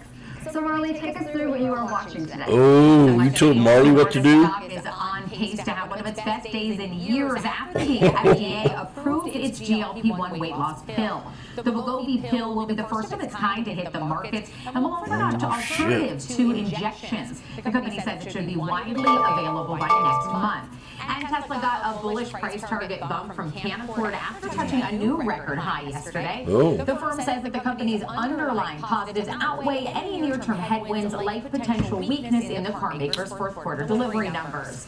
And we don't just have silver bells this holiday season, as both gold and silver each hit new highs again today. We have consecutive record-breaking days for both metals as they continue this rally into the end of the year. We also saw mining stocks rise on the upward moves in the metals space. But before we get to some of our top stories and some of those I just mentioned, let's take a look at where the markets stand right now. The S&P trading about 4/10 higher at 69.07. On the Nasdaq, we're also about 4/10 higher, 25,565.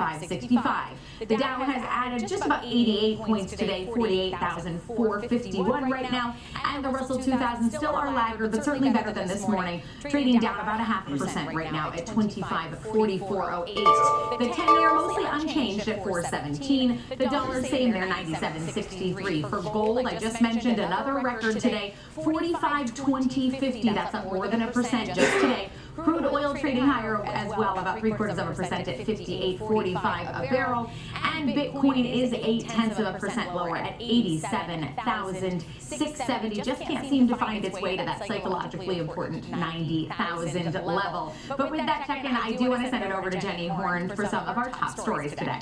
Thanks so much, Marley. And joining me is Kevin Hinks, coming to us from the CBOE for some more on those top stories today. And Kevin, before we get into these individual moves, wanted to get your broader thoughts here on the Santa Claus rally. Is it too soon to say we're in a Santa Claus rally, or do you think it's here? Well, I think what this is, Jen, it's a drift.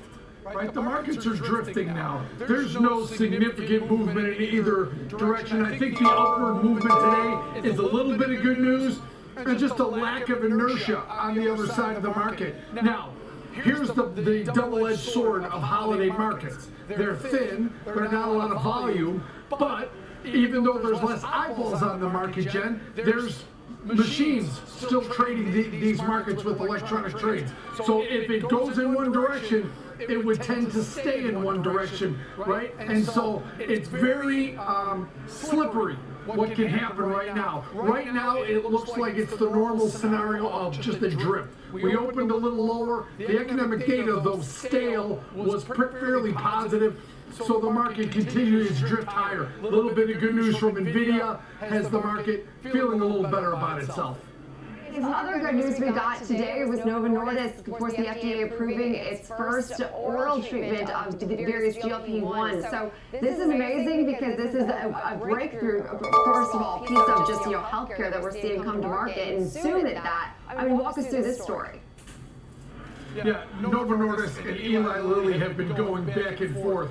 Novo Nordisk so far has been first to the market. They were first with the injections, now they're first with the oral. So we'll see if they can kind of turn some of the momentum that frankly has shifted to Eli Lilly and their weight loss drug in the injection form. Everyone expects Eli Lilly to come out with an oral version very soon, but Novo Nordisk is saying that this could be just a couple of weeks, certainly in the month of January, that this pill will be ready, and they're making it available to cash payers and almost on a trial basis in terms of that lower $149 a month price. So this could be massively popular, Jen, not only because it's oral and people that are afraid of injections might take it, but also the reduced price via the Trump administration. So watch out, this could be a big one here. Okay, do you think this puts some pressure on Eli Lilly or Pfizer, I know is a name thrown into the ring as well, to then, of course, bring their own oral treatments to market because they've been delayed. We've also seen various types of effectiveness from Pfizer specifically, but Eli Lilly has been really making a run for Novo Nordisk's command of that market. Does this then put them back a bit as far as the race to have the command over GLP-1s? Well, first is important, right? And if it takes Eli Lilly like another quarter, another 3 months to get to market, that's a big lead for Novo Nordisk. However, injections, Novo Nordisk was first to the market. Eli Lilly then ended up performing a lot better than Novo Nordisk did. So we'll see how it plays out. But first to the market, maybe a 30-day or 90-day head start, it's a big deal. It is a big deal, and I think that today's price performance will speak to how big of a deal the market really saw this piece of news. But our next day of today is Tesla. As we check in on Tesla pretty much every single day, we have pulled back from that high, about 2.5% that we made yesterday. But it seems like all the analyst commentary we've gotten over the last several days, well, there's some acknowledgement of the delivery decline this year. All anyone cares about is robo-taxis. You know, Jen, everyone's chasing Tesla now. All the analysts that doubted Tesla are now chasing to catch up to price targets. And even though Canaccord lowered their deliveries for EVs from 470 to 427,000, they still upped the price target. Why? Because people are looking right past the weakness in EVs to everything else that Tesla has coming up in 2026. Remember, the future with robotaxis, full self-driving, and robotics, they're all coming soon from Tesla. So I think that's why you're seeing the stock bump up against the all-time high. Pretty positive sentiment here. But like I said, the EV market, a little bit of a different trend, but the stock and investors, and in this case Canaccord, looking past those softer numbers to the future of Tesla.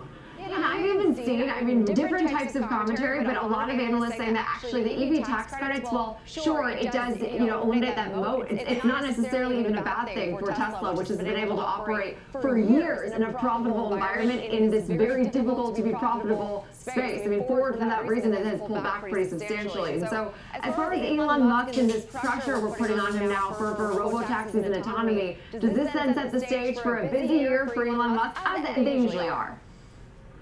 Oh, there's so many things going on. And oh, by the way, throw in a SpaceX IPO that possibly could happen in 2026 as well. Yeah, this could be another massive year for Elon Musk. And what could happen at the end of the year, Jen? You could be looking at one human being worth $1 trillion.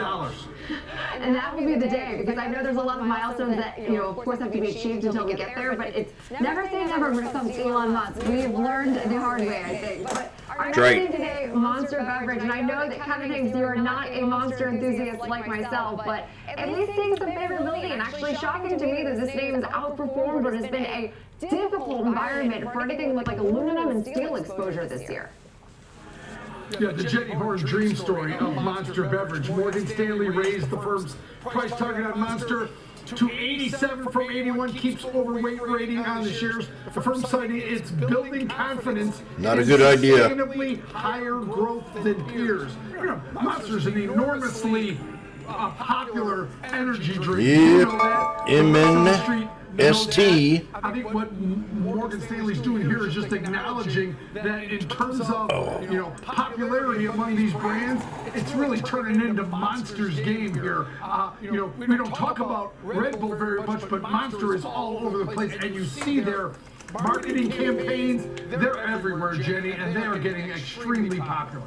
They are, and it's amazing because we see, the underperformance of the alcohol-exposed names, like your Anheuser-Busch, your Molson Coors, your Sam Adams, but also even like Coca-Cola, PepsiCo have seen this trade down effect and have not looked strong this year. So sort of like when will Staples start to see this resurgence? But Monster, frankly, has outperformed the entire space. Well, if you think about it, some of these stories could actually be linked, right? The weight loss drugs with some of the higher calorie drinks and snacks and food items that are under pressure right now. It can all be one big picture. People are eating less as they're taking the weight loss drugs, less sugary drinks. Yeah, it's just a big circle, Jen, that we're trying to figure out where the winners are. Water. For a while, when these jugs were retailing at like $1,000, water and this new coffee. Like, how is this what's causing the decline in these staples? But now, anything to fight a cold. $10 a month, I could yes. And it definitely seems like that's a very real factor on some of these high-calorie, less healthy type of staples. But now to shift gears entirely, gold and silver have actually been the spotlight, the focus for many investors in the latter part of this year. Walk us through the outperformance sure enough, baby. we've really seen from gold as of late. Yeah, if you think about 2025, and you think about gold starting the year in the $2,000 handle and finishing where we don't know where it's going to finish, but it's going to be record-setting, the movement in some of these metals. And people are asking themselves, why? Why did this happen? Well, is it monetary policy? Is it lower interest rates from the U.S.? Pelosi's no longer speaker. To do with it? Is it geopolitical? Is it a risk-off asset with tensions around the world? Could be. Is it industrial tech demand, silver and copper, benefiting from demand for EV, solar, and data centers? That could be a part of it. Is it central bank buying and holding precious metals? Is it the lower US dollar? All of these things is like a perfect storm of bullish sentiment going into these metals, and it just keeps going higher, Jen. So until one of these breaks, and I don't know what 2026 will hold for these precious metals. Jenny would say, James, that's very unprofessional. Like I said, a perfect storm of bullish sentiment. Okay, and with that perfect storm of bullish sentiment, is that the same reasoning we're seeing behind silver? I cannot have you on my show if you're going to do that. Frankly, on the network as I have in the last 2 weeks, but it's even outperformed gold this year. Well, that's because gold took off, and now silver's been playing some catch-up, as it's almost like a you mean funny, catch-up. High that we're starting to buy silver against it, but silver has uses. Yeah, it does. So it's an industrial metal. So yeah, some right around my neck. Just like NVIDIA affects all the AI trade and all the semiconductors and GPU trade, I think gold has just permeated all of the metals. I mean, you can see it in copper. You can see it in all these other metals. So I think You it's can just see it in the an S entire under SPX. commodity metal space rally. It's pretty incredible. It is. It definitely provided us also some news to talk about. Oh, shit, come on. So appreciate it, Kevin Hanks, of course. It ain't doing nothing. This is CBOE today. Now I'll send it back to Marley. Thanks so much, Jenny. Coming up in our show, we're going I want to short it. the Fed's rate path in 2026. When it acts like How much this. volatility we can expect from the AI trade next year and investing themes as we head into the new year. Market Up Close. We'll be right back. Okay, Marley. I say he's done a horrible job. Hey, investors, you know the market moves. And Schwab is here to help you move with it. So, whether you're buying, selling, holding, or planning, whether you're ETFing, Oh, you ain't seen nothing yet. Wait until he's gone. or even retiring, you can count on Schwab for market insights, live support, powerful trading platforms, and 400 branches. All at your service, all so you can invest your way. Sounds nice, right? Okay, we're getting ready to watch it here. Ladies live at the New York Stock Exchange, and this is Peppolini.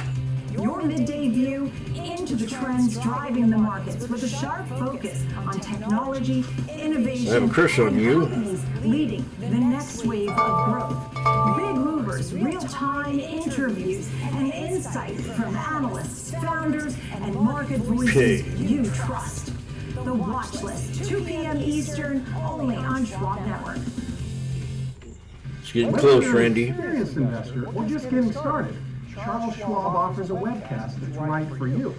Are you a long-term investor? Our investing webcast series breaks down different investing styles, including growth, value, income, and more. Best of all, you can ask questions by chatting directly. Well, we broke the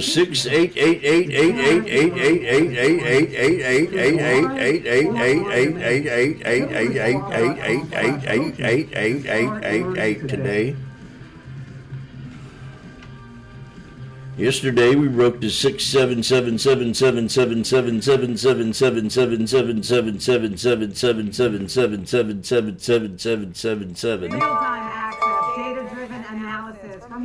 67777777777777777777777777777777777777777777777777777777777777777777777777777777777777777777777777777777777777777777777777777777777777777777777777777777777777777777777777777777777777777777777777777777777777777777777777777777777777777777777We're breaking the 699999999999999. SchwabNetwork.com.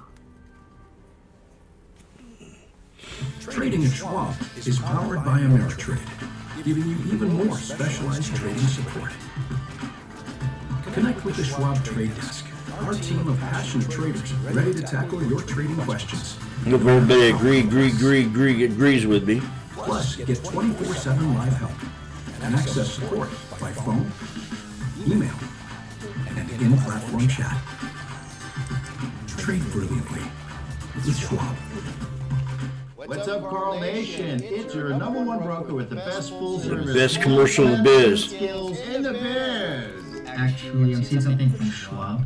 What? Uh-oh. Yeah, Schwab lets you invest and trade on your own. And if you want, they can even manage it for you. Not to mention, Schwab is a team of specialists for taxes, insurance, and estate planning, all with low fees.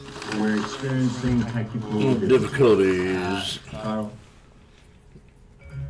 Schwab, a modern approach to wealth management. Welcome back to Market on Close. I'm Marley Hayden here in Chicago. Can't believe she's wearing a bathrobe. In studio is Martin Norton, the Chief Investment Strategist at Empower. Martin, always great to have you with us. Now, let's talk about the data that we've gotten of late. It seems to have been digested. Did you actually wear a bathrobe to work Our today? CPI, our delayed CPI, our delayed jobs report beat expectations. 4.6% unemployment. We got GDP today. Economy grew more than expected. But I continue to hear this echoed sentiment that people are not trusting the data or the process of how it was gathered, and the next round of data matters more. Where do you stand in all of that? And what does the data that we got indicate to you, if anything? Yeah, so I think, anytime you get a single print, you're going to have to treat it with a bit of skepticism because it's a picture, a moment in time, and not a trend. And I think that's especially the case with the data we received last She's been week printed in up. particular when it comes to inflation, when it comes to labor. We know that the collection efforts were at least shortened and maybe not as robust as they typically are. She'll get a good bonus tonight. Means that we'll want to pay attention to the trend that unravels, and we can't draw too many conclusions from what we did receive. Now, I think the big point of cheer for the markets is this potential that areas that were sticky in inflation You're wrong, honey. showed signs of coming down. So that's what we're going to want to key off of. Everything else is somewhat of a repeat of what we've already seen. No hire, no fire jobs market, strong growth largely from what we're seeing from corporate earnings. So it's really that inflation element that could be a point of change. So if the December inflation data comes in and it confirms that Tell her, Marley. trend, that it is weakening a bit, how realistic is the idea that the rate cuts get front-loaded into the first half of the year? Yeah, so the Good question. when those occur, and I think what we've been anticipating is that they'd be kind of sprinkled. The Fed is saying just God. one cut over the course of 2026. Help me, Lord. But if we start to see inflation really showing signs of becoming unstuck, that's where Can I get some help, please? see those cuts front-loaded. With aisle number 7, Start of the year. Washboardjim, please. Aisle number 7. Suggest a wait-and-see mentality, but I think you could start to anticipate cuts maybe in the first half of the year. And you also mentioned this no hire, no fire market that we keep Oh, seeing yeah. getting confirmed here. Do you see a point, or do you think we're near to a point where the labor market tips into something that's a bit more concerning? Well, that's what we want to watch. And I think the biggest area of concern when we look at least from a hiring standpoint, what we saw over the course of What'd you see? 2025 was really concentrated hiring. So it's not as though you could, jobs were coming about across all sectors of the economy. They were Think she's concentrated in serious? healthcare and state and local governments, and state and local governments have fallen off a bit. So it's a very vulnerable labor market. But at the same time, I have to wonder how much of the conditions of the labor market today are just the result from the wild hiring that we saw post-pandemic. In that case, this is more normalization than it is destabilization. And so that's another point that investors are going to need to watch really closely over 2026. Which is it of those two? And I know in the notes that you sent over that you made an argument that strong earnings could prevent any weaker labor data from turning into layoffs, from sort of reaching that tipping point. What gives you the confidence that earnings can continue to carry the economy right now? Well, when we take a look at what expectations are, we see expectations for very strong earnings out of AI, and a lot of that, of course, relates to the Mag 7, to kind of those AI superstars that sit there and kind of within the broader tech sector. And then when you take a look at expectations more broadly, you do see this idea that potentially we could see incremental deployment of AI, which could improve earnings across the That would board. really In suck. many respects, companies are entering 2026 still in very healthy conditions. And so if that's the case, and we expect earnings growth of somewhere around 10% or a little bit above that, you could see the market follow suit, even if valuations don't expand. And you have what you refer to as the AI moment of doubt. And I love that phrase because we're always trying to think of a new way to call this cautious optimism or the caution about cyclical spending and AI. But I like to term the AI moment of doubt. What do you think is driving the investor hesitation, despite the fact that we are seeing a boost in tech the last couple days?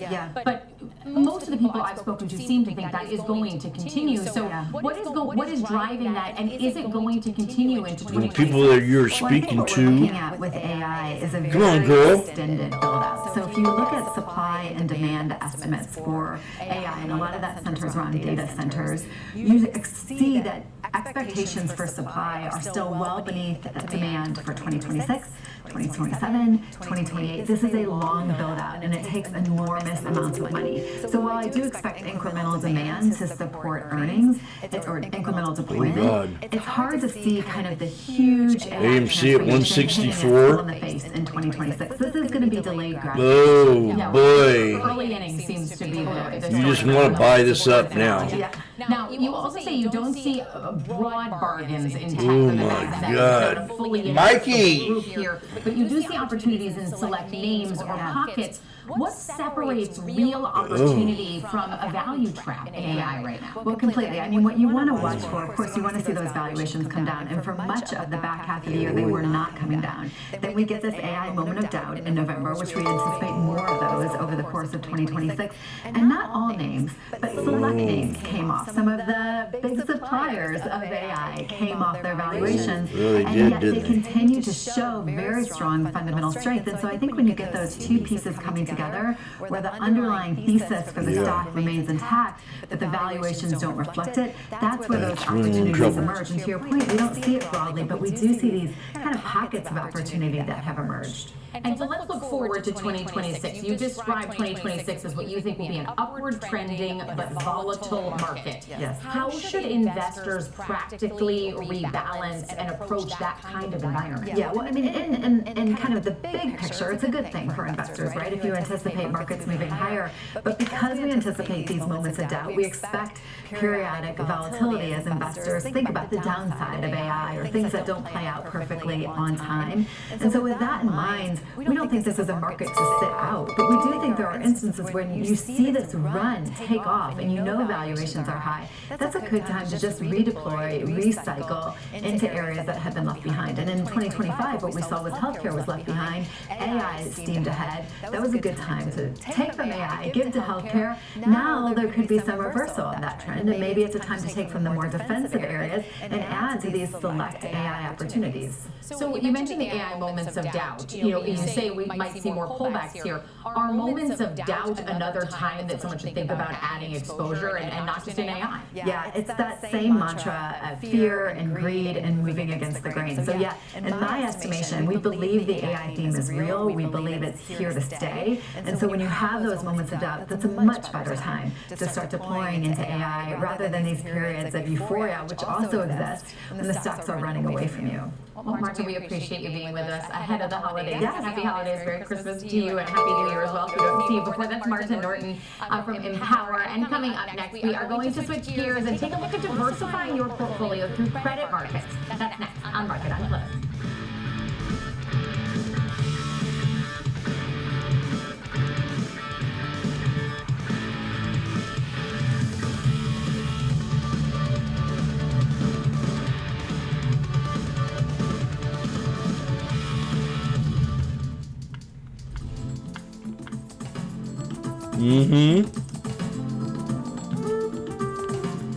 Deep.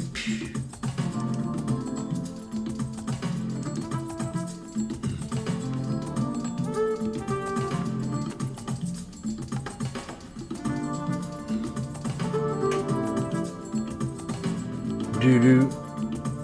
Do-do-do.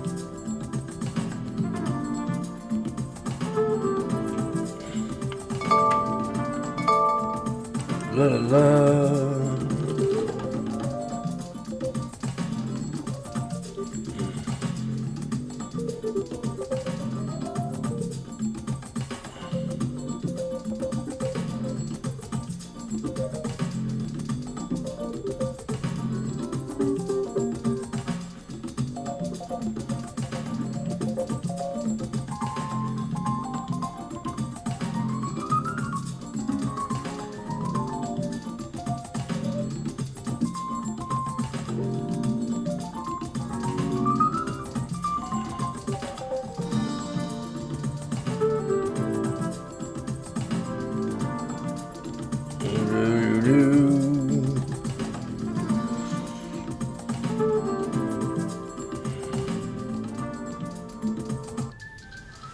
Opportunities don't stop when the market day ends, so neither do we.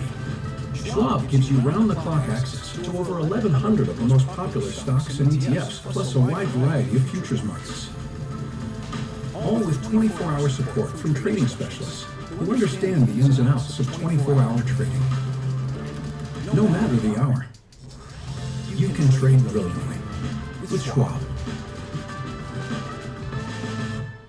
I'm Diane King Hall, on the floor of the New York Stock Exchange. When markets react, we are live with analysis that matters. Watch now, only on SchwabNetwork.com.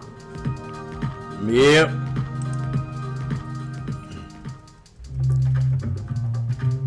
Sometimes, you could have done better. Yeah, that's Same true. goes for where you invest. Level up and invest smarter with Schwab. Welcome back to Market on Close. I'm Marley Caden alongside Jenny Moore here in our Chicago studios. Visa released its annual retail spend monitor, and the data showed that overall holiday retail spending increased 4.2% across all payment types. Here are some other takeaways from the report. We saw 73% of holiday payment volume in physical stores. 27% of retail spend happened online, and online spending rose by 7.8%. Now, I do want to bring Jenny back into the conversation and welcome our next guest. Joining us now, Sam Reed, partner at Canyon Partners and the portfolio manager of River Canyon Total Return Bond Fund. Thank you so much, Sam, for being with us today. You know, as we think about portfolio construction as we head into 2026, what do you think some of the biggest lessons that investors should take from 2025 are? Sure. Look, I think, as we think about 26 and learning on what we've had in 2025, the first and I think most important is understanding the labor market. We're pretty vigilant about watching the labor market and the consumer within our portfolios. Yep. And frankly, I think it's one of the most important variables to watch from the perspective that it will dictate the Fed's ability and willingness to cut rates. And what we've seen is a steady deterioration in hiring really since 2022, but also not a lot of firing and a shrinking labor force. And so unemployment has not spiked despite this tepid job creation and growth.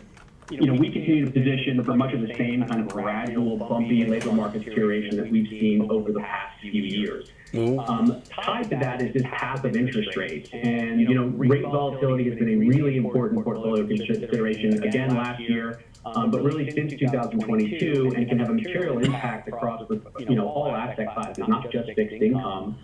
We personally like the optionality of tighter short-end rates, i.e. the Fed cutting more than the two cuts priced into the market. Are we going to go down to 69.04, 04? Downside.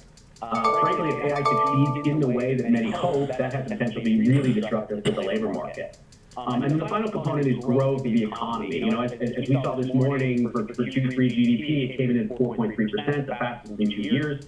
We think we're likely to continue to see a healthy GDP growth in 2026, maybe kind of the 2.5% type pace that we saw this year, even with the headwinds that we talked about in the labor market.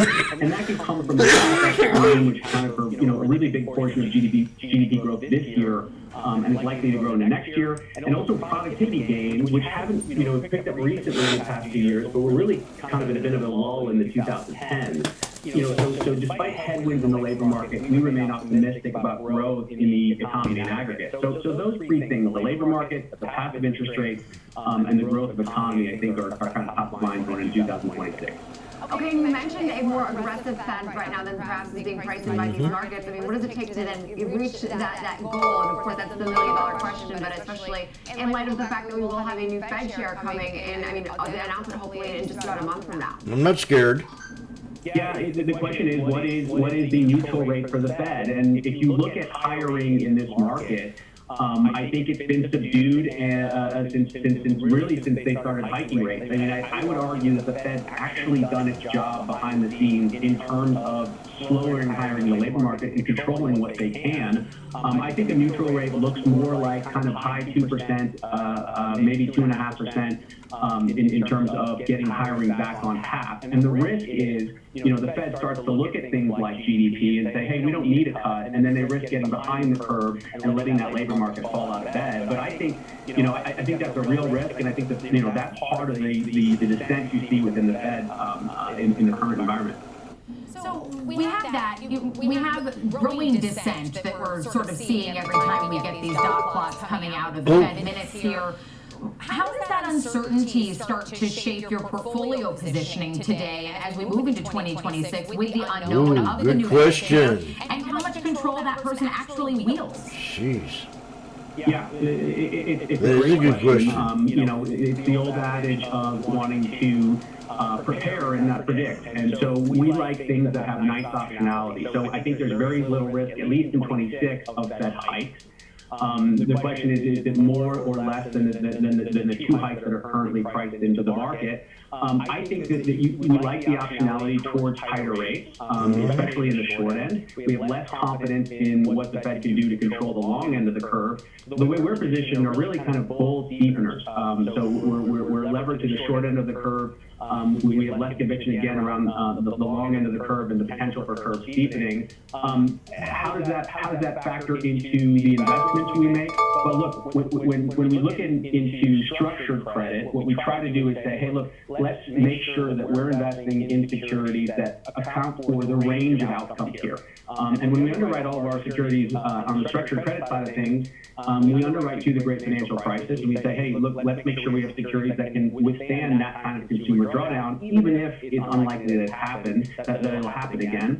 And on the corporate side of the things, we try to stay a little bit defensive. So we stay in the short end of the curve, yield to call short duration investments that aren't going to be as affected by volatility in interest rates or credit spreads. Okay, and there's a perception, of course, that rising yields can mean poor returns. Why do you think that is a misconception in today's credit environment? Yeah, it's a popular misconception, I think.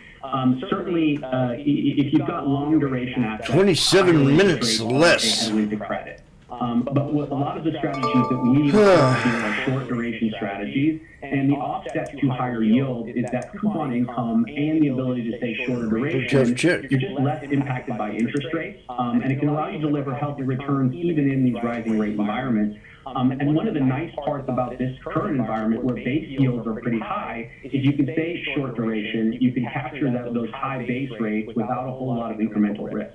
And Sam, while we have you and your expertise, let's stay on this misconception train here. Structured credit still has a bit of a stigma attached to it from the financial crisis. Yep. What would you say is structurally different today that investors may not fully appreciate if they're in that camp of still thinking about what happened with structured credit during the crisis? Yeah, that's a great point. Look, I think you're absolutely correct. There is still a lot of stigma attached to structured credit, given what occurred, and rightfully so, in the great financial crisis. But one of the silver linings of the crisis is that underwriting standards today are much more regulated, much more improved, and structures today are structured, to be much more resilient, given what happened in 2008. So I'd actually argue that the securities are priced to withstand the kind of volatility that we witnessed in 2008, but it's highly unlikely that we see that kind of drawdown. What we saw in 2008 was really an underwriting problem, and that quality of underwriting and the regulations have dramatically changed underwriting standards today, which I think gives investors a real opportunity to source mispriced risk. The other component that's really interesting is, the regulations of how much capital banks have to hold against these assets that they've historically held on their balance sheet is changing dramatically. They've doubled in some cases, and so you're seeing this real move from banks to get these structured credit assets off their balance sheet. And it's not for economic reasons. They don't want to sell this stuff because they don't like the assets. Historically, they've loved to hold them on their balance sheet, but it's because they're forced to. And so you've got a non-economic seller, and as we transition from bank balance sheets onto private balance sheets, which again gives investors a really nice opportunity to capture excess yields. Okay, and as we look forward, of course, to 2026, as so many market participants are at this point, but what sectors look the most attractive to you from a credit perspective?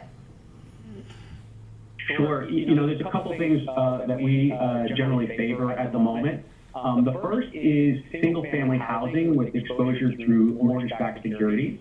It's important to differentiate between housing turnover, which I think could still remain subdued in 2026 depending on interest rates, and the prices of single-family homes themselves. So we're constructive on non-agency first lien and second lien mortgages that are tied to home values. Despite stretched affordability and record high home prices, there does remain a structural shortage of single-family homes in this country, which is really supportive of pricing. It's why you haven't seen prices go down in the past few years. In fact, they've increased, mid-high single digits, even with interest rates and mortgage rates where they are. And these mortgage-backed securities are structured in a way that they give you ample cushion for a downturn in prices. So even if prices go down modestly, 10%, something like that, and that's actually more than a modest move, you're very unlikely to be impaired on your loans given how much home equity are in people's homes today. So single-family housing is one area from a pricing perspective we're constructive on. Prime auto asset-backed securities is another sector. These are pools of auto loans to prime consumers, those with FICO scores in kind of the low to mid 700s. They are prime consumer balance sheets that are generally in very good shape. Wage growth for that higher end demographic still has been pretty healthy this year, 4% plus in nominal terms. Balance sheets are in good shape, income is growing, and default rates and losses in prime auto loans tend to remain low even in periods of stress. So we're generally pretty constructive in this asset class, both in the current environment and in the historical context. And then the last one that we talked briefly about a moment ago is this idea of corporate yield to call or short duration opportunities. While corporate spreads at the index level don't offer a ton of value, one of the nice parts about having elevated short-term base rates is that you can get defensive investments that aren't exposed to interest rate volatility that give you this nice single-digit kind of return without a whole lot of risk. They tend to be pretty defensive. And I think given elevated valuations on both the equity side of things and the credit side of the house, we think this profile of investment, high single-digit yield with minimal volatility, actually will end up looking pretty attractive in 2026. Sam, we appreciate you being with us today to talk credit markets, and happy holidays to you and yours. That's Sam Reed, partner at Canyon Partners. And coming up next, we've got Options Corner. Rick Ducat will join us here in our Chicago studio to take a look at Reddit after a bullish note from Needham. That's next on Market on Close.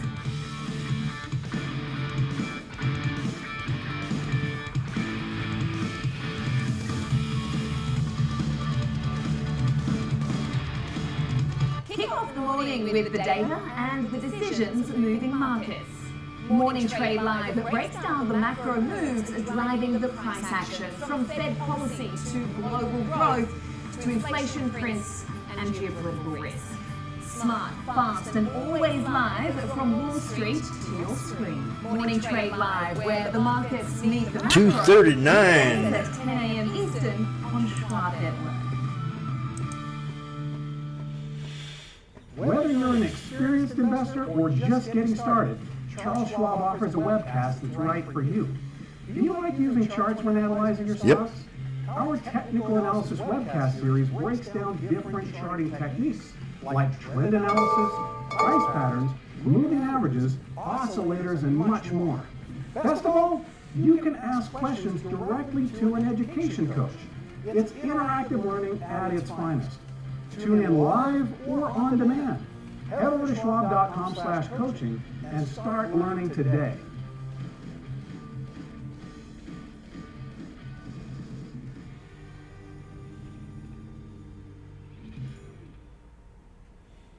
I'm Kevin Green, and I track options flow daily, identifying who's buying, who's selling, how it's going to impact the markets.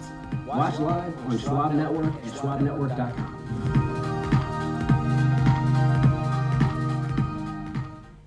Trading at Schwab is powered by Ameritrade, giving traders even more ways to sharpen their skills with tailored education. Get an expanding library filled with new online videos, webcasts, articles, courses, and more. All crafted just for traders. And with guided learning paths, stacked with content curated to fit your unique goals. You can spend less time searching and more time learning. Trade brilliantly with Schwab.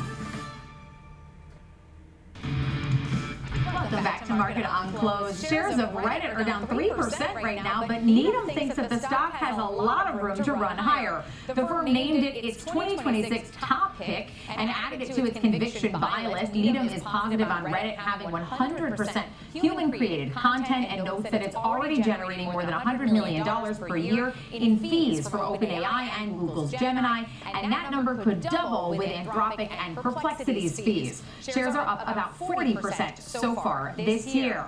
And that, of course, means it's time for Options Corner. Rick Ducat is joining us here, our lead market technician. We're obviously taking a look at Reddit today on the heels of that note from Needham. Rick, as we take a look at Reddit, usually we start with competitors, but Reddit is sort of one of those ones that stands a bit in a field of its own. Yeah, it's kind of tough to make a direct comparison to Reddit here, but just a quick look at them versus the communications sector, a nice outperformer here. And I guess the best you can do would be companies like Alphabet for YouTube, Meta for Instagram and Facebook here. Then, perhaps Match if, it's still kind of a social site, but Pinterest, Snapchat, Reddit is the one that's doing better than most of the group here. And that note was kind of interesting too, because what it said is that these large language models, they need natural language understanding and conversational cultural awareness. And if you've ever browsed Reddit, the idea of using it to train something on conversational cultural awareness is likely very frightening to you. But all joking aside, it makes sense though, because these are people who care very much about the subject enough to spend their free time commenting and talking about it here. So you have enthusiastic participants who are knowledgeable in very kind of niche areas here.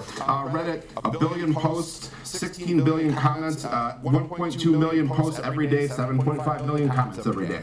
I mean, it certainly is a visited website or forum or chat board, whatever you want to call it, and it seemingly, Needham thinks, has a ton of upside, picking it as its top pick. So as we look at the technicals, I cited that this note wasn't enough to move it to the upside today, and I did talk to George Tillis about this one earlier, and he said, it's been trading a little sideways of late, but you can see the volatility here just on the screen. Right, some pretty big swings here, all the way from 177 all the way up to 283 roughly, so pretty big movements here. One important thing though is that after we had our gap up on earnings, our low point here, our dark green line near 178, that's where we held on a couple of times during our declines here that we saw after the move died down somewhat here. But similarly, the 240 area, now that's where we're stuck. That was our initial high point here, and we didn't quite make it through this trend line. You could draw a trend line going from the highs, connecting these subsequent highs here. If you were to go along, kind of where the closing prices, the higher closing prices landed up, that would give you this trend line to follow going forward before you start to reach those highs near 240. If we were to look at our other studies here, moving averages, we're still above most of our major moving averages. We did give up the very short-term 5-day weekly EMA today. The monthly 21-day EMA comes in near 223 next. That could be the next area to watch. RSI trending downward as well, but still above the 50 midline, so still more of a bullish lean.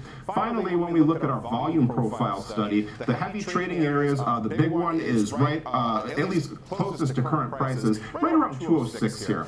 We also have this area up here near 240 or so. That's where things really start to dry up, and then another smaller node near 260. Yeah, right now about 225.85 for Reddit. So as we talk about the options action on this name, what does it look like? Where are we seeing the most open interest?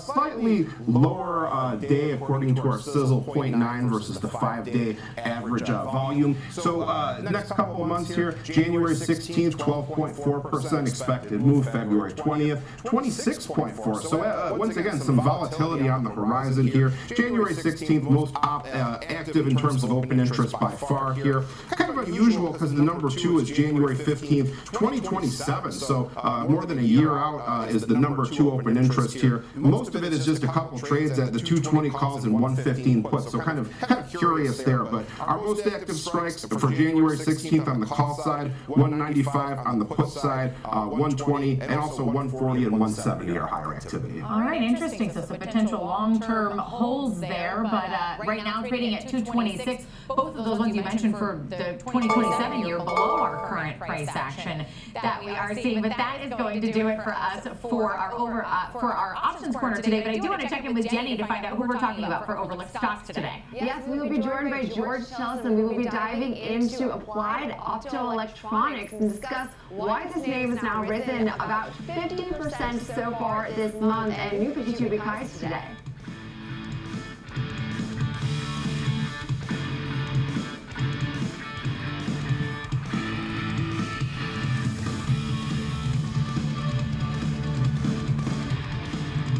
Whether you're an experienced investor or just getting started, Charles Schwab offers a webcast that's right for you. Are you an active trader? Our active trading webcasts are designed to help you develop a deeper understanding of technical analysis, options, futures, and more. Best of all, you can ask questions by chatting directly with an education coach. It's interactive learning at its finest. tune in live, or watch on demand. Head over to schwab.com/coaching and start learning today.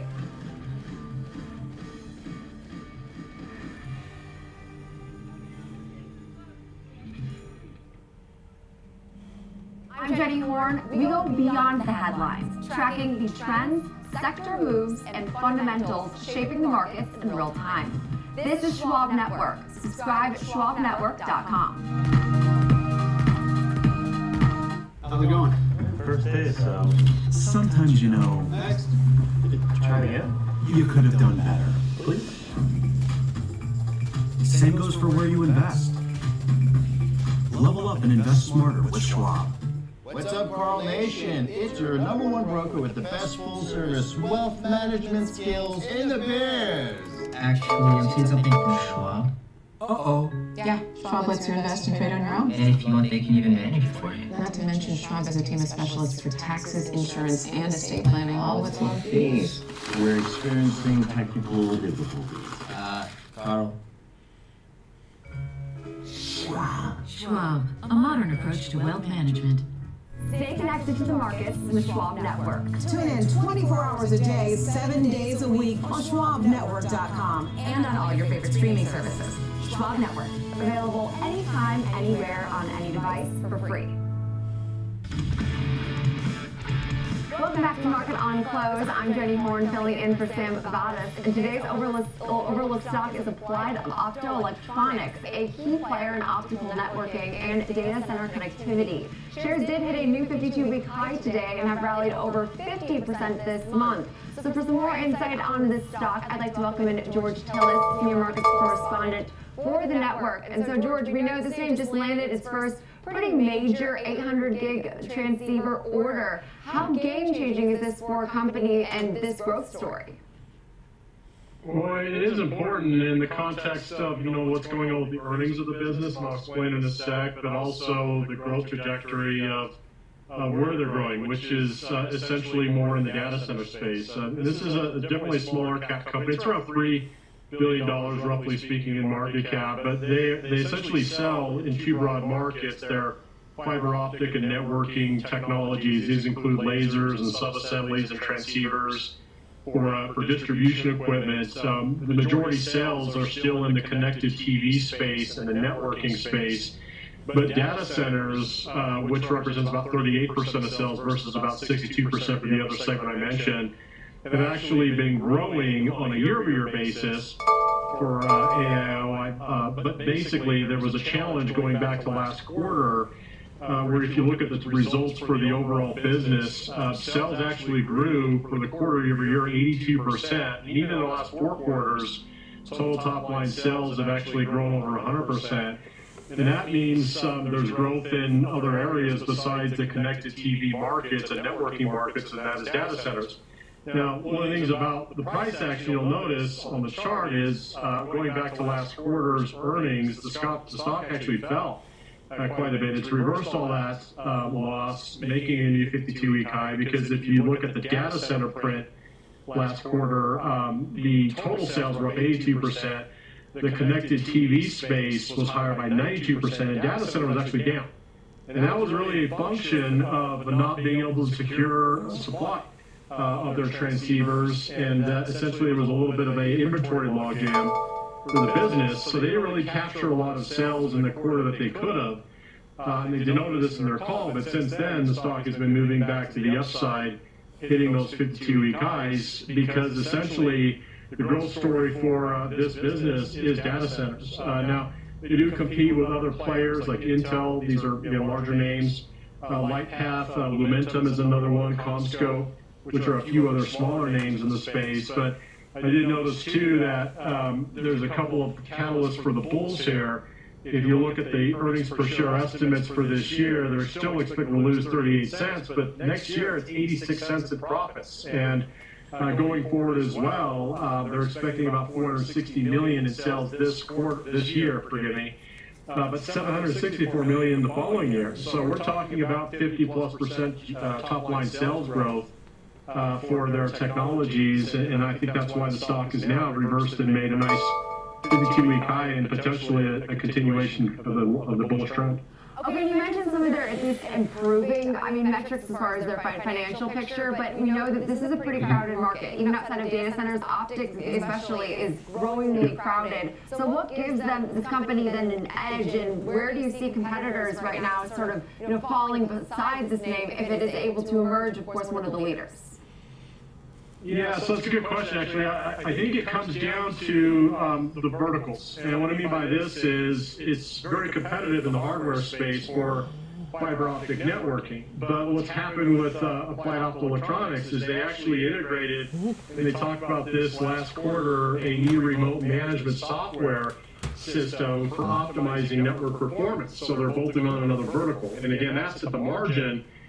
Generates more economic returns per unit sold. So this helps them optimize network performance and telemetry diagnostics with automated remote controls, essentially providing users the ability to do so from a remote location. So I think that's a value proposition the company's giving the marketplace going forward. Not to mention, based on bookings and large customers. This includes customers like Verizon, AT&T, There's definitely been Charter a couple Communications. weird They also weeks. have a 5-year supply agreement that's still going on in the next year with Microsoft. This gives the company quite a bit of visibility in sales. And like I said, more importantly, we talk about this all the time with Alex on the Next Gen program, is the best news in stocks are the ones in which the company has got that convexity. There it is, 200. The profits. Okay. Again, like I said, this year they're still Like expected I to lose said. money. Next year on an adjusted basis is supposed to make money based on Crap, estimates what on a you consensus say. basis, with those sales growing around 52%. You got to keep in mind the volatility though in this name. Well, there's volatility. $40 in price. That's above the midpoint target of $36. Best shut your mouth. Is 50 and the low target is 15. Again, because margins have been really challenged over the past few years, which again, maybe some of those bearish analysts still have in mind, but maybe they'll change their mind as the stock progresses going forward. And definitely nothing bearish about its recent price activities. We've That's started right. with 50% so far this month and up another 4.5% today. So definitely talking about things on a more optimistic tone as far as recent price performance. George. Would appreciate that. George Chellis, Senior Markets Correspondent for the network. And we are nearing the This is end of the market SPX. session. We'll be bringing in Lotto. to break down some Oh! and we'll break down today's action coming up next.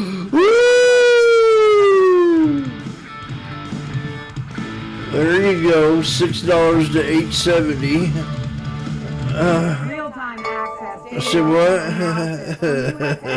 to global macro matters. Schwab Network connects. Oh, thank you very much. Watch live. Subscribe free at schwabnetwork.com. I don't know how he does it, but I was sitting here watching him, me and Grandma, and Opportunities don't stop when the market day ends. he said, "You know what So today now- is?" Schwab gives you round-the-clock access to And over 1,100 of the most popular stocks and here. ETFs, plus a wide variety of Where'd you future go? markets. All with 24-hour support from trading specialists who understand the ins and outs of 24-hour trading. No matter the hour. You know what today is? And son, I looked up at him. I said, "Grandpa, no, I don't know what today is." He says, "Well, it's Christmas Eve. This was the day that the sneaky snake was invented." A guy from Missouri. Everybody knew who he was. His name was Washboardjim, and he come in riding on this big old washboard, and he'd be handing out sneaky snakes to all the children and all the new traders out there. And one day, this guy thought he was going to get tough, and he looked at Washboardjim and he said, "That ain't no sneaky snake." And I said, "Oh, hell yeah, it is." And I had to show him what a snake was, and by the end of the day, he come up, called me up, and he said, "Jim, I think I know what a snake is now. Grandma showed it to me last night." Woo! Okay.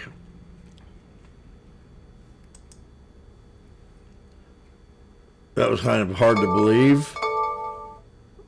You ever seen anything like that, Randy?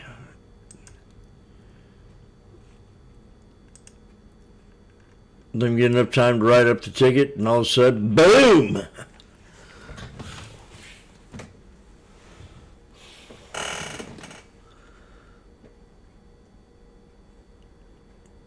This is the 200 SMA, and she's still going.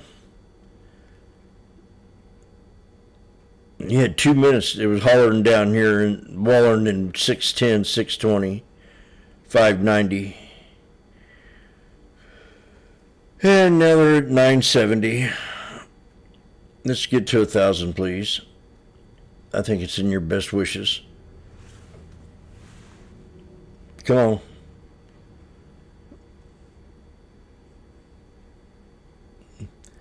These are the 6,900 strikes.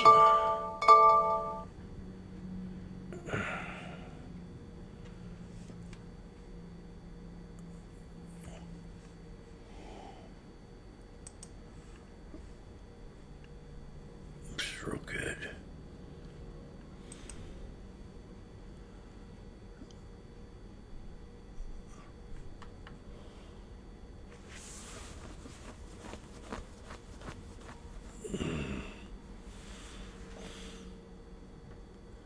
Uh-oh. Uh-oh. Randy, $9.90. Nope, $10.40.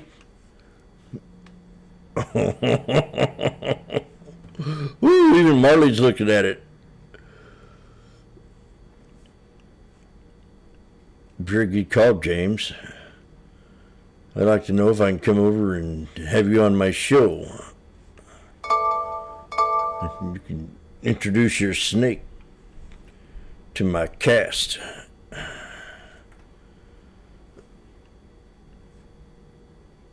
Yeah, I'll do it. I did it for you, Marley.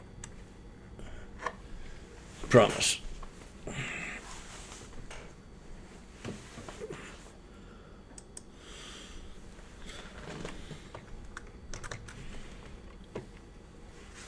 It's 200 SMA right there, ma'am. And this is called a tweezer bottom. And that's a hammer, and that's a hammer. And that's a hammer. So you're sitting here, and I get a knock on the door. Hey, Jim, we're at the 200 SMA with a tweezer bottom on the second candle. I said, what? Grab a contract. Boom! Before I could even blink an eye, I was already up $200 in a matter of 3 seconds. Not even that long. I'm going, what? The heck? These things ran all the way up to $10.40. So that's tweezer bottom. Not a bad day. It's going to be a long week.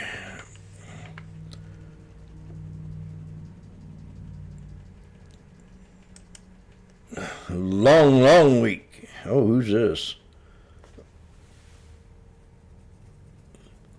I gotta see who this is here in a second.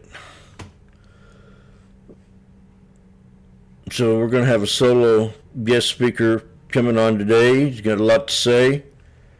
And prepare ye in the name of the Lord.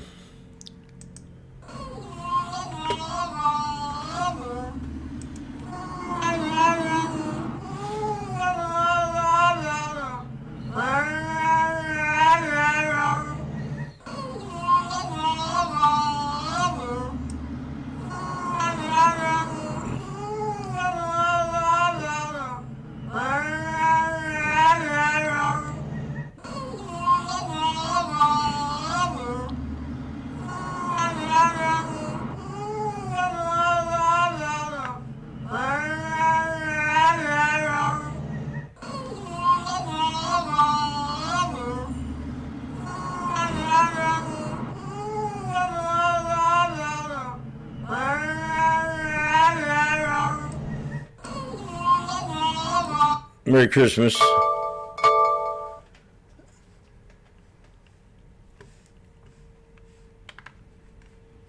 Oh, yeah.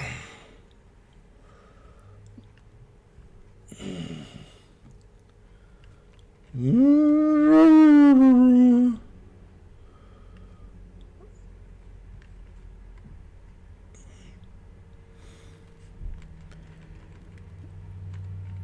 Jimmy wasn't missing in action.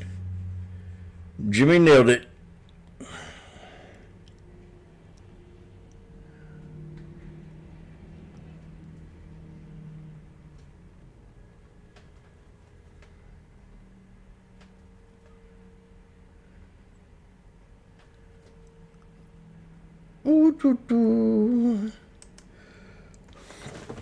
Well, tomorrow's a big day.